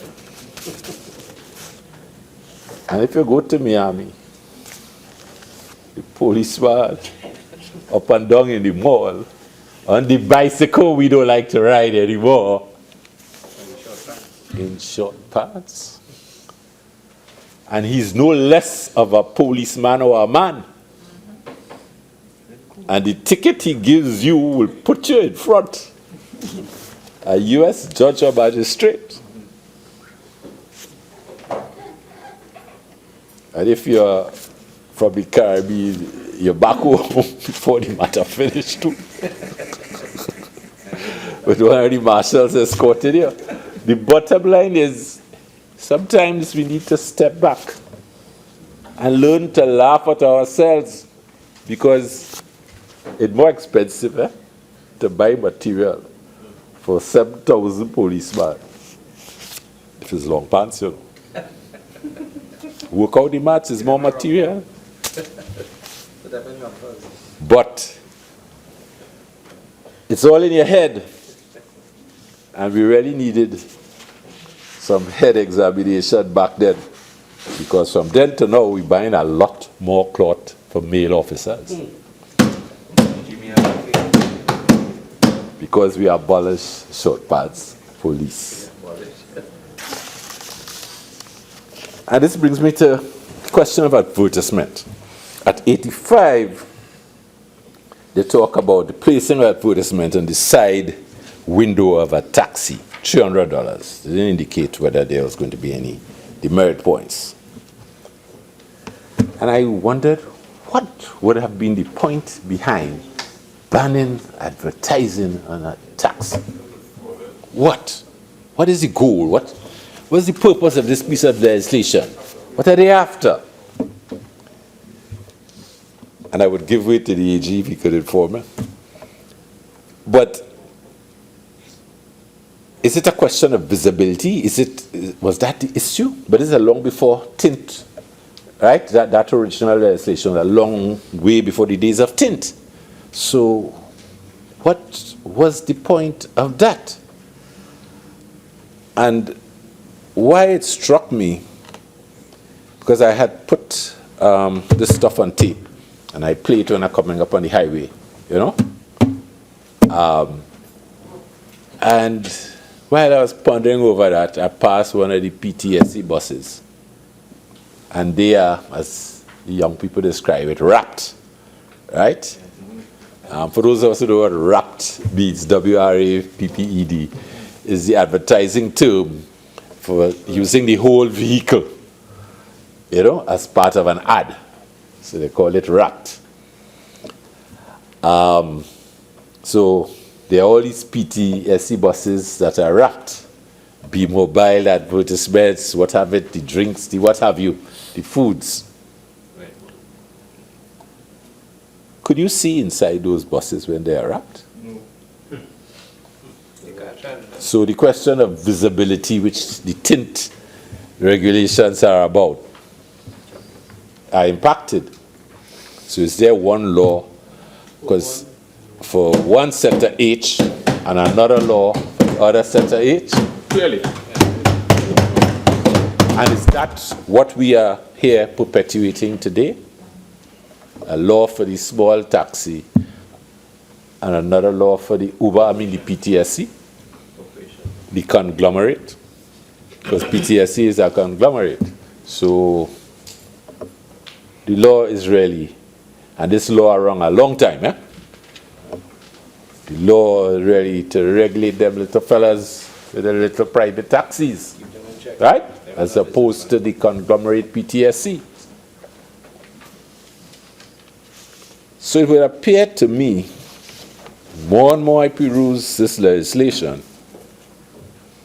that it is clearly class-based legislation. And I haven't come yet to the question of fines. So the talk about decriminalization I find interesting, because it appears to me who are more corn to feed more fowl. Because if you're charging me $1,000 in my Navara, which I paid $281,000 for, and if you're charging him in his B13, B14, B12, the same $1,000, and he earning minimum wage,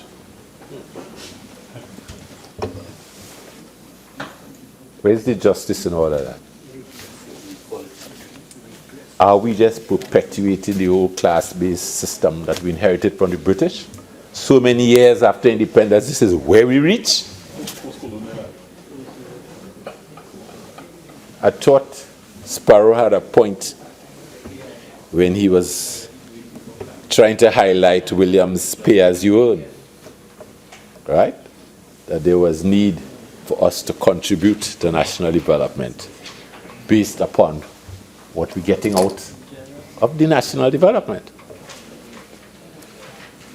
But our fines system bears no relation to whether all I could afford is an Austin minor. Is a minor, right? Or a Navara, or an Audi, BMW. Wetman what? Wetman. At the end of the day, gentlemen and ladies, this is where we reach. This is what we are about, sitting soberly here, about to do, to say that, hey, no matter what you're working for and have, if $1,000 is what you spend on a rung of beers, $1,000 is defined. If $300 is what you just tip after the rung of beers, $300 is defined. Is this where we have reached? Well, they have trained us well. We are fine neo-colonials. Take a bow, ladies and gentlemen.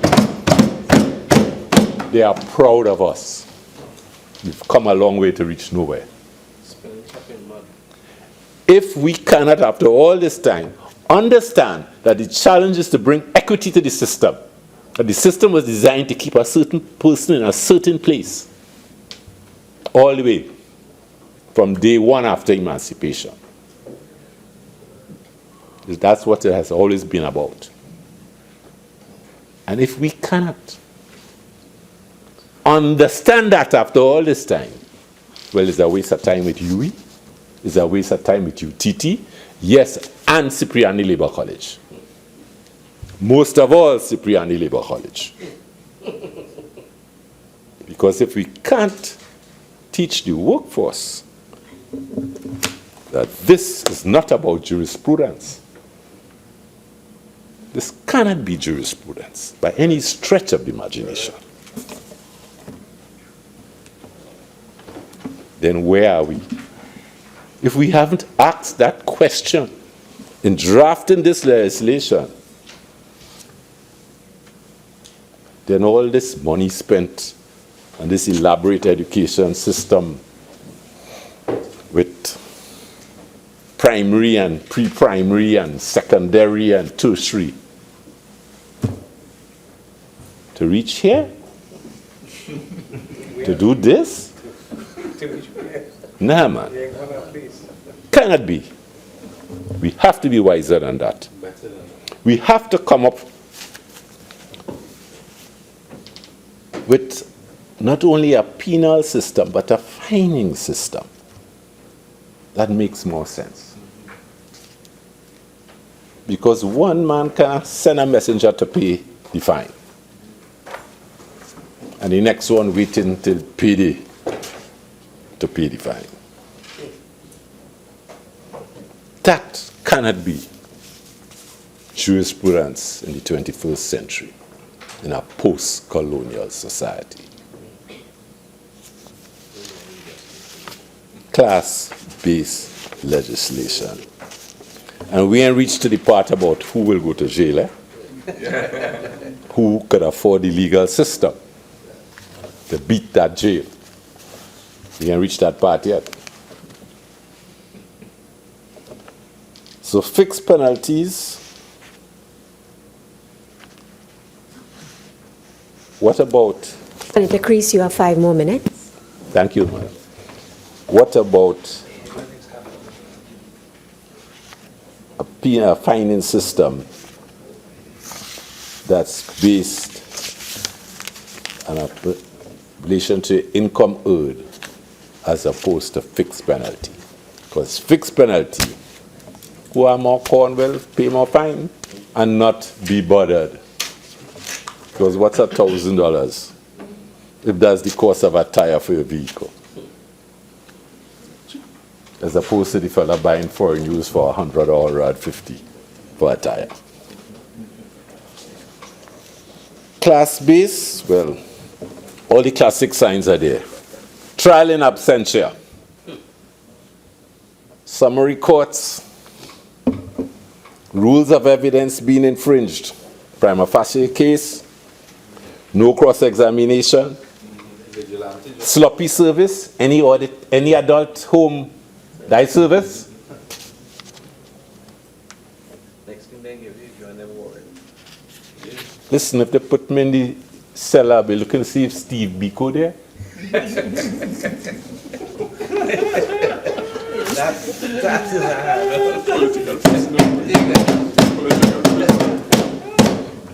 You see, what we have exposed is the vulgar underbelly, the vulgar underbelly of this judicial system. But the timing is right.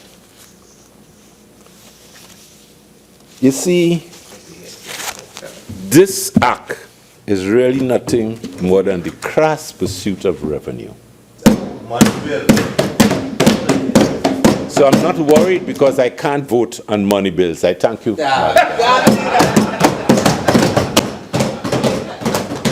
Leader of Government Business.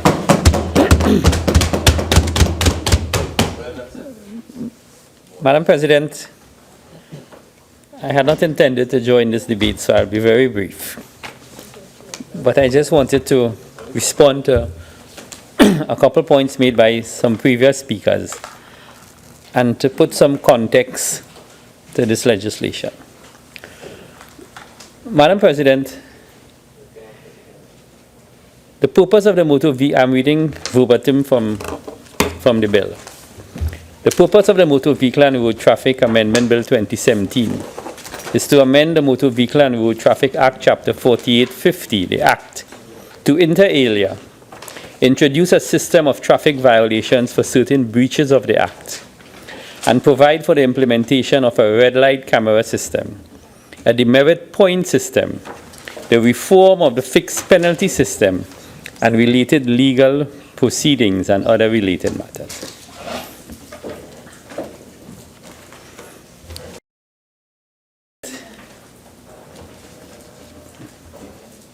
Any patriotic and civic-minded citizens of in Trinidad cannot not support the concept behind this legislation.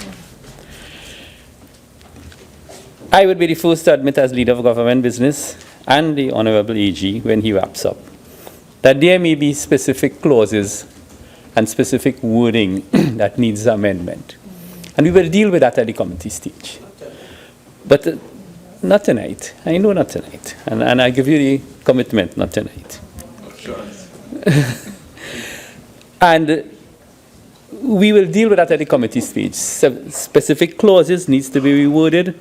Probably some of them needs to be deleted in its entirety. The AG himself will propose certain amendments. But we will deal with some of the nitty-gritty of the bill. But to say that it's bad legislation is not fair. Yeah. You see, Madam President, I will say something that everybody says these days, that insanity is defined as doing the same thing and expecting different result. Yeah. But inertia, which is what this country suffers from, inertia is when a system is not working. You just sit back and do nothing. And this country has suffered inertia for decades. And when this administration comes to the parliament with legislation, we will be the first to admit it is not perfect, as Senator Rambharat says. But we cannot sit back as a government and do nothing. Take, for example, the criminal justice system. Madam President, everybody in this country says it's not working. It's clogged. It's this, it's that, and the other. What shall we do? Sit down and do nothing? We've brought trial by judge only. There's criticism of it. Bail amendment. There's criticism of it. Amendment, abolition of preliminary inquiries. There's criticism about it. Plea bargaining, a very innovative concept that is used successfully in the United States. Look at law and order. Look at law and order. You don't try to bring up no legal prowess to me. Okay? I am telling you this as a citizen of this Trinidad, as leader of government business, as a legislator, and as a member of the cabinet. We are trying to deal with the criminal justice system. I compliment the AG for his whole suite of legislation on criminal justice reform. Some may work, some may not work, some may partially work. But at least we cannot sit down. We cannot sit down and do nothing. By the same token, motor vehicle and traffic. I'll just put some historical context of motor vehicle and traffic. It was in 1903 that the famous Henry Ford formed his company and started to make commercial vehicles. 110 years ago, 115 years almost ago. That's not very long. And then the famous Ford production line is what revolutionized industry in the Industrial Revolution. You know. Wasn't in Europe, you know. Europe had its big Bessemer converters and smokestacks to make steel. The economists will tell you that. But Ford's production line is what transformed the industrial era. And what was he making? Motor vehicles. Another jump in this industry took place after World War II, when Dwight Eisenhower was US President, and he started the interstate highways. The interstate highways took America out of the recession post-World War. It created employment, but it provided connectivity to the United States of America. But what it did, it provided a highway network that catered for the vehicles. Another significant event happening in the motor industry was the entry of Japan. So you had Ford vehicles, you had General Motor vehicles. In Europe, you had Mercedes-Benz and the Vauxhall Group and Volkswagen, another German group. But the introduction of the Japanese brought down the price of the motor vehicle. So that the motor vehicle now was no longer an elitist convenience. It started to become within the reach of the ordinary man. That era was further accelerated by the introduction of South Korea into the late 70s, early 80s, with Kia and Hyundai and some of these other brands. And while the Japanese went into the more elitist market with Toyota and Lexus and stuff, that mass production market of fairly cheap vehicles was taken over by the Koreans. What that did, Madam President, is that apart... Will the senator with that offending device leave the chamber, and you can return in 5 minutes? Please leave the chamber.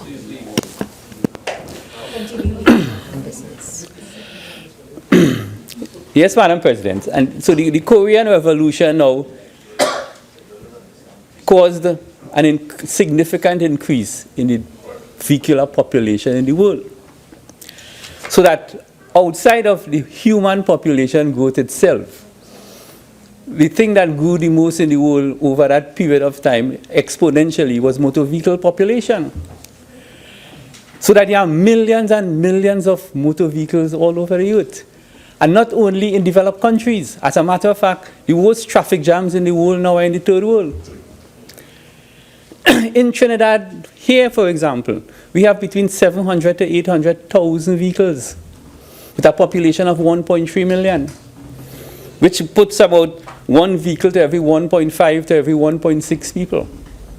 So while you regulate human population, obviously, you have to regulate the vehicular population as it's being driven.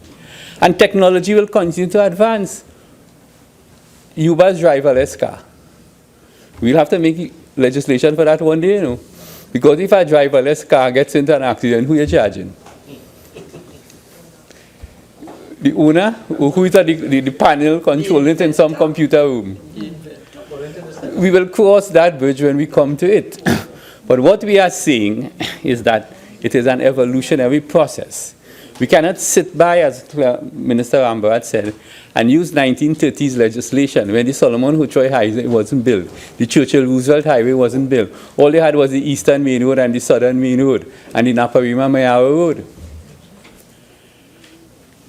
So this legislative agenda is really to modernize the infrastructure for vehicular population management. And that is all it is. But it is a supportable piece of legislation. And when we come to committee stage, we will seriously consider what the opposition and the independents has to offer.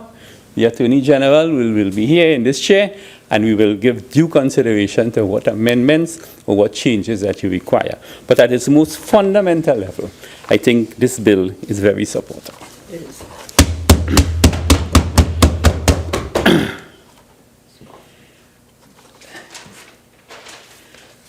Let me just make some comments on Senator Creese. No. It's my favorite on that on the independent bench. But I have to.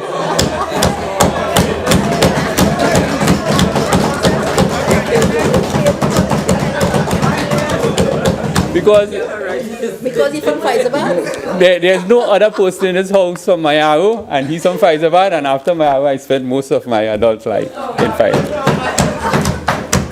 But I just want to mention 2 points that he raised. We cannot not support legislation because corruption exists in this society.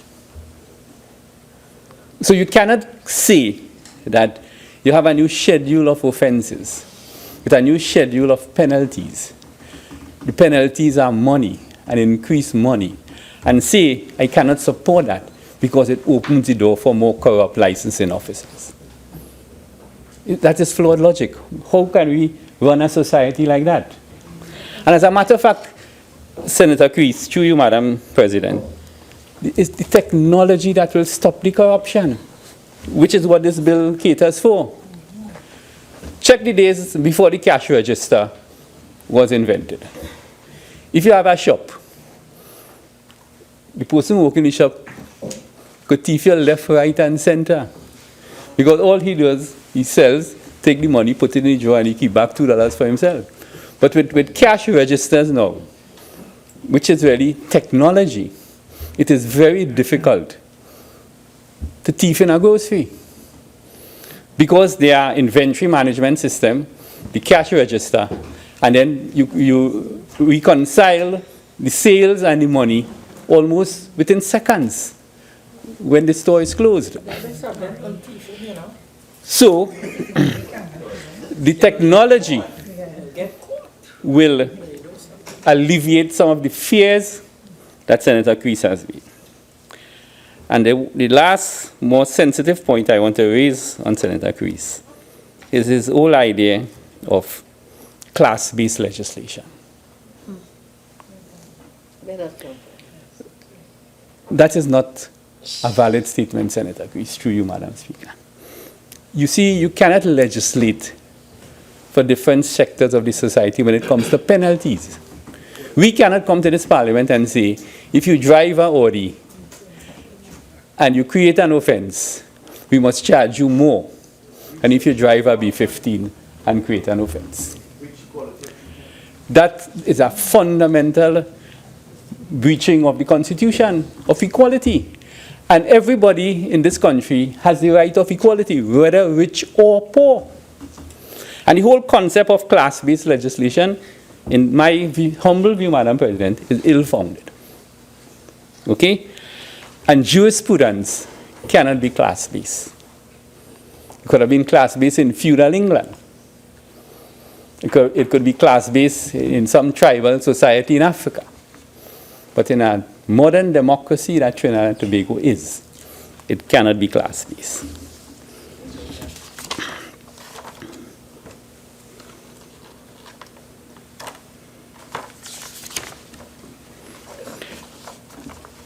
I want to compliment Senator Richards, not because he said it's good legislation, but he raised some key points with regards data and digital environment. Because, Madam President, through you, as a society, we cannot be afraid of big data now, you know. Big data is controlling the world. I don't want to get too IT, but big data, cloud computing, is something called Moore's Law, which says that the powers of chip will double every 2 years. That has happened consistently since the 70s. It is now very cheap, based on computing power, cloud computing, and new software, to manage massive data sets at a very reasonable rate. And all the information that I think Senator Richards and somebody else mentioned can all be captured in that database. And you'll be surprised to know what you can do with data, even unstructured data. Because they have a lot of new algorithms now that could drill what they call data mining and look at trends and see who is committing offenses and who is not committing offenses. So we cannot be afraid of that. We cannot not make legislation because we fear that we do not have the system. We fear that we do not have people who can operate the system. A lot of these systems can be bought off a shelf. A lot of them you could even download on the internet. So, RF license plate, CCTV camera, all that, what it does, apart from monitoring the potential lawbreakers, it captures data. What do you think Amazon and them do? They know when you're passing a billboard, what you read. And they capture a database on you and know what to try to sell you. So when you log on to your computer, something flashes up that you may be interested in. And that's the way the world is going. As a society, we just cannot sit back and be left behind in that whole context of the digital economy. And this is now a network that the AG has mentioned, because and then the Minister of Works also, that the licensing office database will be talking to the police database. And then there are other databases that could be merged into the system. It is what they call enterprise-wide systems. Yeah. Thank you, Senator Khan. And I appreciate your reference, but in an age where there are inquiries into the possible influence of data mining in a US election and other global issues with data security, I think we have the right to be concerned about systems to protect that same data and those systems. No, and you're totally correct. But I was just making the general point of where data is going. And we have to join the bandwagon, because we just cannot be left behind. There are a lot of positives in that. Okay? Obviously, like everything else. Look, they had spyware and all kind of ware that interfered with the computing system in the world. British Airways system broke down a couple of days ago, and the whole of Europe, and especially London, was in chaos. So these things happen. But the point I was making is that we're moving into the digital era, and we have to make legislation now that caters for that, and more importantly, use the information that we capture to the benefit of the system and to the benefit of the society.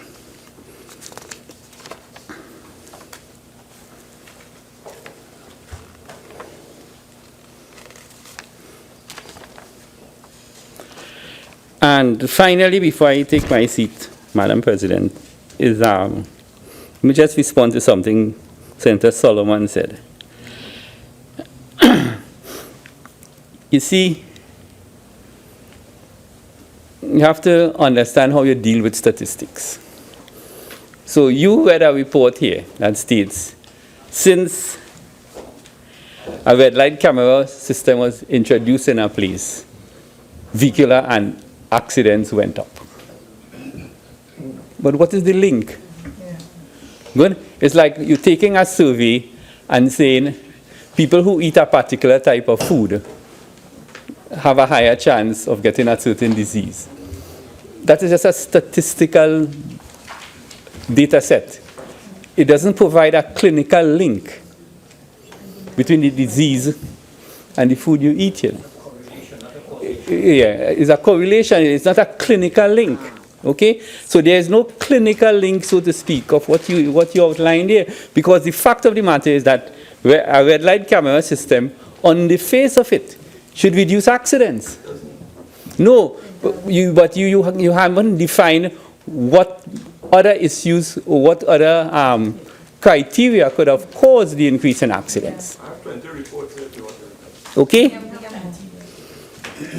So, and finally, to wrap up, Madam President, is Senator Rambharat rightfully said, and to quote the AG, that the road traffic, the motor vehicle and road traffic bill has so much changes to come with the modern era that basically he wants to do it in tranches. Okay?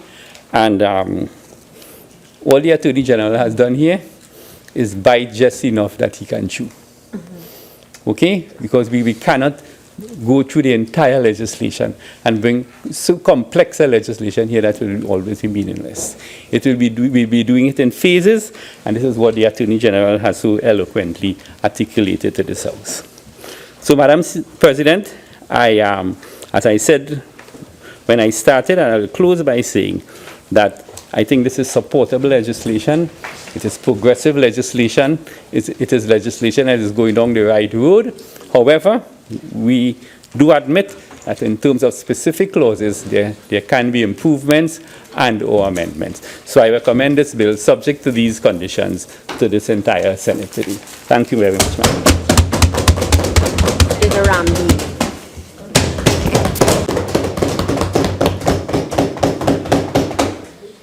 Madam President, it's a privilege to join this debate on an act to amend the Motor Vehicles and Road Traffic Act, Chapter 4850, to introduce a system of traffic violations for certain breaches of the Act.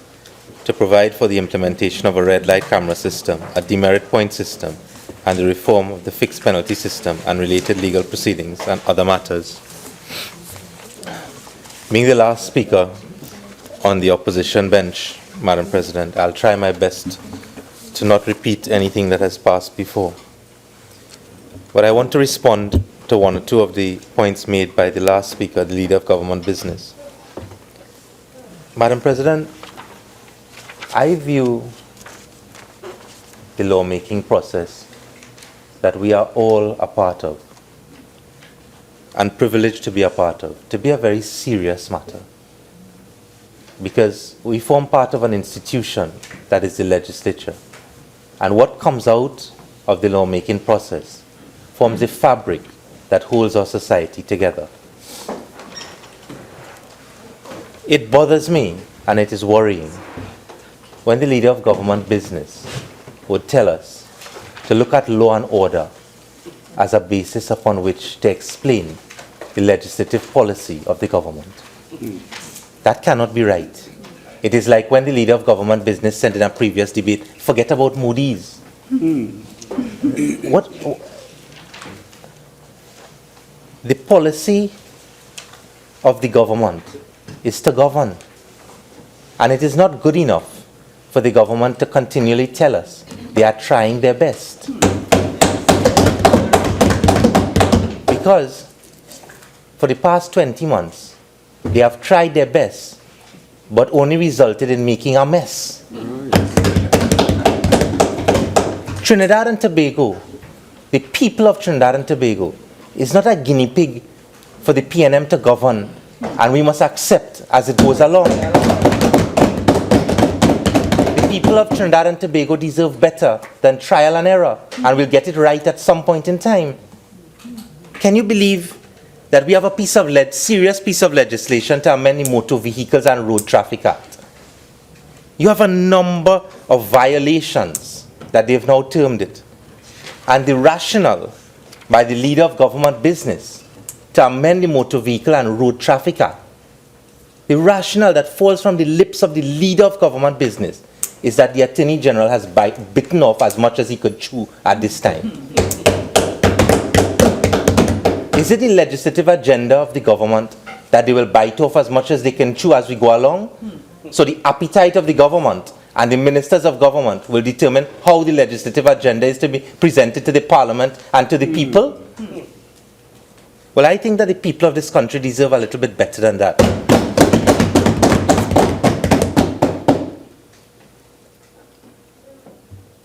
And then I hear about Section 4D of the Constitution and equality. Can you believe that the PNM is preaching to the Parliament about Section 4D of the Constitution and equality?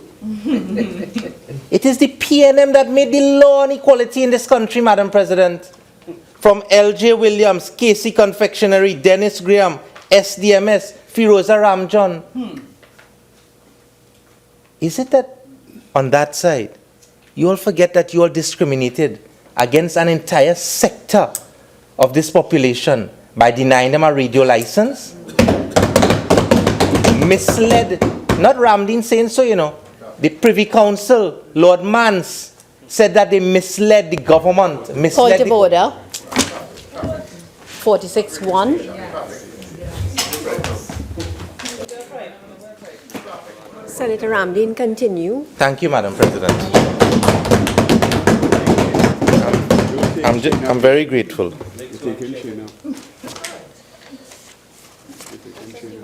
Section 4D was made by the PNM. The jurisprudence was developed under the PNM.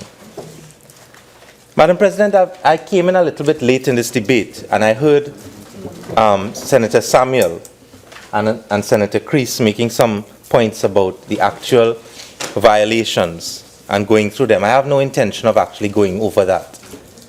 But what I think from a legal point of view has been canvassed by Senator Samuel and Senator Creese is that when you bring legislation like this, which creates a number of violations, to use the term of the legislation.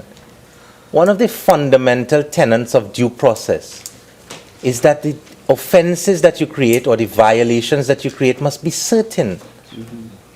Because whether you call them offenses or you call them violations, there are penalties attached. And those persons who might be caught by those penalties have a right to due process, and that right entails that the offenses or the violations must be certain. And it must be certain so that you will know when you are contravening the law. And that doesn't come today, Madam President. That comes from LaSalle and the Attorney General, which is perhaps one of the most fundamental cases in constitutional law. The judgment of Justice of Appeal Phillips was referred to by the Privy Council, endorsed by the Privy Council in Thomas and Baptiste. And the reason why that was so is because in that judgment, Justice of Appeal Phillips set out that certainty in criminal offenses is one of the elements of due process that all citizens are entitled to. So you cannot just simply bring legislation, attach a number of schedules, create a number of violations, as you want to call them, and the persons who are to be bound by this legislation are not clear as to what will amount to a breach of the law. And that is why it's bad. That is why it cannot pass constitutional muster. And, Madam President, these are fundamental things.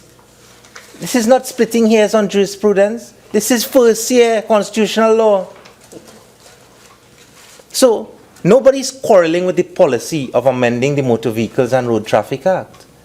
But when you come to a parliament and you bring a bill and present it, one would expect that what you present is not something that you will fix in the committee stage. We are here to help the government on behalf of the people, but you have to bring good legislation.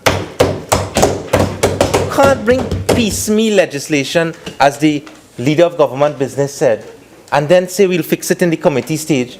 It is the leader of government business said, we know the legislation is bad. It has a good policy behind it. But we'll take out some of the clauses, we'll fix some of them in the committee stage, and then we'll pass it. All one expects, one doesn't expect that the government brings legislation with a bad intent. No. One expects that when the government brings legislation under Section 54 of the Constitution, it is brought for the good governance of the people of this country. It is a presumption that legislation that is brought here is in the best interest of everyone. So that at the end of the day, we expect better from the government. We don't expect them to bring a piece of legislation piecemeal and ask us to fix it. Madam President, there are certain fundamental clauses in this legislation that cannot even be fixed. That is where we start from. Let's not be technical about it. There are parts of this legislation that are fundamentally flawed. By virtue of clause 34, by virtue of clause 34, Madam President, as I address you, there is a provision that is proposed to be enacted by this legislation that says, 79P I'm referring to at page 18 of the bill, subsection 1. In proceedings for a traffic violation under this part, the information that is sent to the court under section 79L shall be sufficient evidence to call upon a person charged to answer. Madam President, the determination of what is sufficient evidence to call upon a person to answer a charge is inherently a judicial function. The legislature has no, it is not permissible for the legislature to pass legislation that allows legislation to determine what is inherently a judicial function. Madam President, that is a fundamental principle. It is in breach of the separation of powers. It is like when the legislature enacts legislation that gives to the executive the power to determine the quantum of punishment. The law books are filled with cases on that point. How can you present to us legislation that determines, by virtue of the legislation, what a judicial officer is supposed to do? This is a judicial function under 79P. Is it that we toss through the window Mollison, Sipasad, O'Brien, Venables and Thompson? I mean, Madam President, it cannot be every time the Attorney General brings legislation here, it is like a tutorial we have to conduct to get it right. We have cases that went to the Privy Council on this point from our jurisdiction. It started with Chokatin, it ended with Sipasad and Pancho. Lord Hope in the Privy Council. And we have legislation here that suffers the same defect. We cannot support this. And this particular clause that enacts by virtue of the legislation and carries out a judicial function by the legislature, this cannot be cured in the committee stage. The Privy Council has said that if something is in breach of the separation of powers, it cannot be saved. And therefore this must go. So perhaps the leader of government business was right. We'll delete 79P in the committee stage. Then we go to 79P2. Notwithstanding any law to the contrary, in proceedings for a traffic violation under this part, the court shall not require the presence of a complainant. Madam President, how can you prosecute an offense or enact legislation to allow a traffic violation, as the Act says, without the complainant being present? Is it not a fundamental principle of natural justice that whoever is prosecuting the matter, you are entitled to cross-examine them? That you are entitled to test the evidence that they bring to the court? Well, perhaps in the committee stage we'll get rid of that too.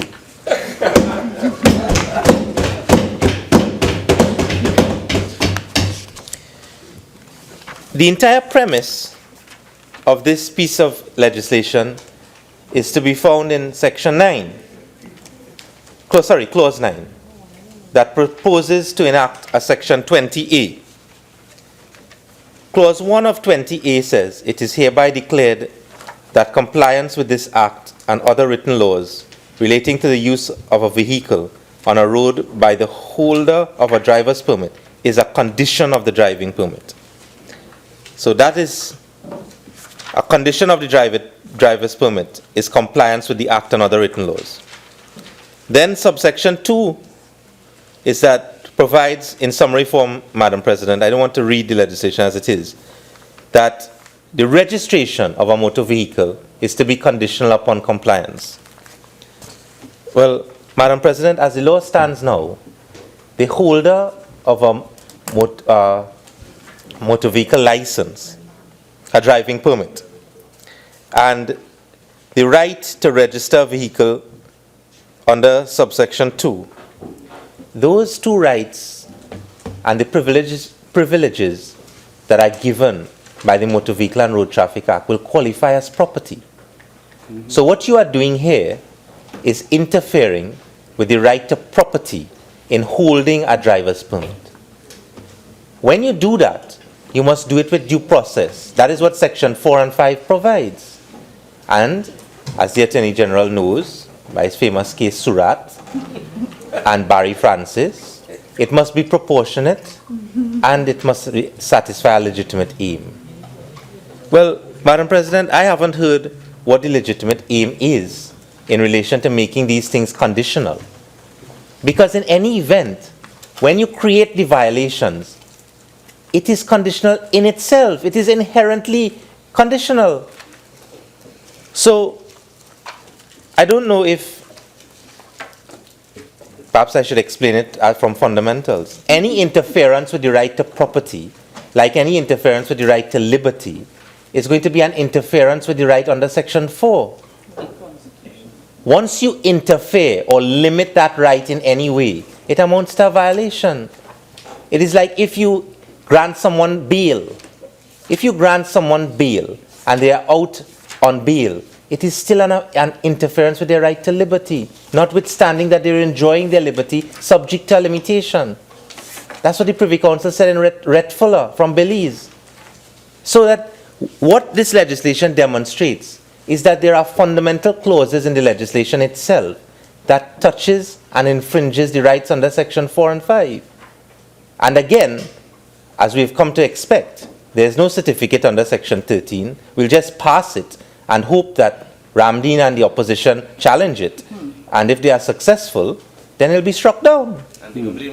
But that is as much as the government can bite off at this time. But, Madam President, something that really worries me about this legislation. This legislation has schedules of violations. Everything that you could think about is a violation. And everything you can think about, I join and want to associate myself with Senator Creese's comment. This is really a money bill. This is really another attempt under the guise that you are solving the problem of the road safety. And basically you just really pass now another attempt, right, to tax people. No property tax, So road tax. But you know what I find disturbing about this? Is that you want to bring legislation to tax, well, let me not say tax, create a traffic violation. Let me use correctly the terms of the act. Create a traffic violation for not wearing proper clothes, don't have a horn, too much emission, right? And I understand that that is as much as the government can bite off at this time. But while they are biting off that little bit, right, there is a big burger in the room, which is this. We have operating in this country right now, on the admission of the Minister of Transport, this Uber. Over and over we've asked questions about it. The Minister of Transport has said this is an illegal exercise going on in the country. And what has the government done to stop this? Nothing. Right? This is serious violation. The Trinidad and Tobago Police Service has done nothing. The Minister of Transport, as Minister of Transport, who clearly has a sufficient interest to go to court to stop this, has done nothing. The Attorney General, who is the guardian, express and Newsday of the public interest, has done absolutely nothing. But we have come to expect that. But this is serious business. You want to go and talk, you want to lock up PH taxi drivers, create violations, they're not wearing the right clothes, create violations, they're using the vehicle for the wrong thing. But right here, Uber running up and down, PH, and you ain't doing nothing about it. And you know, one could have understood if the government wasn't aware of it. But Madam President, by an article published on the 16th of January 2017, the Minister of Works and Transport, within 16th of January 2017, Madam President, I'm quoting from an article from the Trinidad and Tobago Express by Leah Suris. Within hours of being activated in Trinidad yesterday, ride-sharing app Uber hit a bump on the road with the Ministry of Works and Transport, questioning the legality of the operations here. Ministry officials, including Minister Rohan Sinanan, met for several hours on the issue yesterday. This is in January. We in June. Nothing.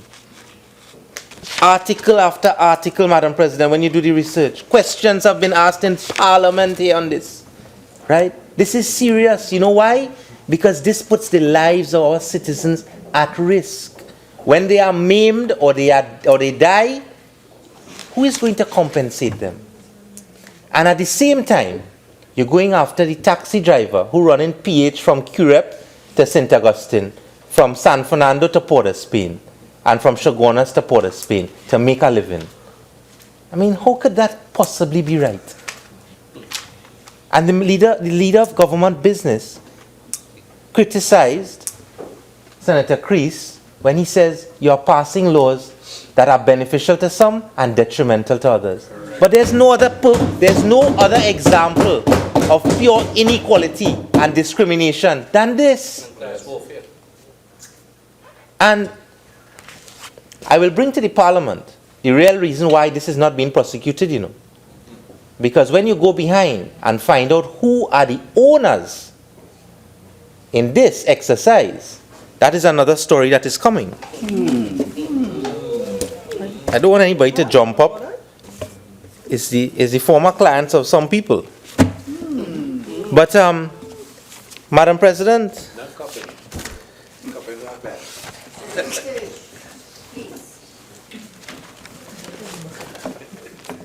you know that, sorry, yes, Madam President. The government says the purpose of this legislation is that it has a good intention, and the purpose is to stop the carnage on the roads, and you must bring behavioral change, and all of that. That's very good. It sounds all very good. How is this going to come into effect? And you are going to effect this behavioral change in society, when the people who are to police this act are the people who are breaching the laws of this country every single day. So, this is going to amount to an exercise in nothing. You know why? Because when last was a licensing officer prosecuted in this country? When last? And I'm going to get to that. But, Madam President, on the 13th of April, 2017, I think that was Easter weekend. You know what was on Facebook, on Twitter, and on people's phones? A memorandum, Madam President, from the Senior Superintendent of the Police Central Division, dated April 13, 2017. And what the subject matter of it is? Duties for the Easter period. Roadblock duties for the periods commencing 13/4/17 and expiring 17/4/17. In the public domain, signed off by the Senior Superintendent of Police, Central Division, you have all of the roadblocks and when they're going to be held, floating on the internet. I am not even going to waste my time to ask the Minister of National Security any questions about this, because we know we will not understand the precision of the answer. No, you're reserved as Minister of Foreign Affairs. Sorry.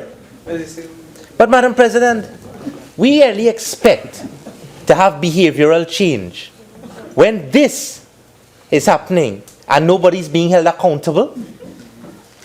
A memorandum that is going out, a confidential memorandum from the Senior Superintendent of Police.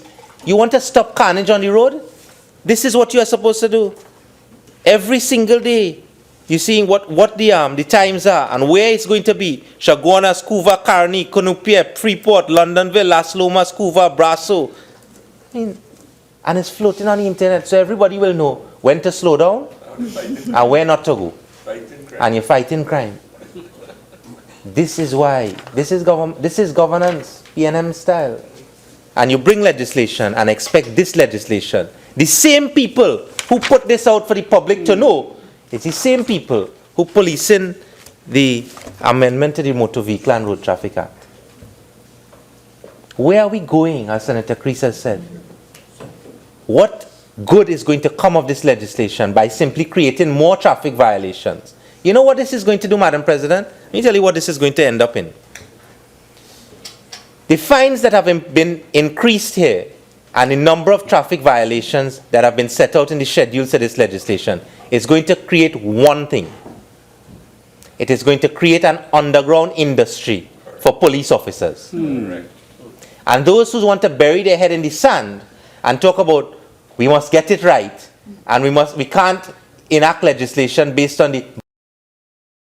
Tell that to the police officers who, when they stop somebody and could impose a fine of 8,000, would tell them, I'll take a 1,500 and go away. we are not going to we on this side are not going to be part of the lawmaking process with blinkers on. We understand what happens on the ground. And if you want to bring legislation and you really want to fix the problems with road traffic, you have to start prosecuting the people in licensing office. You have to start prosecuting the police officers who stop poor people on the road and begging for a bribe every day. That is what you have to do. And if you start prosecuting them, there will be a fall in the crime in the country, because you cannot solve crime if you have a corrupt police service.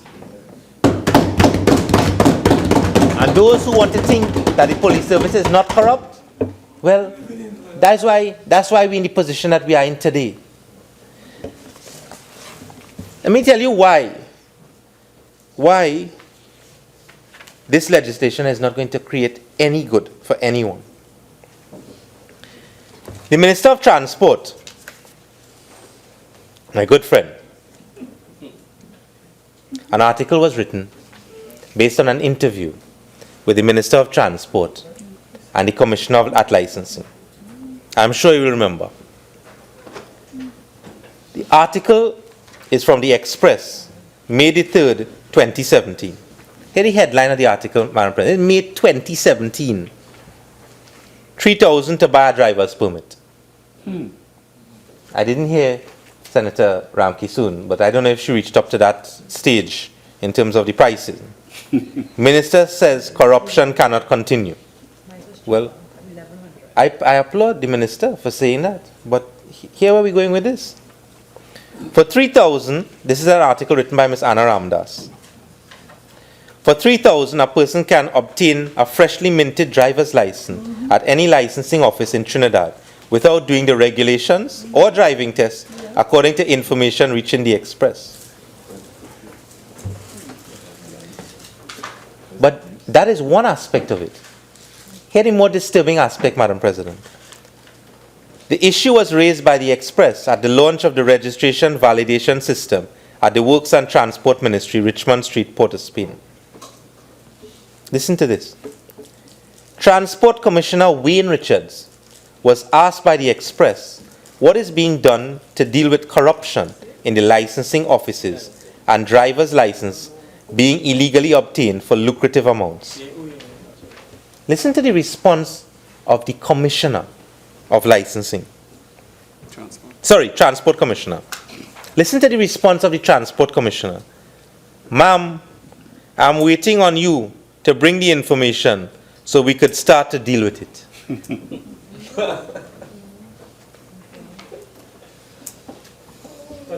I'm going to continue. But the reason why I'm going to continue is to show that if we don't fix that, we are not going anywhere.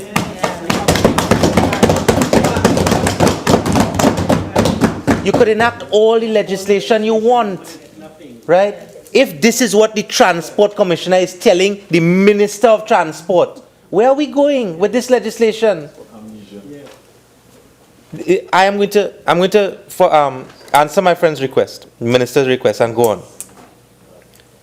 We cannot cast aspersions. This is the Transport Commissioner. We cannot cast aspersions without being able to identify these things. Now, we've been hearing these things. At most of the locations, we are moving things forward at a pace. For instance, people come through Caroni and walk through there in half an hour and things like that. So if people are still doing that, we want to take all of that out. Sinanan did not appear to be pleased with this response. In the presence of Richards, the minister acknowledged that there is corruption at licensing officers, and a working team has been mandated to deal with that. Now, if the minister does that, at least the minister is aware of what is going on. But the minister can't run the licensing office. So when he's in his office, how is he going to know what is going on down there? When the person in charge down there is telling you, bring the evidence.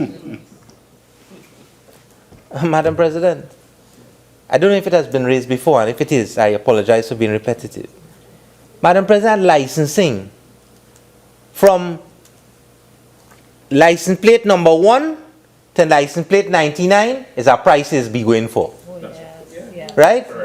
From 1 to 9, single digit, 10,000, 20,000, you're getting that. Where is that money going? The commissioner or the deputy commissioner? And you had to give somebody who know the deputy commissioner. Senator Ramdeen, I'm listening. Please, yeah. You know that there is freedom of speech in the chamber. There's freedom of speech in respect of persons outside of the chamber. But let's be a little careful in what we are saying, okay? I understand what you're saying, and you've gotten complete leeway to say what you've been saying. But just, you're going down a path now. I'm just asking you to exercise some caution. I'm obliged, Madam President. If it is that, Madam President, I want to say that I was not intending to make any particular reference to the actual person's name who I called. So I want to withdraw if that is the intention. But I want to say this. I'll put it in different terms. The officials down there, Madam President, are encouraging the wrongdoing. And if they are the persons who are in charge of the licensing office, and they are encouraging the wrongdoing from the top, what do you expect to trickle down as you go along? And legislation is not going to stop that. We have to get people inside of licensing and weed out the people who have this has been going on for years. And how can the Commissioner of Transport stand next to the Minister of Transport, who obviously understands what is going on? And you continue, bro. They don't like to hear the truth, you know.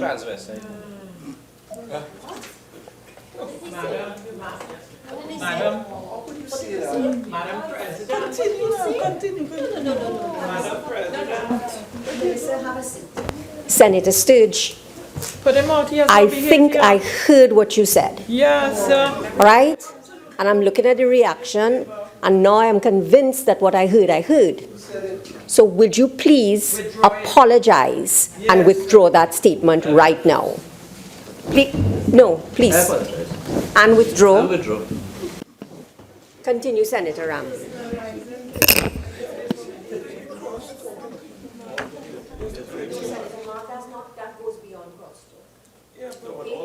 Senator Ramdeen, continue.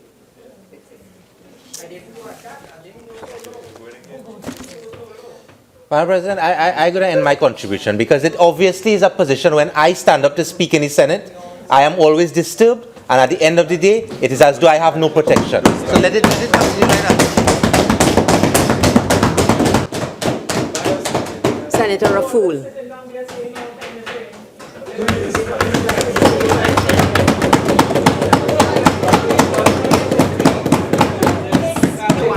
Madam President, EF and G, 51 EF and G. I'm being disturbed. Madam President, standing order 51 Senator, EF and G. Please, members, Senator Ramdeen, you're shouting across. Let's have a seat, please. Please. You in charge? But they disrespecting the president. She don't ever get reprimand. It's only me. Yeah. Senator Sturge, Senator Ramdeen. Senator Sturge, that comment that you just made, when I sit, I expect you to apologize and withdraw that comment as well. Members, I would ask that we conduct ourselves appropriately in this chamber. Senator Raffoul, please begin your contribution. No, but before you do, Senator Sturge has something to say. I apologize and withdraw.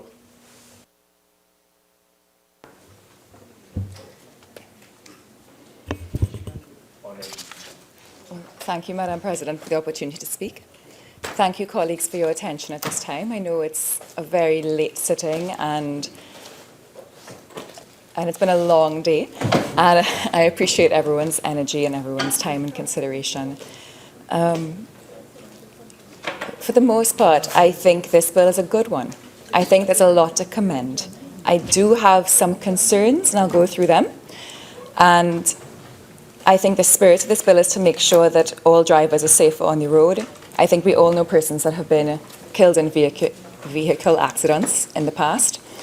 And I think this bill does do a lot to reduce the subjectivity that's inherent within the traffic system as it currently stands. as Senator the Honourable Franklin Khan said earlier, this bill, and especially the traffic lights, aims to reduce that subjectivity and to make the system more objective. That said, my main concern is the subjectivity inherent in the vague wording.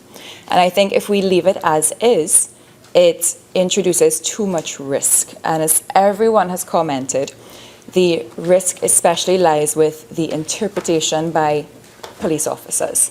So I'm going to point out as succinctly as possible the particular places within the bill where I saw subjectivity. A lot has been mentioned throughout the day, so I'll just briefly recap. The wording such as excessive weight, which doesn't actually have a number attached to it, excessive tint, excessive distance, excessive noise. There's no definition of a drug, and that's 9 demerit points. Unreasonable distance or unreasonable destruction. Words like this are very vague and there's no definition. What I found particularly interesting was that there are 6 demerit points for quote-unquote not following the directions of a police officer. The demerit system, again, I also commend it. I think it's very useful for making sure that there's more responsibility and accountability of individual citizens in our driving habits. But this particular demerit point for not following directions of a police officer can allow police officers to have maybe too much power in a country where our police system is continually subject to speculation about not having good oversight and accountability. I had 2 particular incidences with police officers in the past, which left me as a young female very, very concerned about this point. In 2009, I was pulled over by police officers. It was 4 older gentlemen in a car because of a misunderstanding. I was in an intersection. I thought I got a bad drive from a police vehicle. They thought that I gave them a bad drive. I continued driving and went down a side street on my way home. And I noticed while watching my rearview mirror that the police car was behind me, and they pulled me over. And I was 25 years old. It was after the gym, after work, so it was around 8 p.m. at night, deserted side street. I was in gym clothes, so they were somewhat tight-fitting at the time. Now I do not wear tight-fitting gym clothes. Learned my lesson there. And I started shaking because at the time, there was so much in the media and in the newspapers about accusations of police brutality and police murders. I didn't know if it was true or not, but I was petrified. I started shaking. The policemen searched my vehicle. They realized that I was scared. They were very kind. They said, "It's okay, sorry, miscommunication. You thought we gave you a bad drive. You thought the same." There was apologies on both sides. One of the policemen took my phone number and called me later on to apologize. I spoke to a colleague the next day who said, "Policemen are not supposed to take your phone number. That's not right." I didn't know any different. I didn't know any better. And that's why it's also extremely important that citizens know what the different demerit points are. I didn't know any better. I accepted the policeman's apology when he called later that night. And the next morning, I got a text from the policeman asking me out. Yeah. As a 25-year-old girl, who am I supposed to talk to? I didn't want to complain to the police. But that's corruption. Now, in this day and age, there's the SSA bill, which allows monitoring of a phone. Who was I supposed to talk to? I didn't even want to tell my parents because I know they worry. I spoke to a colleague at work who said, "Just be careful, you'll probably be fine." But the bill, the way it's worded, I see a lot of danger for young persons, especially because the demerit system, there's different point levels for different age groups. If you are a new driver, and if you are a 17 or 18-year-old female, all you need is 7 points, 7 demerit points on your file within 12 months from obtaining your license for it to be removed from you because of racking up these 7 points. If you have had your license for longer than that, then if you rack up the demerit points within a longer time period, that's when your license can be taken away. So the way it's worded now, if you have had your license for 12 months or less and you obtain 7 demerit points, then your license can be revoked.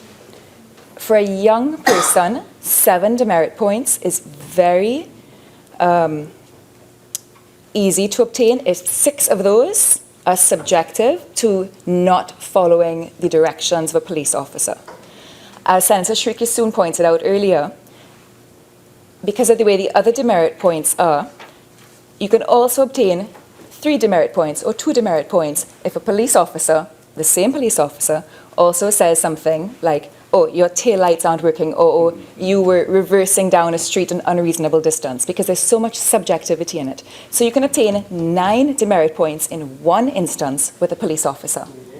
If you're a young person, that's 7 demerit points. If you're a young female, that's where my concern is because of this bill. If you are older, then you have so if you've had your license for more than 1 year, then the demerit point system is slightly different. If you have over 10 demerits, but less than 14, then you can have your license removed for 6 months. If it's between 14 and 20, then it is 1 year, and if it's more than 20, it's 2 years.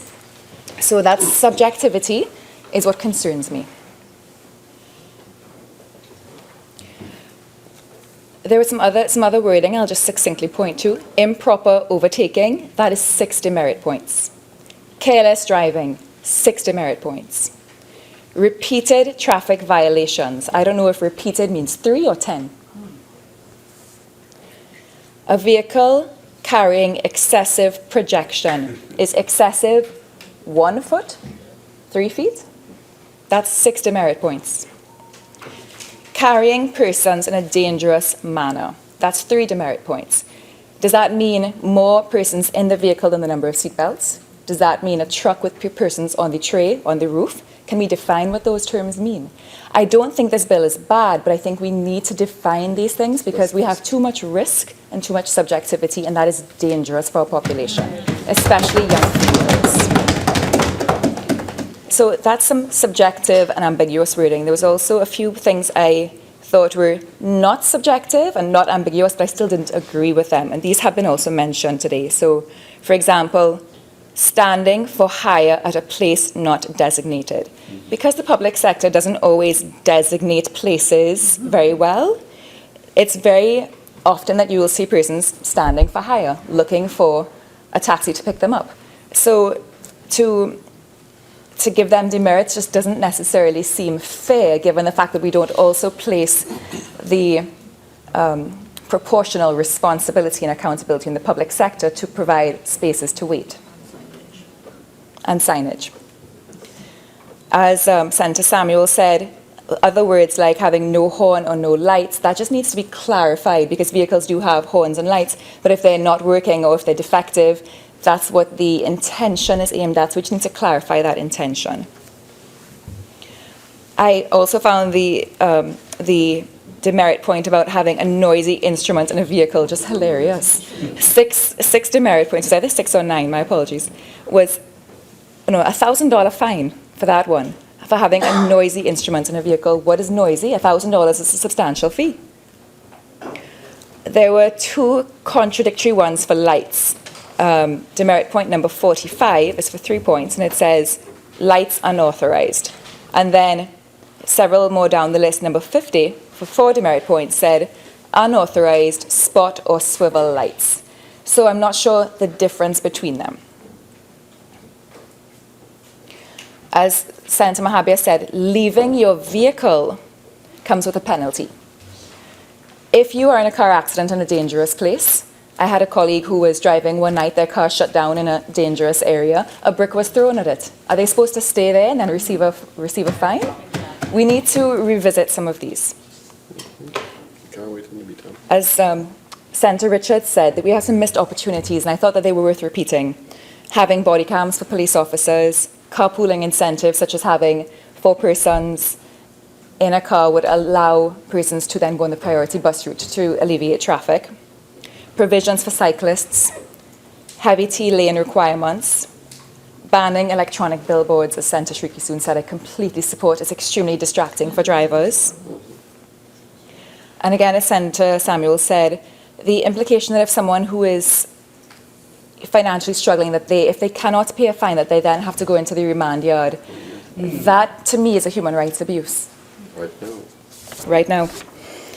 And lastly, one other thing, I also want to commend the opposition, especially Senator Sturridge earlier. When he went into the legality of the law, I found that extremely useful, and I found that really refreshing and insightful in how he was able to explain that. For those of us who are legislators but don't necessarily have a legal background, I really appreciated the depth that he went into, especially the implications that this bill would have on citizens not being able to have their case heard without being present, a case being able to proceed without them. As well as Senator Samuel said as well, that the accuser does not have to be present. I think that allows too much risk into our judicial system, our justice system. The fact that there's still paper-based notification of an offence. As someone said earlier, if that piece of paper blows away in the wind, or if it's removed, then you as a citizen might not even be notified when you have potentially done something wrong. And a case can proceed without you being physically present.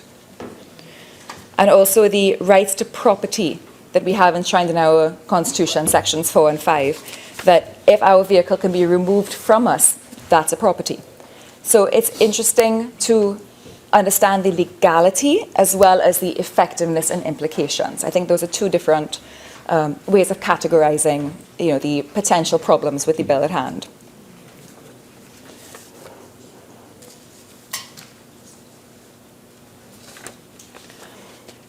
Senator Mahabir pointed out this in his contribution, which was a few weeks ago, that we have within the list of penalties a fine of $3,000 TT for persons who have not cancelled their registration if their vehicle is out of service within 1 month after that time.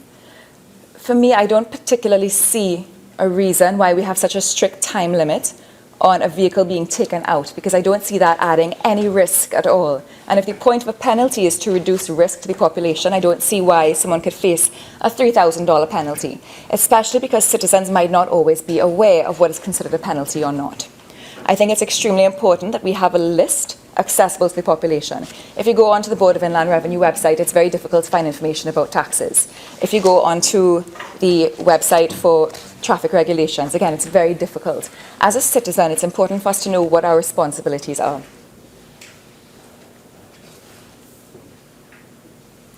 And on Senator Creese's note about taxi drivers and attire, I find a fine of $750 absolutely absurd in this day and age, and I completely agree with many of Senator Creese's points about the fact that we are enshrining judgment, and in the sense of we are telling people how they should dress. I think this is absurd. We have nothing better to do as a Senate than to decide how people should dress. We live in a market-based economy. If a taxi driver is dressed in a way that a customer does not like, that customer can go in another taxi. I don't think we should be wasting time, our time and police persons' time, to tell people how to dress. That's objective. I've been told that there are persons who come and wait who exercise their civic duty and observe what's happening, and they're told not to cross their legs in the waiting area in Parliament. As a citizen, I've gone to different public buildings and told, you have to be in sleeves as soon as you enter the door, as if the personnel there have nothing else better to do than to say, she is out of the regulations. Every time I go anywhere, I always have a sweater in my purse, lest I do not have sleeves on my outfit. I've always have a sweater and closed-toe shoes in the trunk of my car.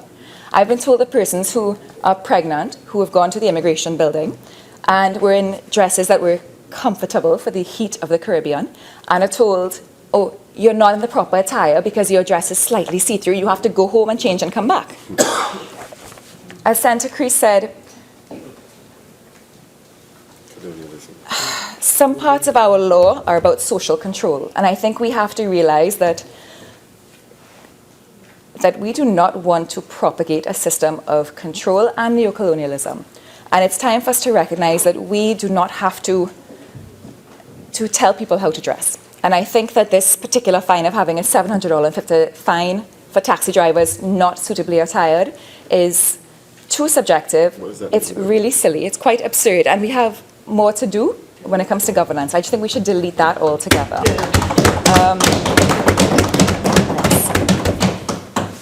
There was another point I wanted to make on that, but it's escaping me at the moment. And given that it's extremely late, I want to be respectful of everyone's time. Not sure if I mentioned this before. There's no definition of what is a drug, and that's 9 demerit points. And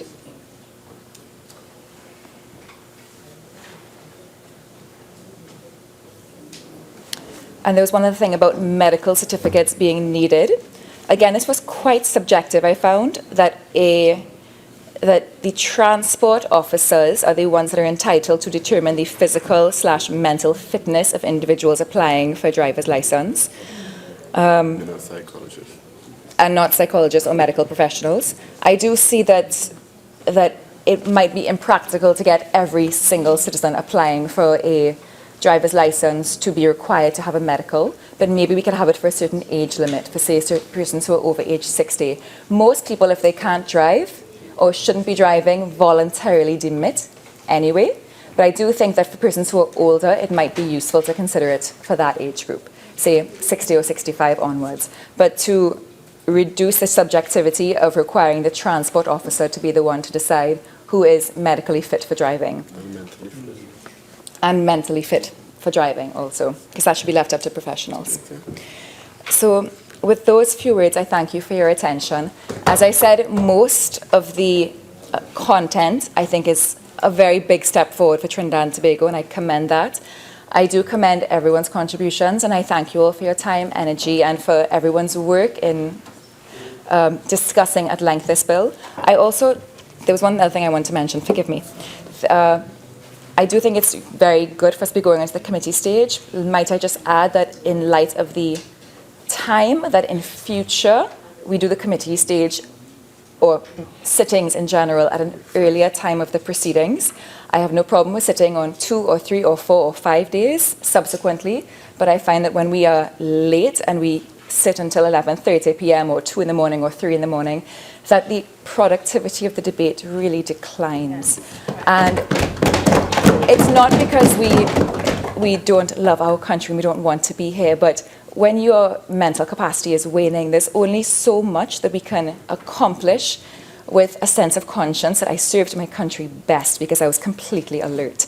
And I think it's important for us to know that we can change the standing orders. It's, again, with what Senator Creese was saying about the taxi system, I see standing orders in a similar way, in the sense of it's something we've inherited from our colonial power. And yes, just because it was done that way in England doesn't mean that we necessarily have to do the same thing. We can change it and use the information, medically or otherwise, that's available to us now and do what's really best for our personal health and the health of our nation and the health of our bills and the health of our debate. Thank you. Senator Small. Madam President, giving me the opportunity to join at 11:32. Good time. I'm used to long sessions. I had a good indoctrination in the previous Parliament. The learned Honourable Attorney General will be very well aware. I am here to join in make a brief contribution on this Motor Vehicles and Road Traffic Amendment Bill 2017. The bill before us, Madam President, presents several amendments to this act, and I am always supportive of moves to update legislation. I think I'm on the record here, Madam President, as saying that I do not expect any particular piece of legislation in front of me to be perfect when it gets here. But I think that the tone of the debate, particularly from the government side, certainly improved after the Honourable Leader of Government Business, who is not here.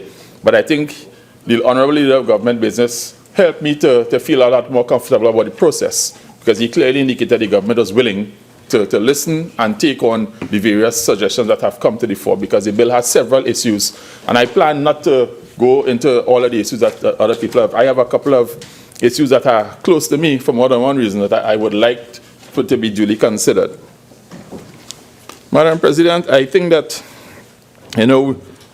while everyone has spoken on different issues about subjectivity, we all have an example. And I want to be given opportunity to be given mine, to put mine on the record.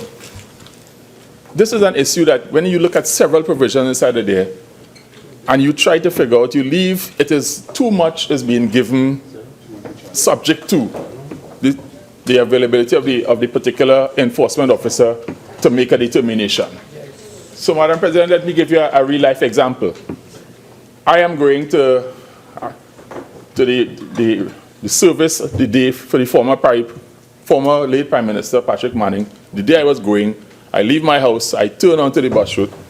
I have my wonderful hanger in my car. I have the bus route pass big on the window. I'm stopped. So I pull aside. The officer asks, "Can I see a pass, please?" I say, "Well, here. Where's the letter for the pass?" So I said, if you read item 6, the clerk is aware. I reported it to the clerk because it's just nonsense. I said, if you read condition 6, this pass does not require a letter. Well, I don't care about that. You're supposed to have a letter. So, this is where, as a citizen, you struggle. And, Madam President, here's where subjectivity comes in. You pull me aside. I have one of those gas guzzling vehicles. I have a member of parliament sticker on my car. I have my bus route pass plainly displayed. The other officers in the roadblock, other guys are coming down, no pass. What's going on? Everybody's passing behind me, no sign of any kind of bus route pass. Hey, partner, what's going on? And I am stopped, probably because I have a bus route pass. It makes no sense. And these are the things that scare me when you allow too much subjectivity. I work very hard to avoid interaction with the police because and that's just the way it is in Trinidad and Tobago. So I reported the matter and the matter was dealt with. But this is the issue. It's a real life issue, and we're not trying to say that all policemen are bad, but or that all policemen are good. We think that we need to make sure there's controls. I think that's the issue. If you put proper controls in the system, then we can try to treat those issues. That it seems that just random for nothing. Another incident, I am coming to a Senate sitting, stopped at the light by just in front of the city gate there. There's 3 lanes, 2 to go straight and 1 to turn right. So the 1 to turn right, marked police vehicles, and the 1 to turn right. When the light turned green, he didn't move. When the light turned green for me to go straight, he pulls in front of me. So I had to pull out of the way. And then he rose on his ass. "You see the police?" I just keep going. And these are the things that you run as a regular average citizen, you run into these issues. And like me, I just hush my mouth and I keep going. Because there's nothing to be gained by trying to have any discussion. You could only lose. Trinidad is a very small place. So, Madam President, changing behaviors is something we have to work on. And I'm not sure how we could do it, but one of the ways to ensure we change behaviors is to make sure that when there's a violation, people feel the penalty. So, Madam President, I have had the misfortune or the fortune. I arrive at George Bush International, I pick up the car, I get out on the 59, going to South Dixie, and I am going 57 miles per hour in a 55 miles per hour zone. Whoop, whoop. And I am stopped. Sir, you call your clock going 57 in a 55 mile per hour zone. No, the officer was understanding, he allowed me to go. 2 miles per hour over the limit. On another day, I arrived, touched down at Miami International, jump in a rental car again, going down the Dolphin Expressway, west of downtown, get onto I-95, reach an intersection, I come off the I-95 and I go down to Biscayne, and I miscalculated by probably, when I saw the photograph, about 2 or 3 feet into the intersection. I got an email about 2 days later, and showed me the photo. The fine is $136.50 for encroaching in the intersection. Because I stopped and I didn't stop enough out of the intersection. Did you pay? Of course I had to pay it, immediately. But at least I could go online and pay it. So I will come to that. So that, as somebody who has had these experiences, I understand about when you go to a place, you adjust, and your behavior is shaped by the fact that there's enforcement of the available penalties. There's no discussion, there's no questioning, there's no officer give me a chance, there's just enforcement of the penalty, full stop. I actually enjoy that because then there's a clear demarcation, either you're right or you're wrong, and we move on. I enjoy that. Madam President, I am one of those persons that sometimes the logic escapes me with what happens with on the roads. There's something on the roads, for those of us who come to Port of Spain frequently, called justice on time. And one morning on the stretch of the bus route between Barataria and Mova Junction, if those familiar with the bus route, that part of the bus route is actually pretty narrow. Justice on time is coming down and is get out of the way, going 1,000 miles per hour. And because traffic is slow going that way, and traffic is coming this way, they're in the middle, you're forced to pull into the verge. So I pull into the verge. By the time I get to Port of Spain, I have a flat. I have to go across, I'm coming to Senate, I have to go now across there and pay $1,900 for a tire on my car. The tire is destroyed. Because I pulled into the grass, didn't know what was in the grass, but I had to get out of the way of justice in time. And those are things as a citizen, I shouldn't have to deal with that. What is the undue hurry? You're running people off the road. I don't get it. And it's even worse than that. There's times when there's, I suppose, hearse on time. Because there's the police outrider and there's the hearse or the body mover with a body. I'm saying, what is the hurry to get the body? Go with the body. Where are they going? The person in the body is already deceased. What is the rush? Going 1,000 miles an hour and running you off the road. I hear all of that. Is it necessary to be going 2,000 miles per hour on the bus route and running people off the road? That's all I'm asking. They want to arrive alive. So, if someone can defend that, great. I respectfully disagree. I respectfully disagree. So, Madam President, the other issue about compliance is making sure we make the best use of our resources. So, someone earlier spoke to about, I think it was Senator Coppin, spoke to the way in which the Metropolitan Police Force in London manages part of their operations. But one of the key things that Metropolitan Police Operation in London do is, in addition to RFID, they have low jack systems on the cars. Vehicles that are assigned to police officers, they're given discrete areas to patrol. Anytime they patrol out of that area, they have to go back and make a report why they were out of that area. You're given an area to patrol, you're not supposed to go by KFC or Royal Castle or find yourself by your girlfriend or whatever they're doing. And here's how I say that. My sons used to come to Port of Spain every day with me. And they used to do an exercise while I was on the way coming to Port of Spain. And they would be checking how many marked police vehicles would pass us from Arima to Port of Spain coming on the bus route. Many mornings, like 70 or 80 vehicles passing us going down the road. And they're trying to figure out what crime are they chasing down at 7:30 in the morning. Every morning. Every morning. Every morning, all these marked vehicles going. And that doesn't encounter the vehicles with the blue flashing lights that nobody knows who they are other than stay out of their way. Blackout windows, blue flashing lights, the line is long, and they just pull and they just go because you don't know. I have no idea what the blue flashing lights mean. I have no idea. There's nothing in the law to tell me other than get out of the way. Because well, I just like I think Honorable Minister Rambharat, when I leave here, I jump in my car, I'm a regular citizen, and I have to manage on my own. I manage on my own. The Honorable Attorney General, in his presentation last session on this bill, referenced the low percentage of payments on tickets being issued. And for me, there's a simple reason. In one of my previous lives, I received a ticket.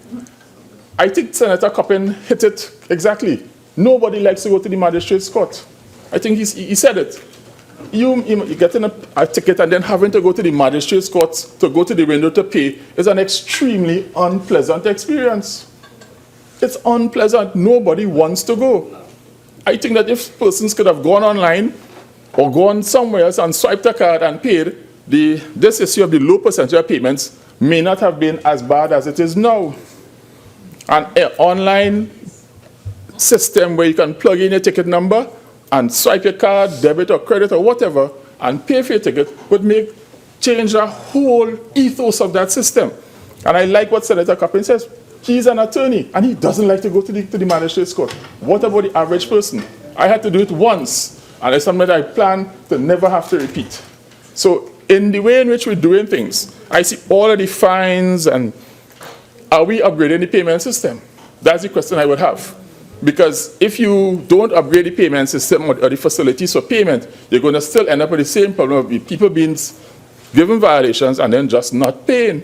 Because nobody wants to go to the magistrate's court. Those are not fun places. I served jury service a couple of times too, and I can tell you that it's not a place you want to be. So, Madam President, I have a couple other things I want to talk about. And I want to address them because I always recall when the Honorable Attorney General was much closer to me on this side of the, and one of the things the Honorable Attorney General, the former Senator and the current Attorney General used to mention about legislation must demonstrate proportionality. And I like it. I am a strong supporter of it. But here's my issue. And I will try to just be succinct but be very clear. In the bill essentials we got for this bill, I think they quoted several examples from, I think, New Zealand, Canada, Australia. So I use those to reference the point I'm going to make. Clause 11 of the bill proposes to amend subsection 1B to make a windscreen or motor vehicle to not obscure the view. Lots of people have things, but I have a different tack on it. I don't agree with this because the fine is now, I think, $5,000. I wish to respectfully argue that this provision is grossly disproportionate. Why? Because Section 43 that details requirements for a driver observing that a driver must observe while a child is in a vehicle proposes a fine of $2,000. The consequences of somebody failing to observe Clause 14 and having a child unrestrained in a vehicle and that child suffering a critical injury or dying, the fine for that is $2,000. Putting a piece of plastic film on a glass, the fine is $5,000. That is disproportionate. And let me take you to the UK. The UK Department of Transport, it says that the fine for having an unrestrained child is £500. Okay?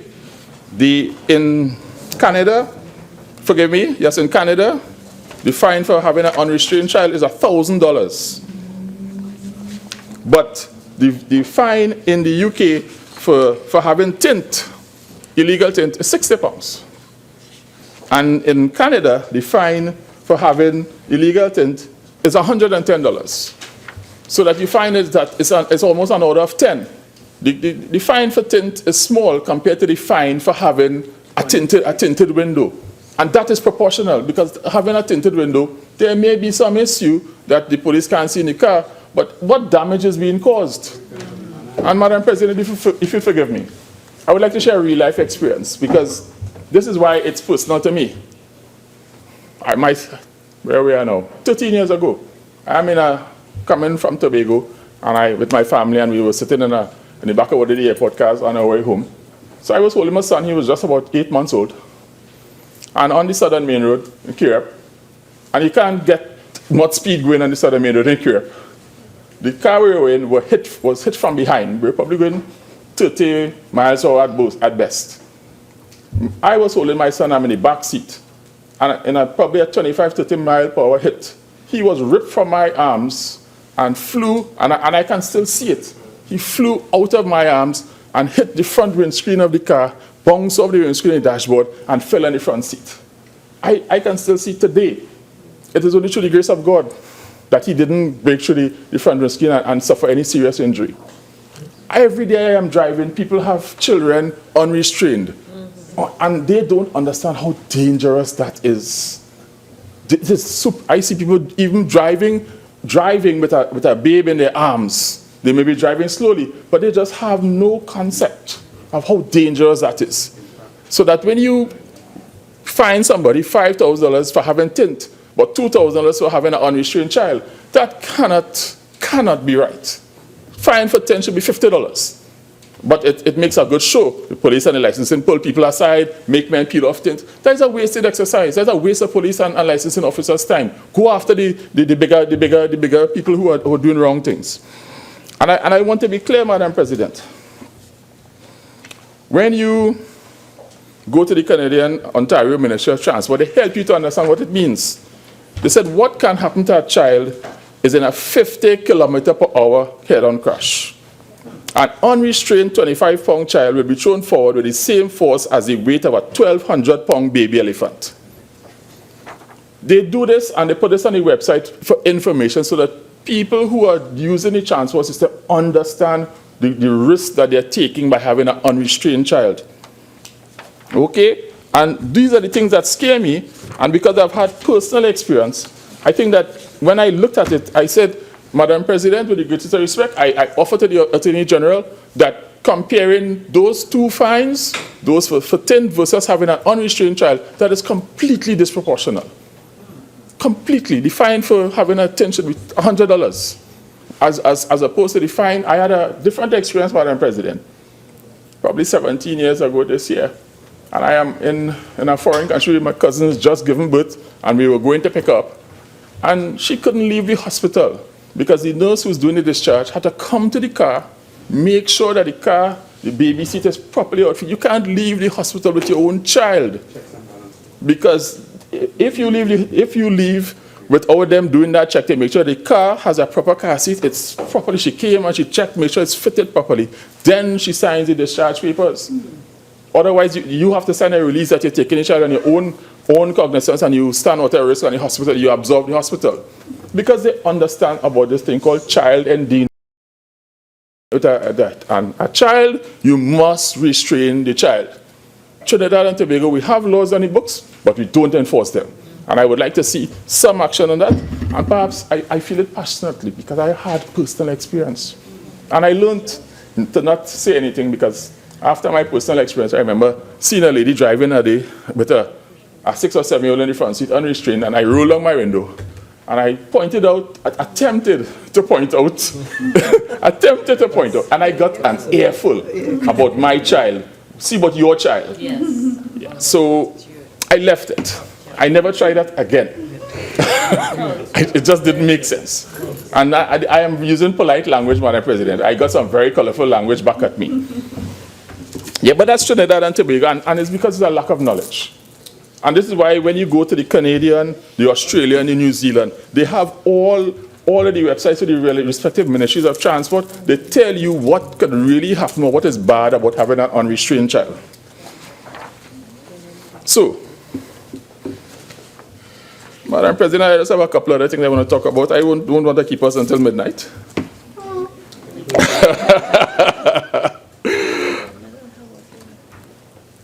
Madam President, a couple of things that I would like for the Honorable AG to consider. Like I said, I didn't want to repeat all of the things, but I support a lot of what was said about a whole range of issues. You look at the fine structure, the issues about the demerits and the various fines, there seems to be, it's completely off kilter in many respects, but I expect that we will deal with that in some detail in the committee session, because I have some suggestions on some of those things, but I don't want to go through all of that now, because I think the point has been made, and more importantly, the point has been taken by the Honourable Leader that while the legislation is at this point is the government's best bet, the government is willing to listen, to hear useful suggestions to improve the legislation. And that's all we could hope for. Madam President, again, I am frequently on the road and I'm always driving at odd hours. Just a few days ago, I'm driving through a place and at 7:30, between 7:30 in the morning and 8:30 in the morning on this particular street, the speed limit is 5 miles per hour on this stretch of the road. Why? Because it's a school zone. So for this 150 meter stretch of the road, you dare not drive faster than 5. You don't even know how to drive 5 miles per hour, and you're driving. We have schools all over Trinidad and Tobago, and people are just speeding by, doing all sorts of crazy stuff. It's time we try to put a system in place that on this stretch of road where parents are reduce the speed limit in those areas. In virtually every place that I've been to, there's always a school zone, there's some kind of flashing light, and everyone knows you break that at your peril, you will feel the weight of the law. Because there's no excuse for speeding in a school zone. And I think this is something we have to consider. We have schools all over the place, and I am seeing all sorts of crazy driving, and that is something that I would like to see considered. I may not be able to fit into this bill at this current time, but I want to put it on the record. The other issue I want to talk about is a normal process in other parts of the world too. I am always driving on the road, and you would see, especially early morning, you have the crews doing all kind of work, CPEP doing, and including justice sometimes doing 1,000 miles an hour. There should be a speeding fine when workers are present. Whatever the fine is for speeding, once workers are present, most places they tell you double the speed is fine. That should be a standard thing. Workers are present, there's a signage that workers are present. The speeding fine, if you're caught within the area where workers are present, you automatically double the speed fine. That doesn't require any big adjustment to the legislation. I think that is something that is eminently doable and is an easy fix. Because what you do is you sensitize persons who are driving that people are physically on the ground doing work. They may have cones around them, but reduce your speed or manage your speed to protect yourself and those workers. I think I have only one. I'm shooting to stay until midnight. Yeah, so the other issue I think someone mentioned about you're driving on the highway, I think it was Senator Creese, and there are 3 abreast on the road. You know, in most places I've been probably to too many places, there's a maximum speed limit, but there tends to be a minimum speed limit. Mm-hmm. And they enforce it. So that the idea is that especially on highways, you want to optimize vehicle flow on the highway. So what you find, I am driving the road often, and because as the Senator Daniel said, his car would only go 30 miles per hour, that's fine, he should only be driving on Sunday morning. my good colleague. But there's many times people are driving and they're going so slow, they keep causing, what actually that causes is people trying to divert around this extremely slow driver, but the slow driver thinking, I'm driving slow, I'm driving safe. No, you're actually causing an obstruction in the road. And causing an obstruction in the road, you're an accident waiting to happen. And to the extent that we could look at how we structure our systems to make sure that we try to optimize the roadway, but sensitize persons that driving at 30 miles per hour is not safe. It's not safe.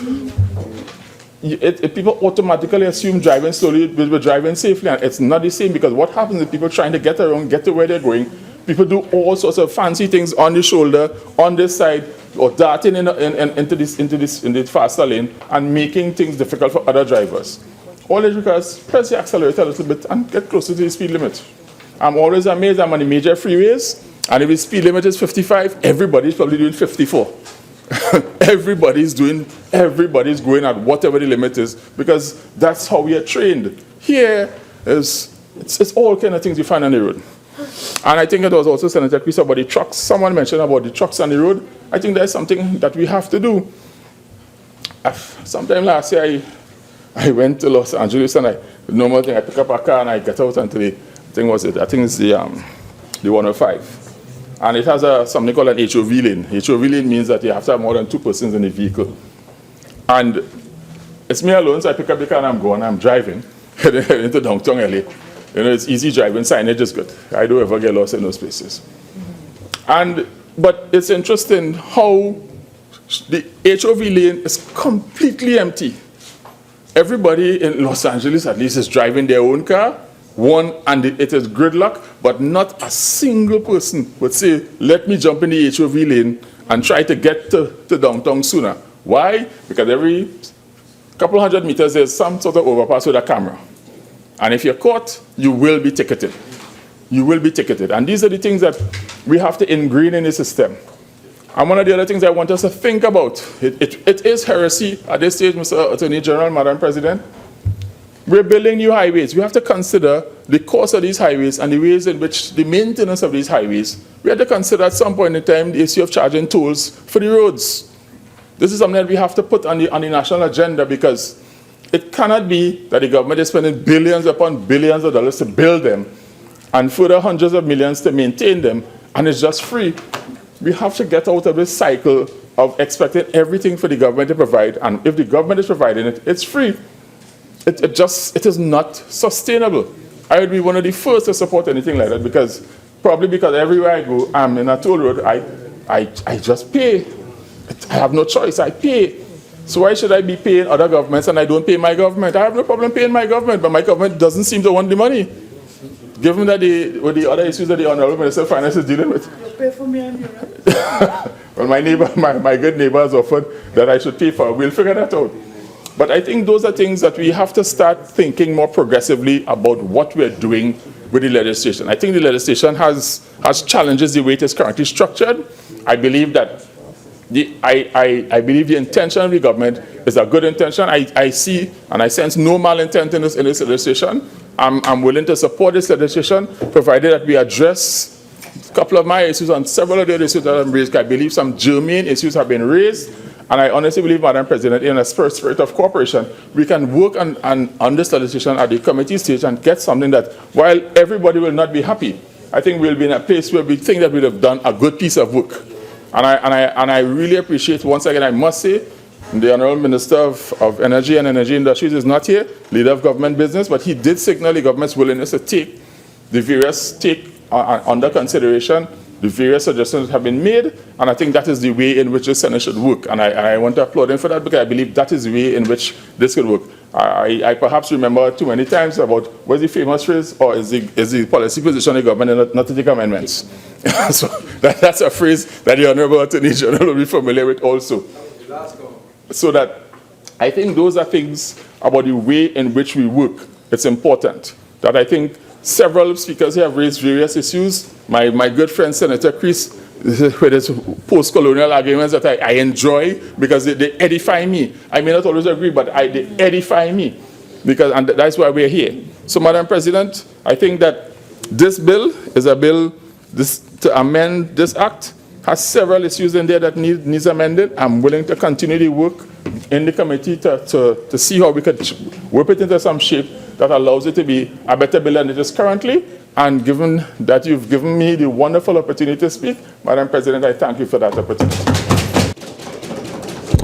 Honourable Attorney General.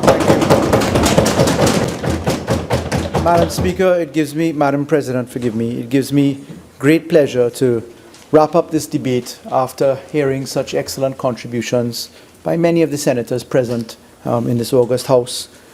Exactly 1 month ago, on the 2nd of May 2017, we commenced debate on this bill.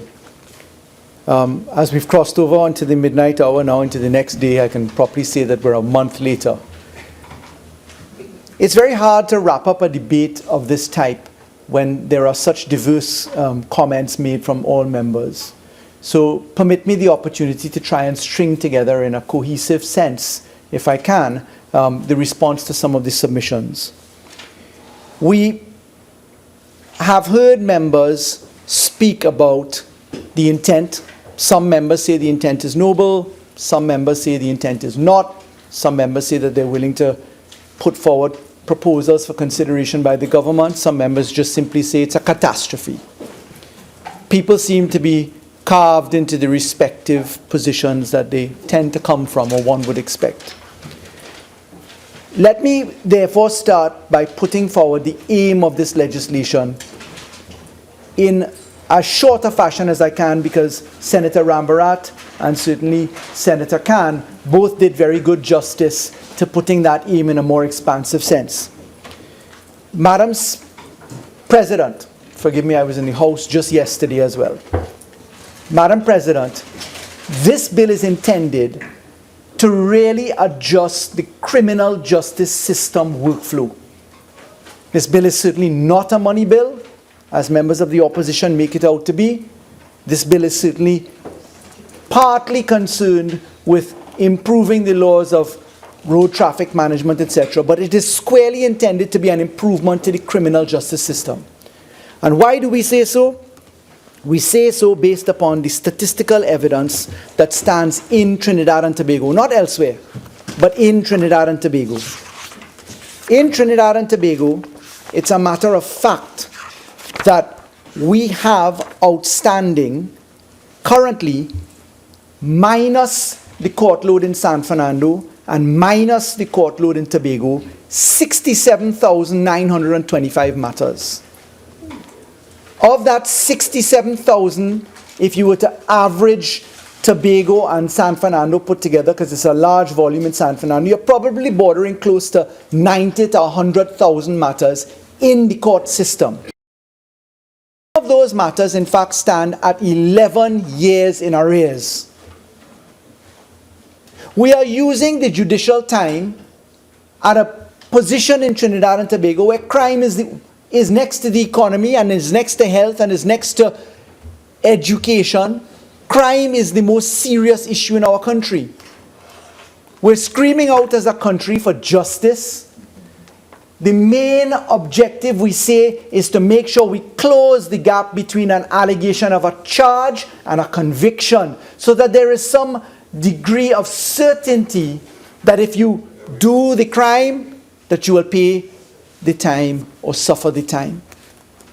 But in our jurisdiction, where your preliminary inquiry structures are organized such that you spend up to 17 years in the magistracy before you get to the High Court, before you get to the Court of Appeal, before you go to the Privy Council, where you're in pre-trial discussions for 17 years, and you add on the fact that your criminal justice system is just going absolutely nowhere really fast, then as a government, you've got to take account of the measurables, understand where your roadblocks are, and try to take administrative steps to take you in the right direction. So what does this bill seek to do as a legitimate aim? It seeks to carve out scarce resource in the concept and actuality of judicial time. That's what it seeks to do. There can be no better aim than that. There are concurrently excellent aims alongside, which are, of course, to treat with the ease of doing business for persons who wish to conduct transactions.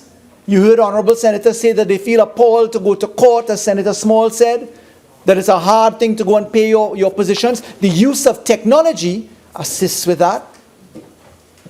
But there's also another very good and noble objective there, a legitimate aim.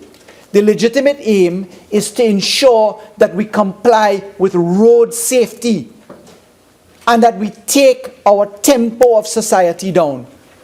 People are asking the question, can law change society's behavior? There's one real example in this country. It's the speed guns.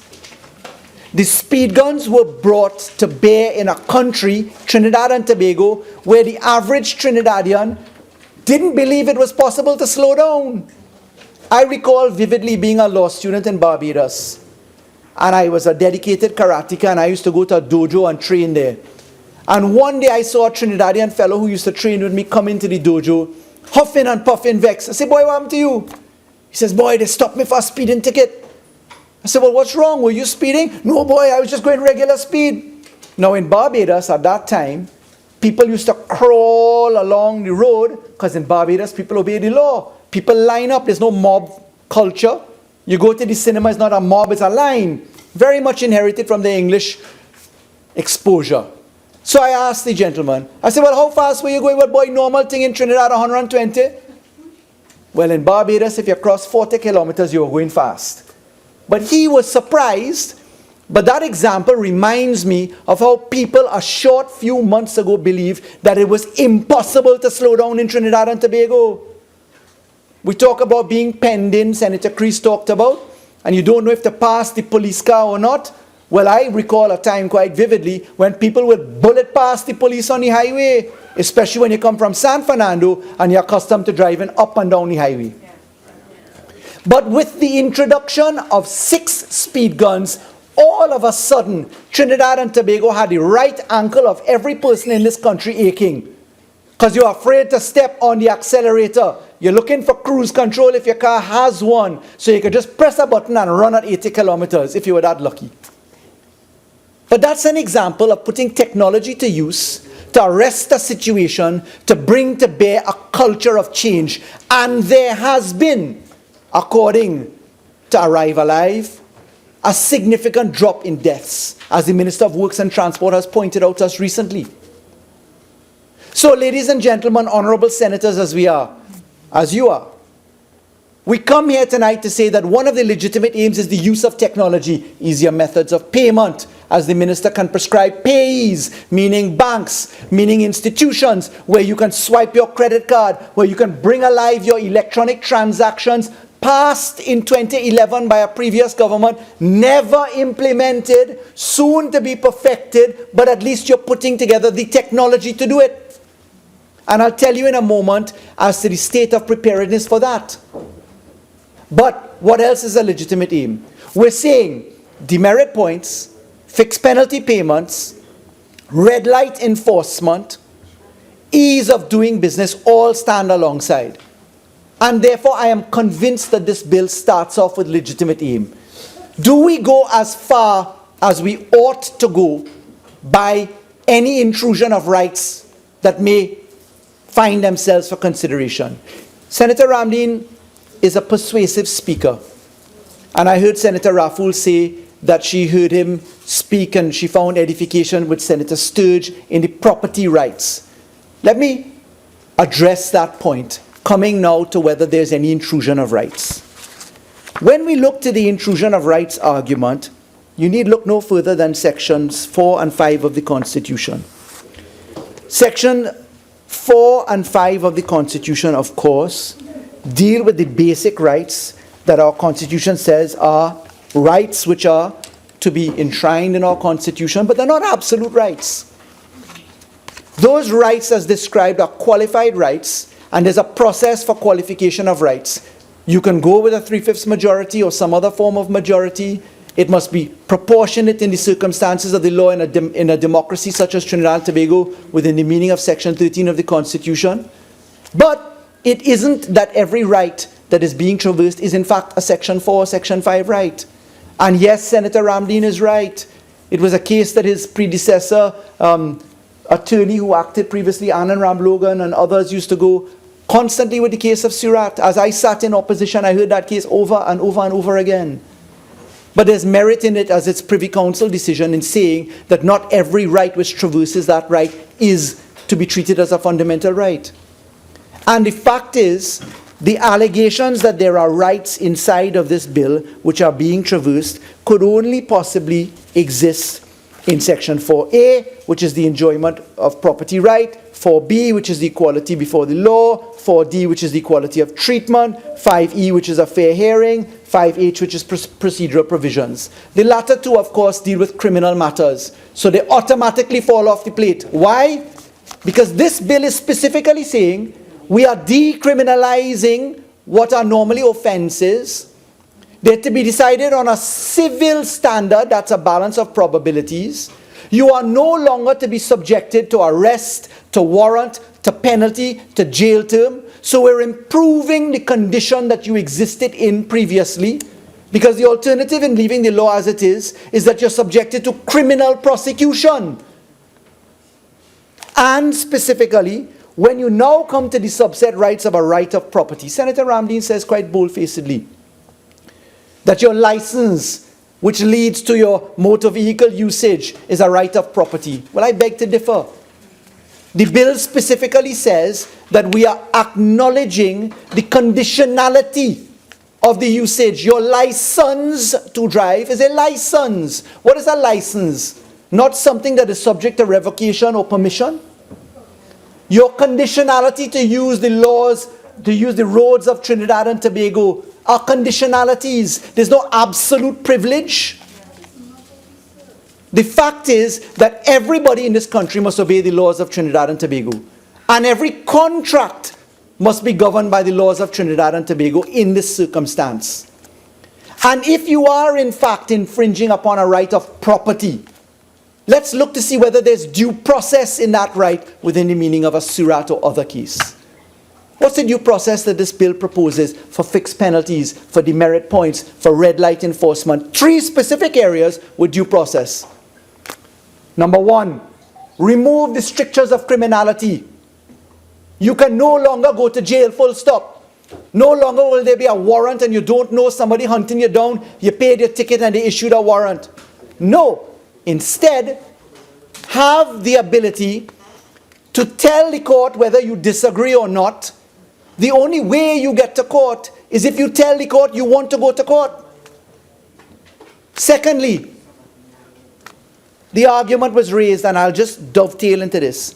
Both Senator Ramdeen and Senator Sturge, it was embarrassing to hear them talk about in absentia. Oh, it's such a draconian thing that a court could possibly deal with a matter while you are not there. That couldn't possibly be right. Chapter 420, the Summary Courts Act, which govern the laws of Trinidad and Tobago, the existing system. Section 44 of the existing law. If the defendant does not appear before the court at the time and place mentioned in the summons, then after proof upon oath to the satisfaction of the court that the summons was duly served, or that the defendant willfully avoids service, the court may in its discretion, either, unless written law, etc., complaint is found, proceed ex parte to the hearing of the complaint and adjudicate thereon as fully and effectually as if the defendant had personally appeared before it in obedience to the summons, but nobody will check. So Senator Ramdeen must be taken seriously. The existing law is not the existing law. In any event, you're no longer being subjected to a criminal prosecution, but the due process doesn't stop there, you know, because Senator Sturge stopped right there. The bill goes on to say, and by the way, in that particular section that I just read, you got to court by a summons. Somebody had to come and find you and bring you to court. In this method, you're coming to court by your own election. You are saying to the court, I want to come to court. So there's no need for proof of service. You have proved your own service by coming to say, I want to come. Senator Sturge stopped short. Why did he stop short? Because it's in black and white in the bill that even if the matter is dealt with in absentia, ex parte, as existing law allows, the next step is suspension of your driver's permit, suspension of a transaction for your motor vehicle, suspension of some form of transactional business concerning your car, perhaps. But what happens next? The licensing authority for fixed penalty, the licensing authority for demerit points, the licensing authority for red light enforcement say, you can't just stop there, you know. You have to call the person, serve them with notice, make sure they know why the matter has come up before them, give them the particulars of it, and then invite them to show cause why it should not happen. But it doesn't stop there. There's a right of appeal on top of that. So when you hear the honorable members try to tell you, oh, well, this thing is draconian, there's no example, they almost imply, it's right there in chapter 420, ex parte proceedings. But there was no show cause. There was no invitation by the licensing authority to come and demonstrate why this thing shouldn't happen to you. So most respectfully, I find it hard to listen to Senator Ramdeen just make it up as he goes along. Senator Sturge, in his reading of the law, I mean, it was another embarrassment. Why would you decriminalize this law? How could you decriminalize this law? When you have serious matters to be dealt with, drunk driving, careless driving. I had to go and double check the bill to make sure we were not amending those sections. Lo and behold, Motor Vehicle and Road Traffic Act, Chapter 4850. You just jump to Section 70. driving while under the influence of liquor, disqualification from driving upon conviction. Section 70A, driving or being in charge of a vehicle while blood alcohol levels exceed prescribed limits. 70B, breath test, breath analysis, laboratory test. 71, causing death by dangerous driving. 71A, dangerous driving. 72, careless driving. Not a single one of those sections is amended. These stay as offenses under the law, and therefore you're open to prosecution because you can break a red light and get a traffic matter. Now turn to violation. But if it is that you caused any one of the circumstances in the sections I just read, you will find yourself before the courts in the regular fashion, by summons, facing the matter. They are mutually exclusive. And that is just the embarrassment of watching Senator Sturge make it up as he goes along. I tell you, I had 3 of my senators on my bench come and ask me, did we amend that section? In fact, what we did was to increase the section by making sure it was pellucidly clear that there was summary conviction, etc. If you look to your bill, if you look to section clause 28, etc., you will see that what I'm saying is a matter of fact. That's why it's so dangerous to listen to the submissions of honorable members on the opposition bench. Madam President, a lot of contribution has been made onto the schedule, the 9th schedule, which is being proposed. I want to set out now. The schedule can be amended by order of the minister. Senator Ramdeen tried to scoff and pour scorn upon the approach that Senator Khan suggested. I want to make this clear. The rationale of this government in coming forward to this debate was very, very clear. Let me explain it in context. The work on amending the laws of Trinidad and Tobago in the substantive overhaul fashion began in 2007. We are, honorable senators, in 2017. In the 10th Republican Parliament, while I sat on the opposition bench, we dealt with Bill number 24 of 2014, a comprehensive bill. In this bill, I sat on 5 occasions in the Senate. We could not reach consensus because there was so much traversing that went on that they could not find a balance in the position. So while we are trying to grow the grass, the horse is starving. So what did the government say? The government said, it isn't that you need new laws for everything. It's not bite-size, it's called common sense and practicality. It's called operationalization of laws. The government said, let us carve out the operationalization. Let us move to Carney, Frederick Settlement. Let us operationalize the computerization of the registry. We went in, the Honorable Minister of Works and Transport, we computerized all the licensing data for motor vehicles. In 2010 they stopped entering data. Straight from 2010 to 2015, not a scrap of data was entered. Not a scrap of data was entered for driver's permits. So we went in and we operationalized the entire system. The bribery, Senator Creese, that you speak about, is to be dealt with by making sure you pay for your transactions electronically, and there's no longer any chance of getting a number between 1 and 99 and paying big money on your partner, because you're going to get a randomly generated number plate with an RFID, as garbled as they look in England or in the United States, etc. It will be a thing of the past. So what we did was to take the common sense, operationalize the system, start to deal with the prosecution. Somebody asked when last a licensing officer was charged. I want to tell you that 2 licensing officers were charged just this month or last month. And that sting operations are going down every single day. Pay attention, honorable senators, and you will see what I'm saying as the days unfold. But the fact is, we went further. We decided that it was priority. If you look at the success in the speed guns, why not on every single traffic light have a red light enforcement. And Senator Ramkissoon, the red light camera operates only when you have a red light. If it's not working, the camera system does not work. So it's an in-tandem system.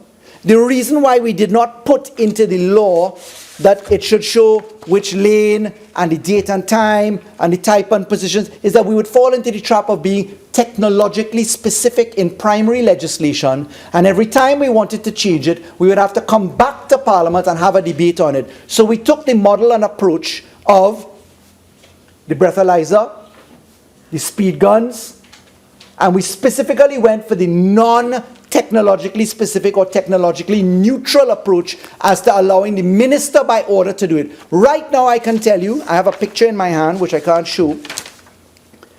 You get the rear license plate, you get the lane, you get the red light working, you get the speed moving, you get the registration number, it ties back to the computer base now that we have operationalized it. All of that comes.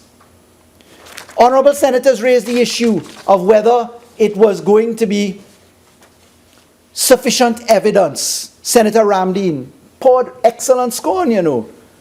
Look at this section here. How is it that this can be enough evidence for a court? I wonder if Senator Ramdeen read the law in relation to the breathalyzer, which is in the same act that we are amending, or in relation to the speed guns, where the law says that the production of the material, and I'm simplifying it, the production of the material in the photograph or the breathalyzer, etc., is prima facie evidence to answer a complaint exactly as this law says no. Dangerous submissions. And I cannot recall when I was in opposition torting and twisting submissions on the law. I cannot ever remember that happening. And I think Senator Small was there for the entire time and would remember that. You see, there is a continual pattern by the opposition. Oppose, say it needs a 3/5 majority, threaten they go to court, make noise, draconian, government want to tax.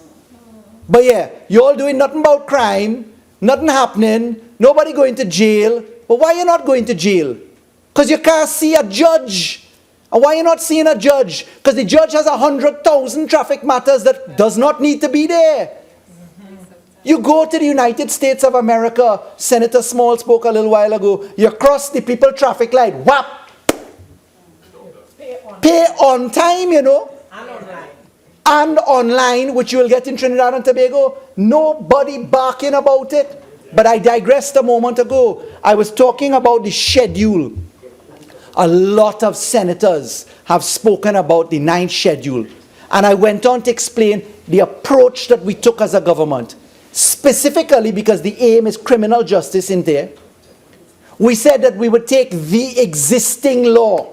And honorable senators, the existing law and the schedules that we are pouring scorn on, and I agree with honorable senators about some of the observations.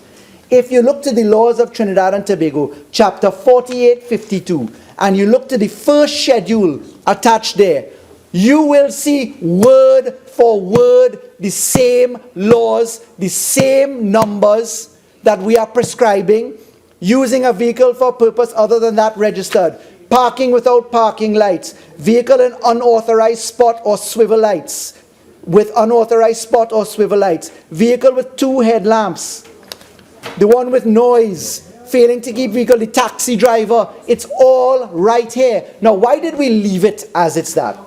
Because members can say, well, why not take the opportunity to fix now? And let me explain why. The law, by the way, the one thing that we did change is we added a progressive scale for speeding. So if you compared the existing law with what's in the 9th schedule, you'll see a difference there, where if you go faster, you pay more. And you'll see it in the 9th schedule itself. Why didn't we change the law yet? Because it finds itself in mirror images in other laws right now. The Law Reform Commission, which is in the Office of the Attorney General, is conducting a comprehensive review of all of those laws because they're only in the schedule. And the bill and the act proposes that the minister can amend that by order, and in other places by negative resolution. And what we don't want to do is to rush to get that wrong, but we do undertake to fix it. And let me tell you how we undertake to fix it, honorable senators. By calling for the information which we have called for, which is the specific number of charges for every single category to see whether it's real or not. And therefore I have in my hands, year by year, the charges, the number of charges in every single court for every category of offense, so I can now say with certainty whether the law is actually used or not. Is it in disusitude or not? Because you have to have a comprehensive scientific approach to making sure that your recommendation to the law is correct. And that's an exercise which is ongoing right now.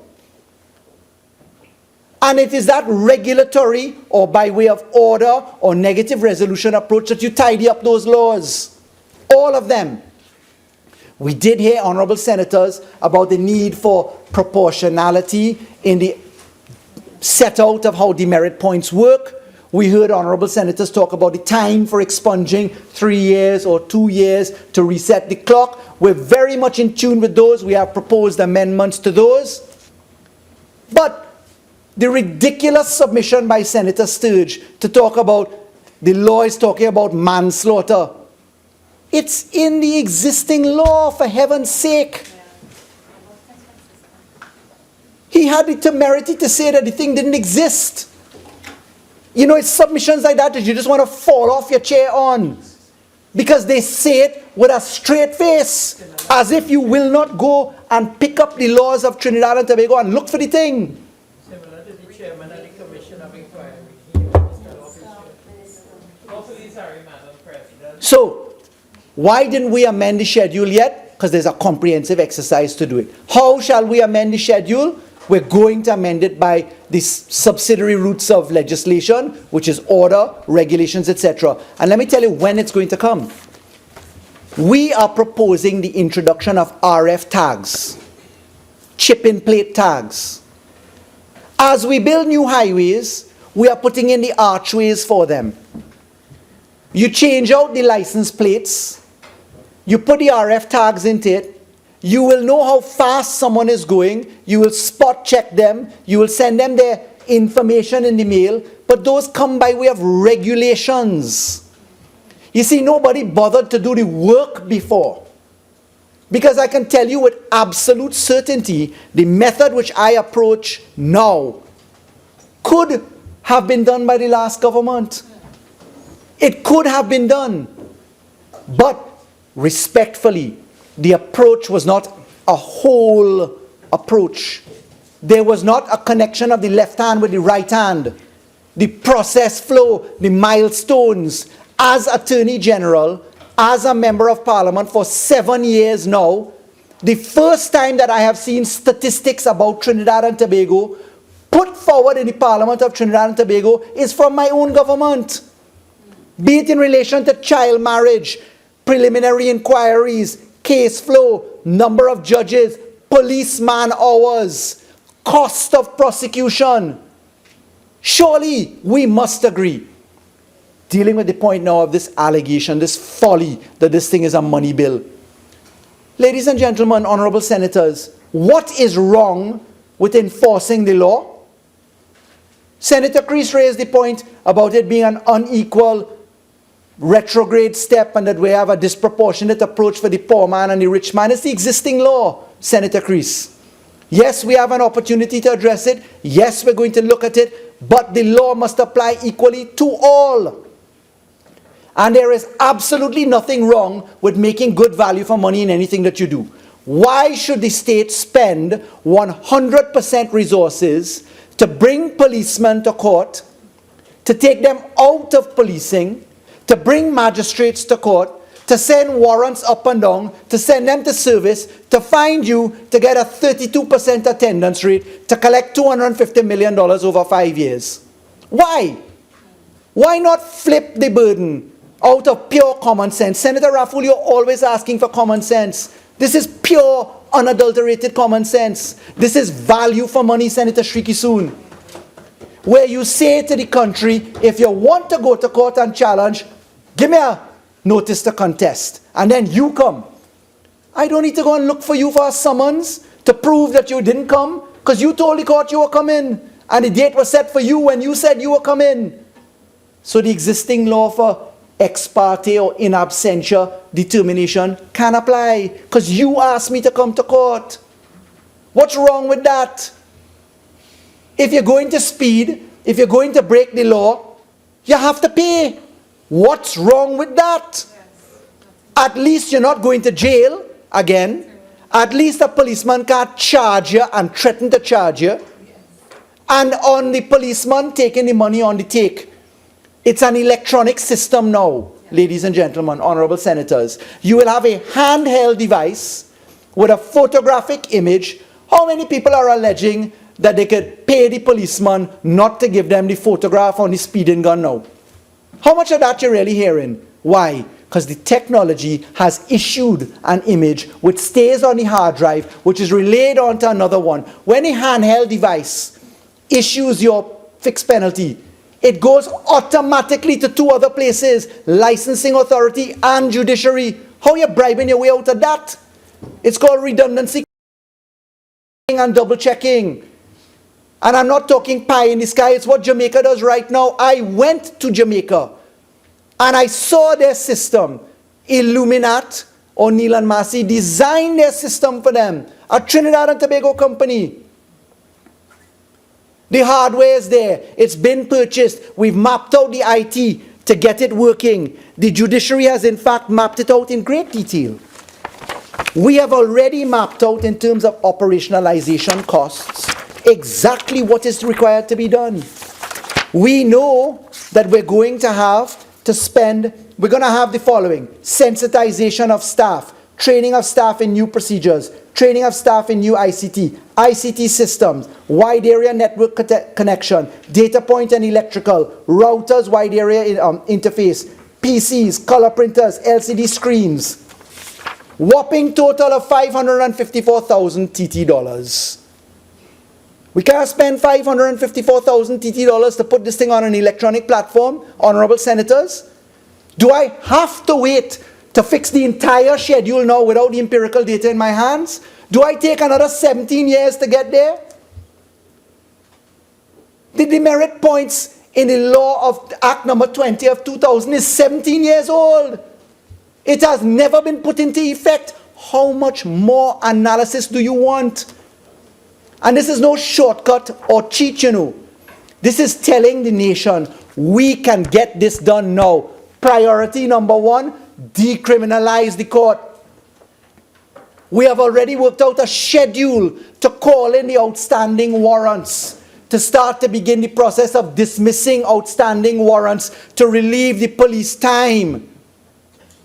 This is no VOPS, VAPS, or Vikivai. This is dedicated scientific approach. And my anger tonight is not so much with honorable independent senators. Madam President, I'm accustomed to time in the House. Would you tell me how much time I have in the Senate? Thank you, Madam President. The point is, honorable senators, that there is a coordinated effort by the government. A coordinated effort to take us out of the definition of insanity. Judicial resources are needed. The police are required to do policing. That's why we have instructed and operationalized 100 municipal police officers to go into the 14 corporations. Why? Let them go and do the municipal policing. Let the Trinidad and Tobago Police Service do its job. That's why we have gone into the Trinidad and Tobago Police Service and commenced a manpower audit, so we know what they're doing, how they're doing it, and how it can be bettered. But the Attorney General's office has gone to do a prosecutorial management. 95% of prosecutions are dealt with by the police in the magistracy. 95%. There are 53 police prosecutors, of whom only 8 are attorneys at law. They do not have a coordinated system of case management. So by the time that they're ready to come to court, they're only asking for an adjournment. We have gone in, structured the case management units to say you will be ready when the case comes up. You're not going to ask to adjourn, to get tracing, to find out if there are prior convictions. You'll be ready on day one. So what did we do? We made sure that we signed and implemented the criminal proceedings rules, so that your rise time and your sit time is done with certainty, so your judicial hours are spent on case managing and not case adjourning. We went in and we tracked the backlog in the judiciary, in the High Court, and nearly finished in the magistracy. So we'll know what the real backlog is. We were told that there were 2,000 plus cases over 15 years in the High Court. I said that's impossible. Let's go and check the files. I didn't go and check it myself. The judiciary was given staff. They opened every single file jacket. That number quickly fell to 200. 2,000 fell to 200 because they had miscoded, not logged in correctly. Now when you take 200 cases over 15 years old, spending $25,000 per month on a prisoner for over 15 years, we're talking in the billions. And the government is met with the opposition constantly criticizing our attempt to focus on value for money. Well, I make no apology for that. I am very pleased to take a business approach to this, because no other approach before has worked. We had 2 versions of preliminary inquiries law under the UNC government. The only thing that ever worked out of that was Section 34. We had electronic monitoring, pass, never proclaimed. Data protection, not operationalized. Electronic transaction, not operationalized. DNA, not operationalized. Dog control, not operationalized. Plenty tick the box laws, you know. Ask which one of them working. We had the anti-terrorism laws on the books from April 2010 straight to 2015. Not a single listing under 2 attorneys general in the UNC. In 19 months, we have listed 341 entities. And Trinidad and Tobago is the leading country on fighting terrorism in this neck of the woods. The Caribbean Financial Action Conference is going on right now, ended today. You would have been proud to hear how your country performed, and the commendation that our country came in from every serious entity in the world, from the cooperating nations, from the United States, from the United Kingdom, from Canada, from the Netherlands, from Italy, from all of the 25 countries that comprise us. And we will listen to Gerald, Ramdeen, honorable senator as he is, an angry presentation on a continual basis. I mean, I'm not surprised he left. Angry and bitter. Or Senator Sturge. Why do I get personal? Because when people attack the merit and goodwill and common sense that you bring forward, Senator Mark, you must take it. Honorable Attorney General, you have 5 more minutes. Much obliged, ma'am. You see, the mechanism before us is a very laudable one.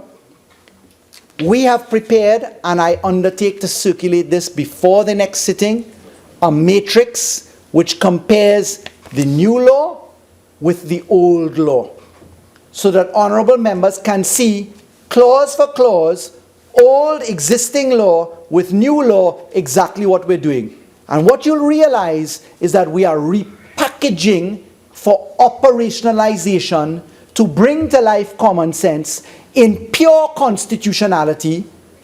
And I'm not troubled in the least by the representations of the opposition. I'm not troubled in the least.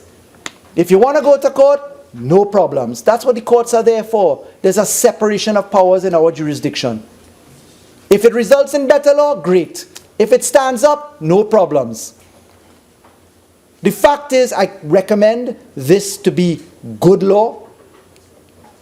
I recommend this to honorable senators as a phased approach, not a bite-sized, all we can consume approach, you know. It's what the system can consume. It's what common sense can consume. It will immediately free up the judiciary Add that to the other package that we're dealing with, and then you're talking significant effort. Significant effort. As I see my learned friend walk in the chamber, I will end by adding something simply. You see, sometimes when we hear honorable members talk about aggression, etc., I actually went back. Yes, please. I really appreciate your clarification about the need for urgency and that this bill is intended primarily to reduce the backlog in the court system. I appreciate that. My question, as you correctly said, is that everyone's focus is on the 9th schedule, and my question is on timing. If we don't amend it now, when will it be amended? And if we were to amend it now, how much longer would it take to do it properly, given that there are risks inherent in the current 9th schedule? Sure. Even though it hasn't been changed, there are still risks, and I think it's our responsibility as a country to address that. Sure. Thank you, Honourable Senator. The 9th schedule is the existing law in the Chapter 4852. Our estimation of coming back to Parliament on that, by way of order, it's by subsidiary route, is in September, as we seek to come with the regulations to bring to life the RFID tags. So we're looking, it's far advanced in its cleanup position. We are just comparing it against the actual, do the police charge on this or not? Is it properly archaic or not? If you read the customs laws, you'll see the importation of ganja is still there. It's lawfully permitted. What does not permit it is the Dangerous Drugs Act, which made sure that that was now a prohibited substance. If you look to the Summary Courts Act, you'll see selling rotten tomatoes is an offense under the laws of Trinidad and Tobago. Do we still want that? You see, the updating of the laws has not been done for a very, very long time. And as I hear Senator Ramdeen, he reminds me of the last point. I pulled up messages from who was once my good friend, Senator Ramdeen, telling me, which is why I don't take him too seriously, not to take big stones being pelted at you, because people are often jealous. Not to take criticisms, because they just want to hurt you. So I find it hard to recognize the same Senator Ramdeen today when I was in opposition. I don't know what changed. I just can't explain it. I don't know if it's the newfound position, but it's inexplicable. So, honourable senators, I recommend this bill to the Parliament, and I certainly beg to move.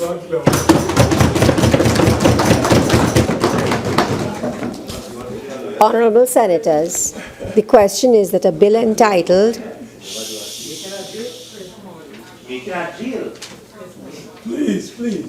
Honourable senators, the question is that a bill entitled an act to amend the motor vehicles. Senator Ramdeen, please. Last time, let me try it.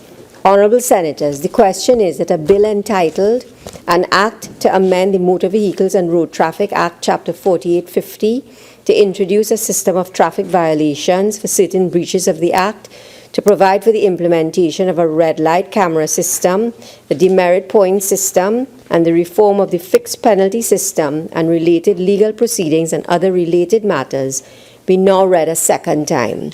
Those in favour say aye. Aye. Those against say no. No. The ayes have it.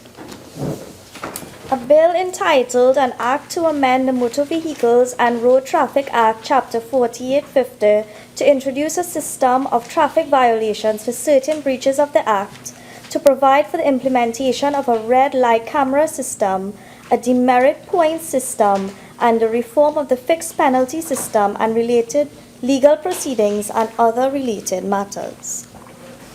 Acting Leader of Government Business. Madam President, I beg to move that this Senate do now adjourn to Tuesday, 6th June 2017 at 10 a.m. when we will complete the committee stage of this bill, the Motor Vehicles and Road Traffic Act, and then proceed to continue the debate on the second reading of the bill and act to amend the Offences Against a Person Act, Chapter 1108, and the Criminal Procedure Act. May I also take the opportunity, Madam President, I crave the indulgence of the House, to also alert members that we will be sitting on next Thursday, the 8th, 2017, at 2:30 p.m. And at that time, we will complete probably the bill which we will commence. Which we will commence on Tuesday, 6th, and also proceed to continue the debate on a bill entitled An Act to Establish a System of Plea Discussions and Plea Agreements and for matters incidental thereto. Madam President, may I? Madam President, you would recall that an undertaking was given to you and to this Honorable Senate by the Leader of Government Business, who is not here, that our practice is to meet here at 1:30. And I made a point then, I want to repeat it again, that we were willing to facilitate the first round. But we cannot allow the cabinet to determine how we do business in this place called the Parliament. And we cannot be dancing to the drumbeat of the executive. So, Madam President, we take strong objection to this pattern that is emerging, where the government seems to be disrespectful of what is taking place in this House, and by seeking to impose on this House a standard that we are not prepared to accept. We agreed the last rounds that we will accommodate the government. But this 2:30 that has now become a pattern, and the excuse is that the cabinet cannot meet earlier, is unacceptable. We reject it completely, and we serve notice that we are not prepared to go along that path. And therefore we object very strongly to this pattern. Honourable Senators, before I put the question on the adjournment, leave has been granted for two matters to be raised on the motion for the adjournment of the Senate. Senator Mark. Madam President, the first matter deals with this rogue company by the name of the Education Facilities Company of Limited, EFCL.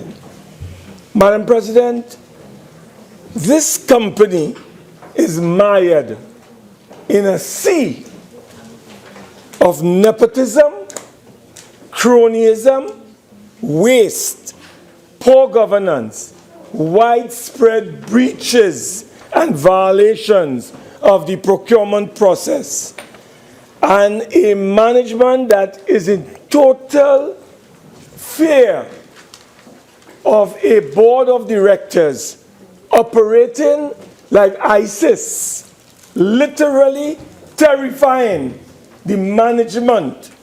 And this body, this management body, Madam President, is seeking the protection of Corporation Sole, the Attorney General of this country, as well as the Minister of Education, but to no avail. And in fact, Madam President, I will show in a short while that the government has thrown the entire management of that company under the bus. It is now left up to the Parliament of the Republic of TNT to rescue and to protect the management of that company called the EFCL, Madam President. We have a reckless, irresponsible chairman called Arnold Pigott. And Madam President, I make no apologies for calling that gentleman's name, who we will deal with at the appropriate time.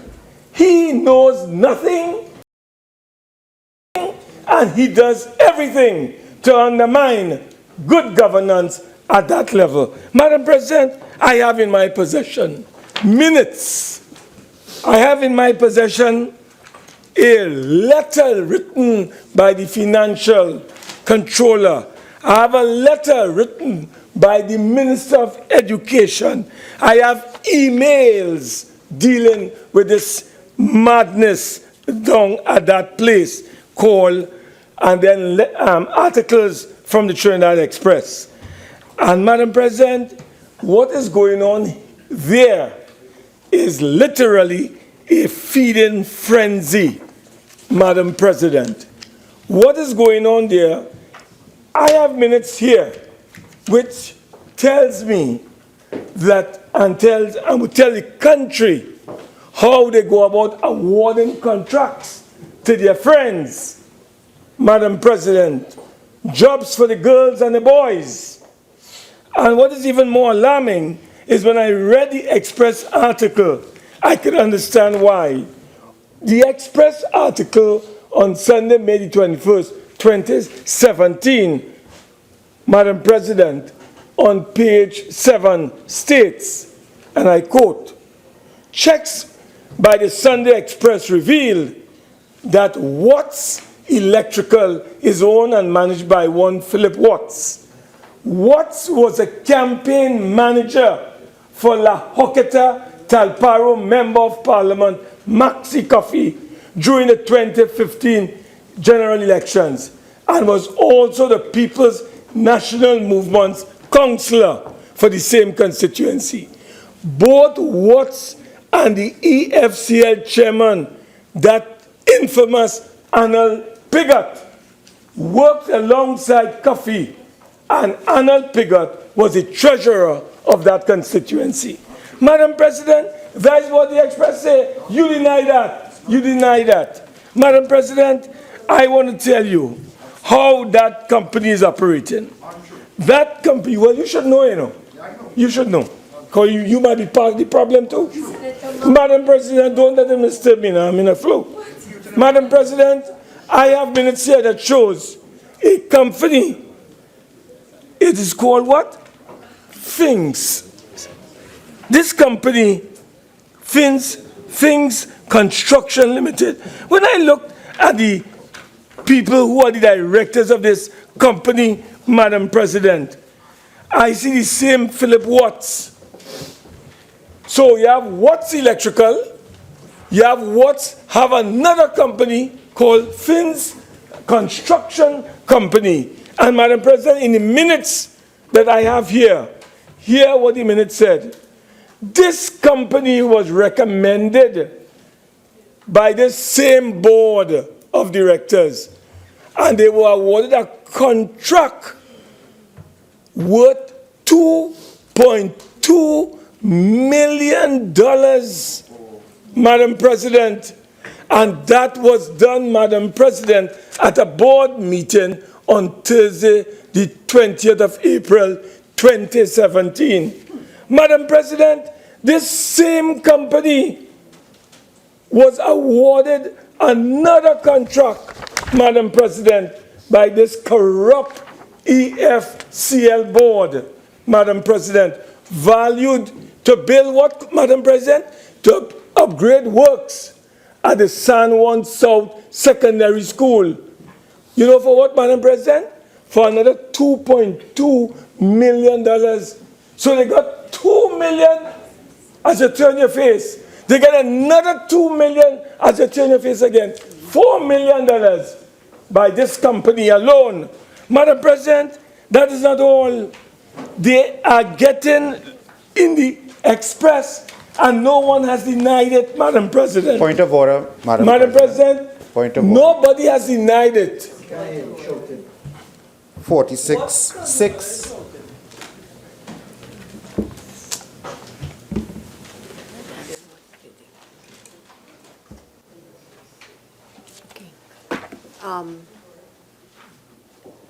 Continue, Senator Mark. You can't take the heat. All right, Madam President, let me tell you. Madam President, what I'm showing here is that this is an incestuous kind of relationship taking place at this board. It is widespread corruption. It's cronyism. It's nepotism, Madam President. And the evidence is here.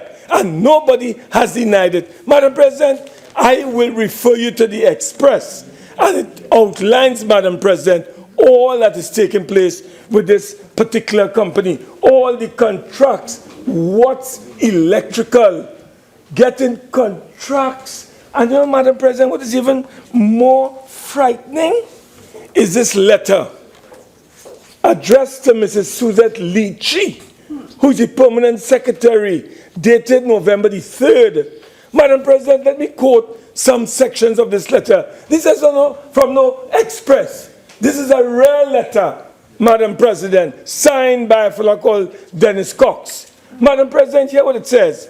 The directors have usurped the role of management and is heavily involved in the day-to-day operations of that company. The directors of the board disregard proper procurement and tender processes and rules and award contracts to contractors outside of good procurement process. The directors of the board have in the past reopened a closed tender and awarded a contract to a contractor who did not submit a bid and who was not evaluated or selected. This is black and white, Madam President. This, Madam President, I served here as Speaker for 5 years, and I never was able to get a free meal here. You have directors, Madam President. You know what's going on? They take over a floor of that company's operations. They order exorbitant meals. They utilize the drivers like their personal chauffeurs. Madam President, these directors of that... Time is up. Oh, my time is up. Thank you very much, Madam President. Acting Minister of Education. Thank you. Thank you very much, Madam Speaker, Madam President.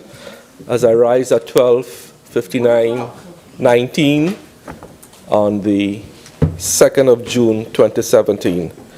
Madam Speaker, I have listened carefully to my colleague, Senator Wade Mark, and what I will say to comfort the people of Trinidad and Tobago is that the alleged irregularities in procurement at EFCL are currently being investigated by the Ministry of Finance. I thank you, Madam President.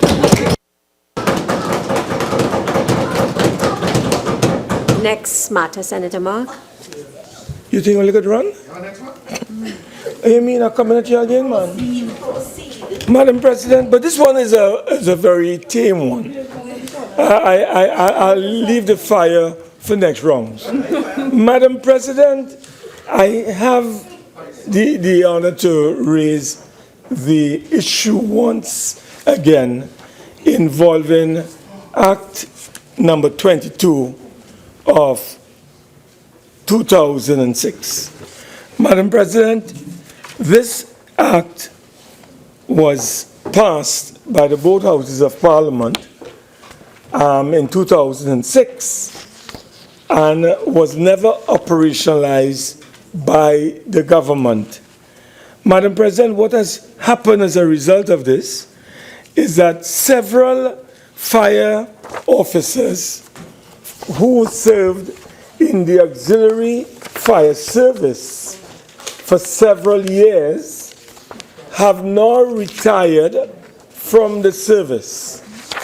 I understand 31 of them have retired, and having served, Madam President, in the fire service, auxiliary, these retired officers are not, as we speak today, in receipt of pension in accordance with Act number 22 of 2006. So, Madam President, what these officers have received is something called a compassionate gratuity. And I want to ask the Minister of Labor, who is not here with us, but I am directing the, oh, you are here, okay.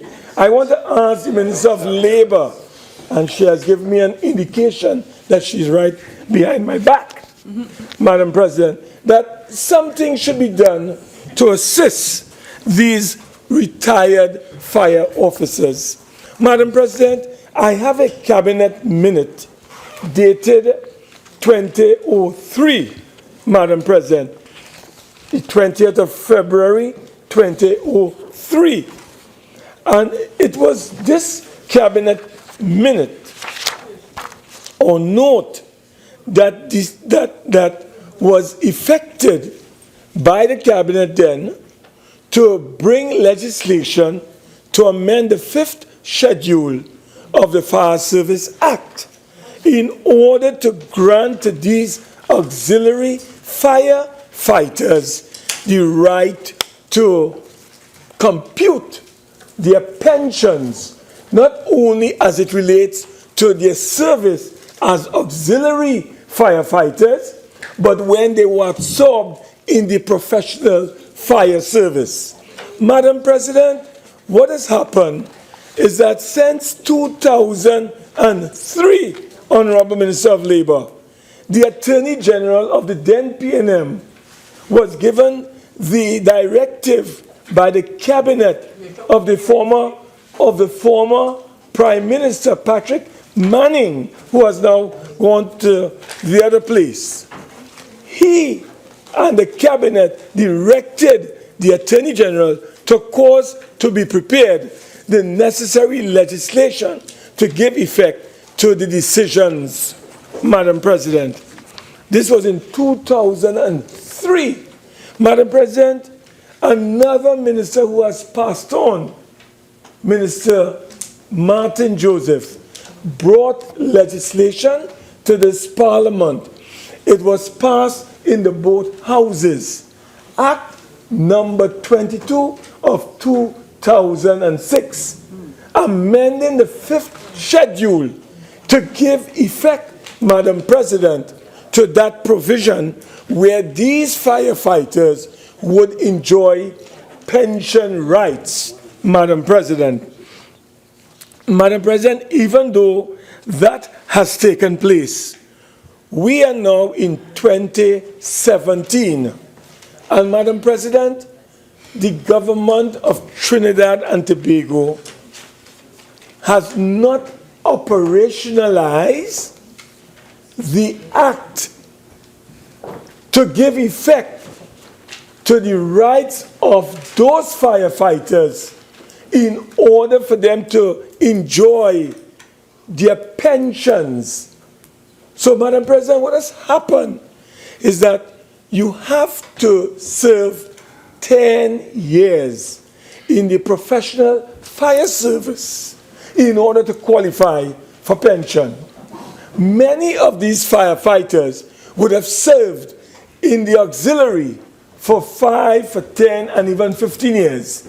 But when they went to the fire service, Madam President, they only were able to make sometimes 9 years or 8.5 years. But when you combine their 15 years and you add that up with their 8 years or 9 years of service, Madam President, they would have qualified for pension rights and benefits.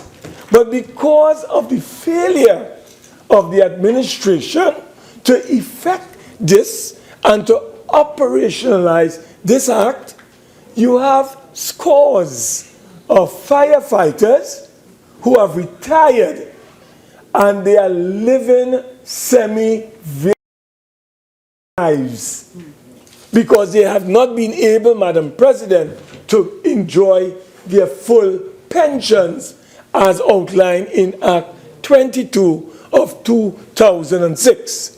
So I have brought this motion, this matter, on the motion for the adjournment to get an undertaking for the government to give the Senate an undertaking, Madam President, that this government will effect this measure.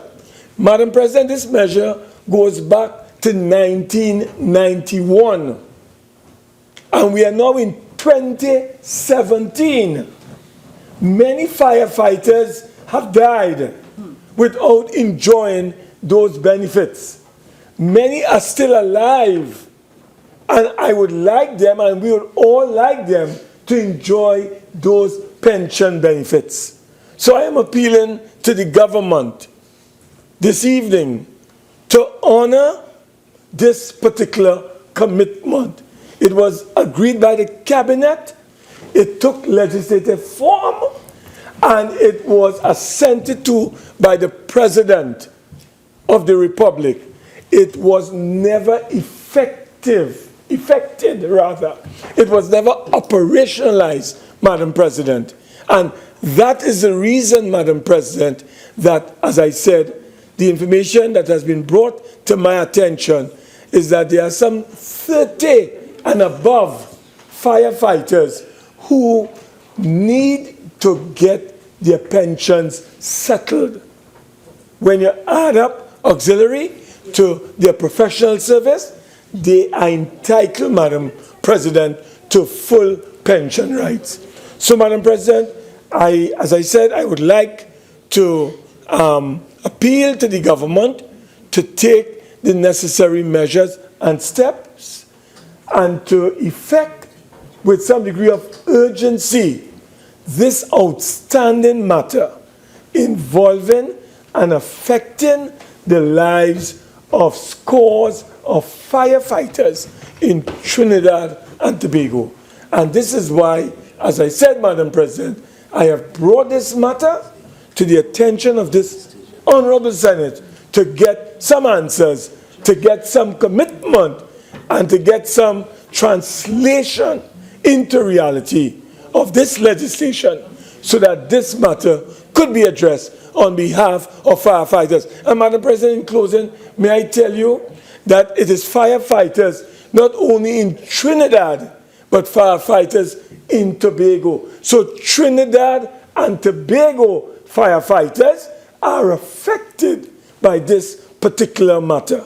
So I look forward, Madam President, to the government taking the appropriate steps and measures in order to address this very unjust situation impacting and affecting the lives of scores of firefighters and their respective families. I thank you very much, Madam President.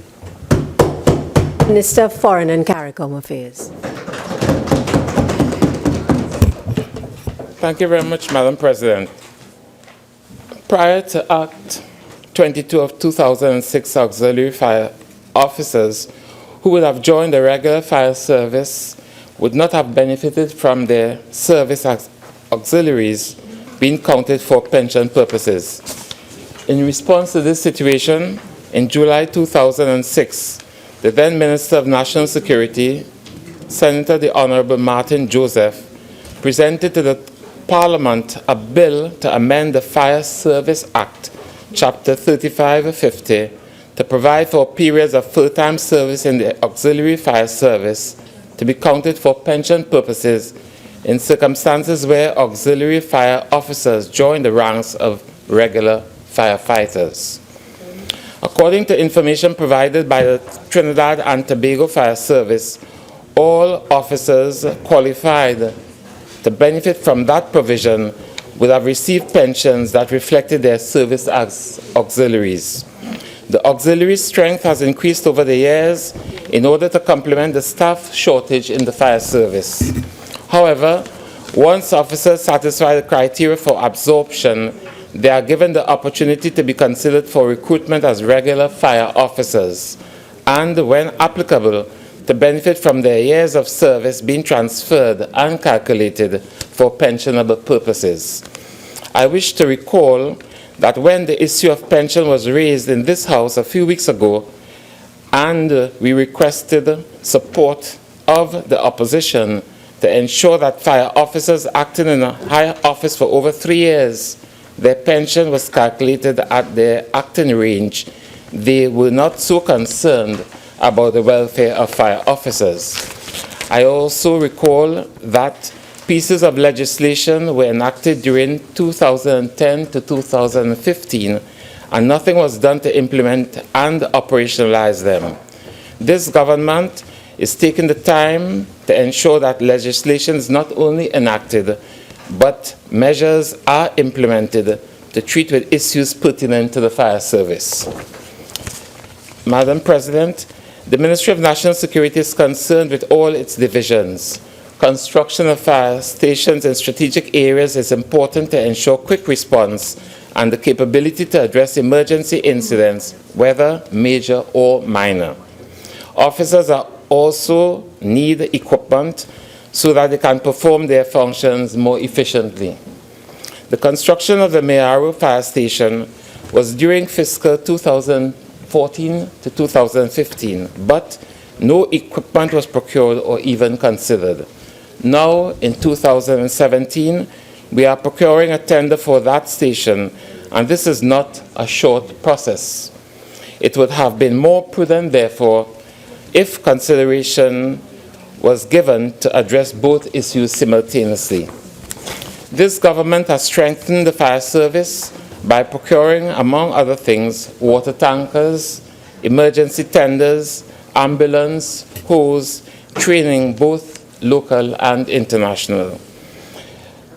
As regards new stations, fire stations that is, the design work has been completed and the tender process started in respect of Aruka. In Mayaro, it was completed in 2016, and yet another is under construction. Work has commenced in Pinal. Relative to refurbished facilities, one has been refurbished in Arima. Last year it was completed. And relative to new fire stations, in Point Fortin, the land has been acquired. Relative to Roxborough, yet another facility would be constructed in Roxborough for the period beginning 2017 to 2018. The old unit there, facility, would be demolished, or it might very well be refurbished, depending on the outcome of our consideration review of that facility there. Relative to Crown Point, yet another one, it would be renovation or expansion would be carried out at that facility. Madam President, allow me to end by assuring this Honorable House that this government, meaning the government led by our esteemed Prime Minister, Dr. Keith Rowley, will do everything in its power to ensure that the needs of those men and women who serve the needs of our citizens on a daily basis are met. We continue to put systems in place to ensure that their concerns are identified and addressed. Thank you very much. Madam President, if you allow me, you did indicate, Honorable Acting Leader, that when we meet next Tuesday, we shall go into committee. Yes.